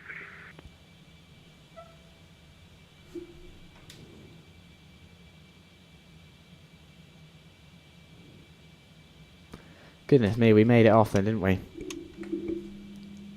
Endeavor 5338, speed 180 knots until 5 mile final, please. Oh. 180 until 5 miles. This is 5338. Cayman Airways 121, fly heading 010, join the localizer. Right, let's get a bit of power and let's get taxiing. Speedbird Concorde 3, everyone from Kennedy, Echo, cross, runway 4 left, hold short, runway 31 right. Echo, cross 4 left, hold short 3-1 right. Speedbird Concorde 3 heavy.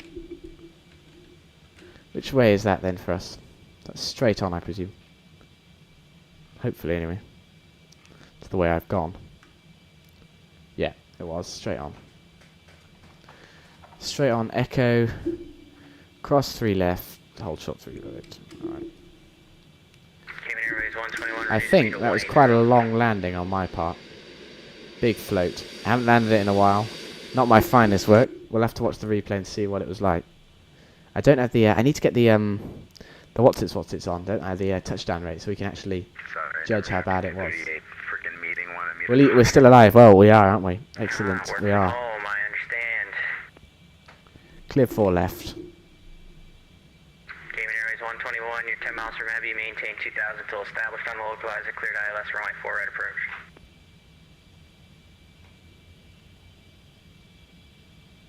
There's a seriously loud helicopter flying over us. 7011, runway 4 right, clear to land.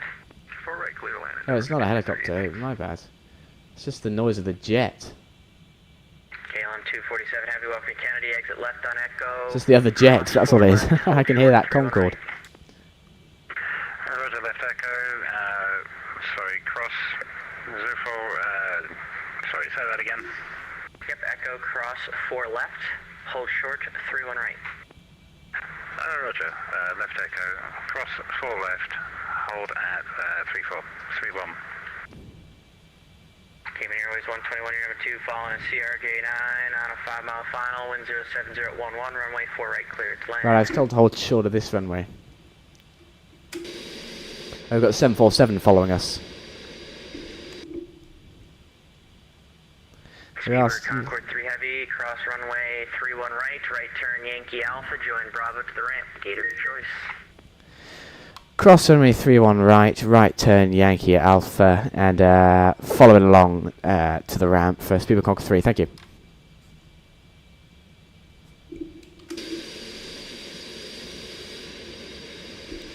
Right, I need to turn off the landing lights as we come into the stand, and the taxi turns need to come off. Okay, right Yankee Alpha, that's this first right here. That's this one actually, this is Yankee Alpha. We're enjoying Drewski's designs, scenery for Xplane of New York.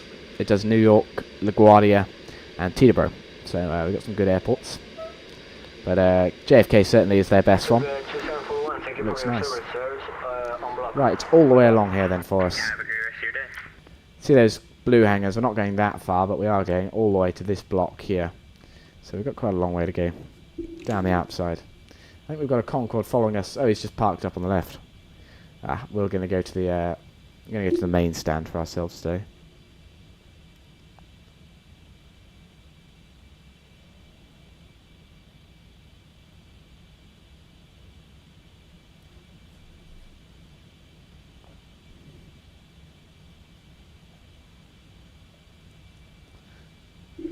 Good stuff. Good stuff, guys, isn't it? We're flying along. That will be straight in then. So the Concorde's parked up, that other guy, so I'll get a bit of power on here. Let's get rolling. KLM 247 Heavy, cross runway cross runway 31 right. Right turn Yankee Alpha. Join Bravo to the ramp. Alright. Roger, cross 31 Look right, at this go. right turn Yankee Alpha and follow to the ramp. My choice? Correct, have a good one. It's into a strike.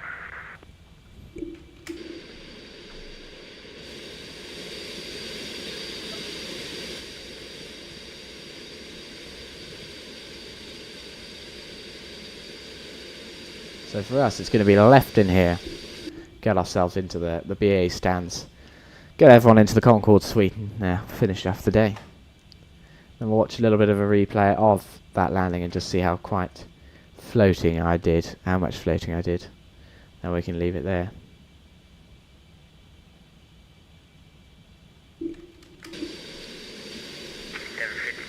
Welcome to Kennedy, left at the fork there on the Foxtrot Alpha. Foxtrot, hold short of 4 left.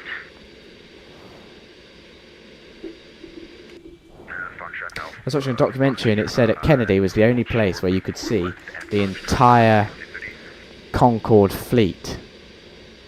And some days when they'd have, the main flagships of both Air France and British Airways some days, because of course you'd have the morning flight from Heathrow, followed by the afternoon flight from Heathrow, as well as the morning Air France flight and the afternoon Air France flight, all into the centre of Kennedy.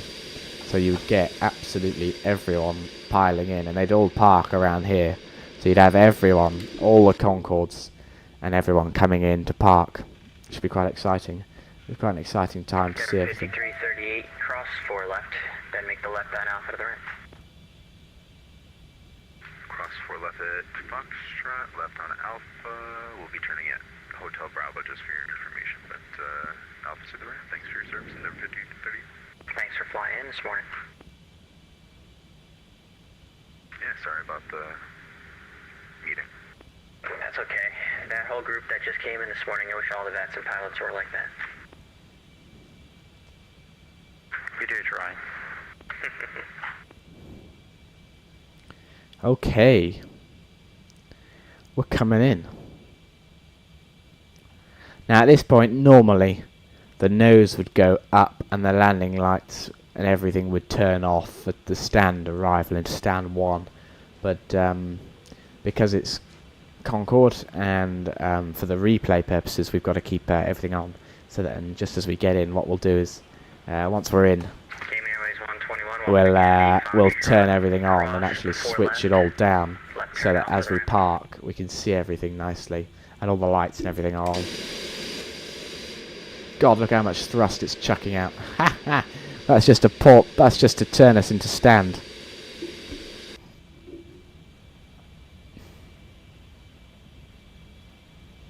There you go, look at that. Straight on the line. It's almost like I've done it before.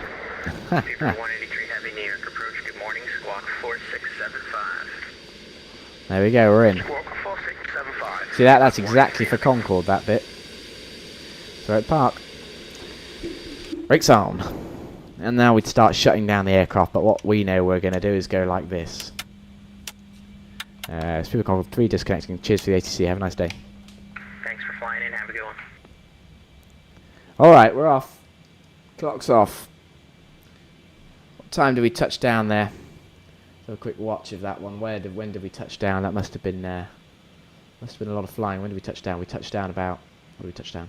Touched down 10 minutes ago, and we took off 3 hours and 38 minutes ago. So it's been a 3 hour and 28 minute flight. Not bad, not great, not terrible. We, do you know what I mean? We weren't fastest we've ever done it in. Weren't certainly the slowest. So somewhere in the middle, pretty good to be. Right, let's have a look at this. Let's have a look at this. This old touchdown then. Let's see quite how much of a float, which I think I may have done. I'm hoping not, but I suspect.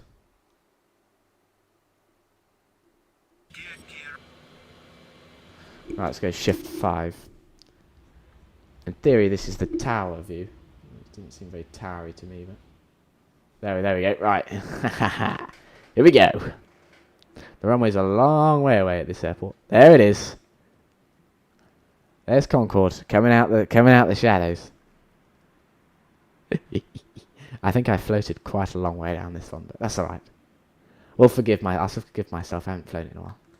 Okay, coming in. It's nice and fast. I think that's probably part of the issue. We're going pretty quick. Oh, threshold. Oh, we're flying along. Bloody hell. Oh, don't flare so early, Pilly Pilot. What are you doing? Don't flare so early. There we go. Put it down. No. Back up. Put it down. On the ground. Nice. Reverse thrusters out. Boom. Decel. Better decel quickly. Look, the end of the runway is there.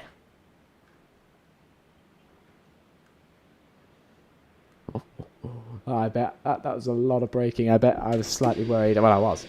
Right, where did I actually touch down? Let's have a look at this. Not there, but there. Yeah, so well beyond where we should be touching down. Yeesh. Crikey. Oops. I think I need to do some more practicing on Concorde landings. Tell you what, I want to know how fast we were going when we hit the deck, which is just here. So we're going 170 at this point. That's why we're still going far too quick. What were we doing over the keys? Over the piano keys, we're doing 190. That's why we're going pretty quick. Nice. Oh, what a cool looking plane. What a cool looking plane. What a nice looking approach.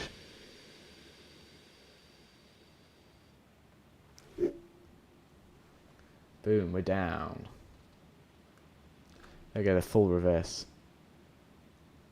Wonder why it's lagging a little bit. How weird. Right, let's go from here. Look at that. Oh, what a plane. What a plane. That's a screenshot, that is. That's a nice... Zoom out slightly. That's a nice background.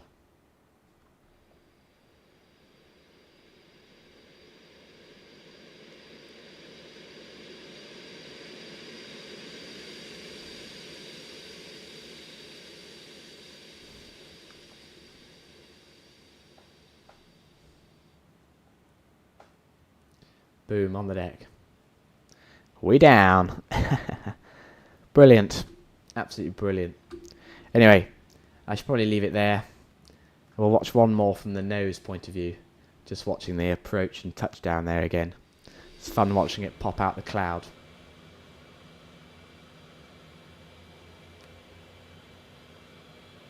Anyway, we'll watch it from here.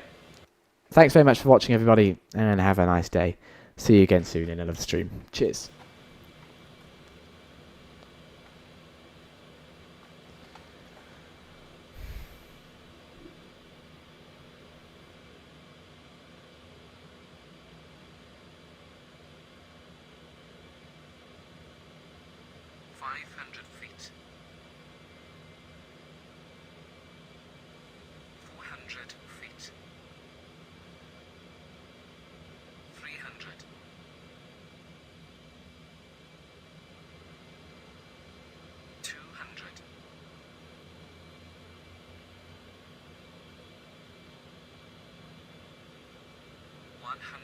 Feet, 50 feet, 40, 20.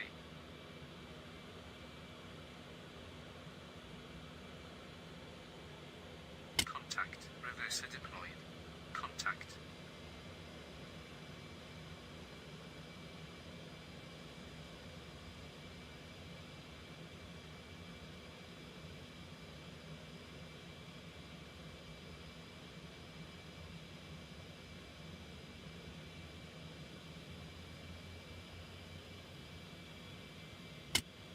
Reverser retracted.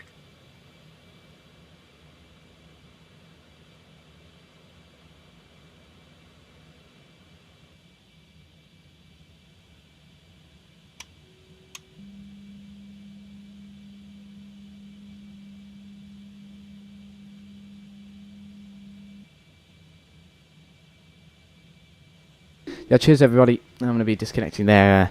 I'll leave it with a taxiing in for a little bit longer, but thank you very much for watching, and I hope you all have a very nice day. Thanks for joining me on the stream today. We've been streaming for 4 hours now, which is a pretty long stream, but it's always nice to get back into it. It's been a long time since we streamed, and I very much intend to be streaming again in the future. So thank you very much for watching, everybody. It's been a pleasure having you all here today and getting to watch in with you. So I hope to see you again in another Pillar Pilot stream very soon. I'll make sure to get one scheduled so that we can get it in there, because yeah, as always, it'd be lovely to do some more streaming, and we'll get back into it. So we'll see you all then, and I hope to see you again soon in another Pillar Pilot stream. Anyway, from me now, bye bye, and I'll leave you with a bit of taxiing.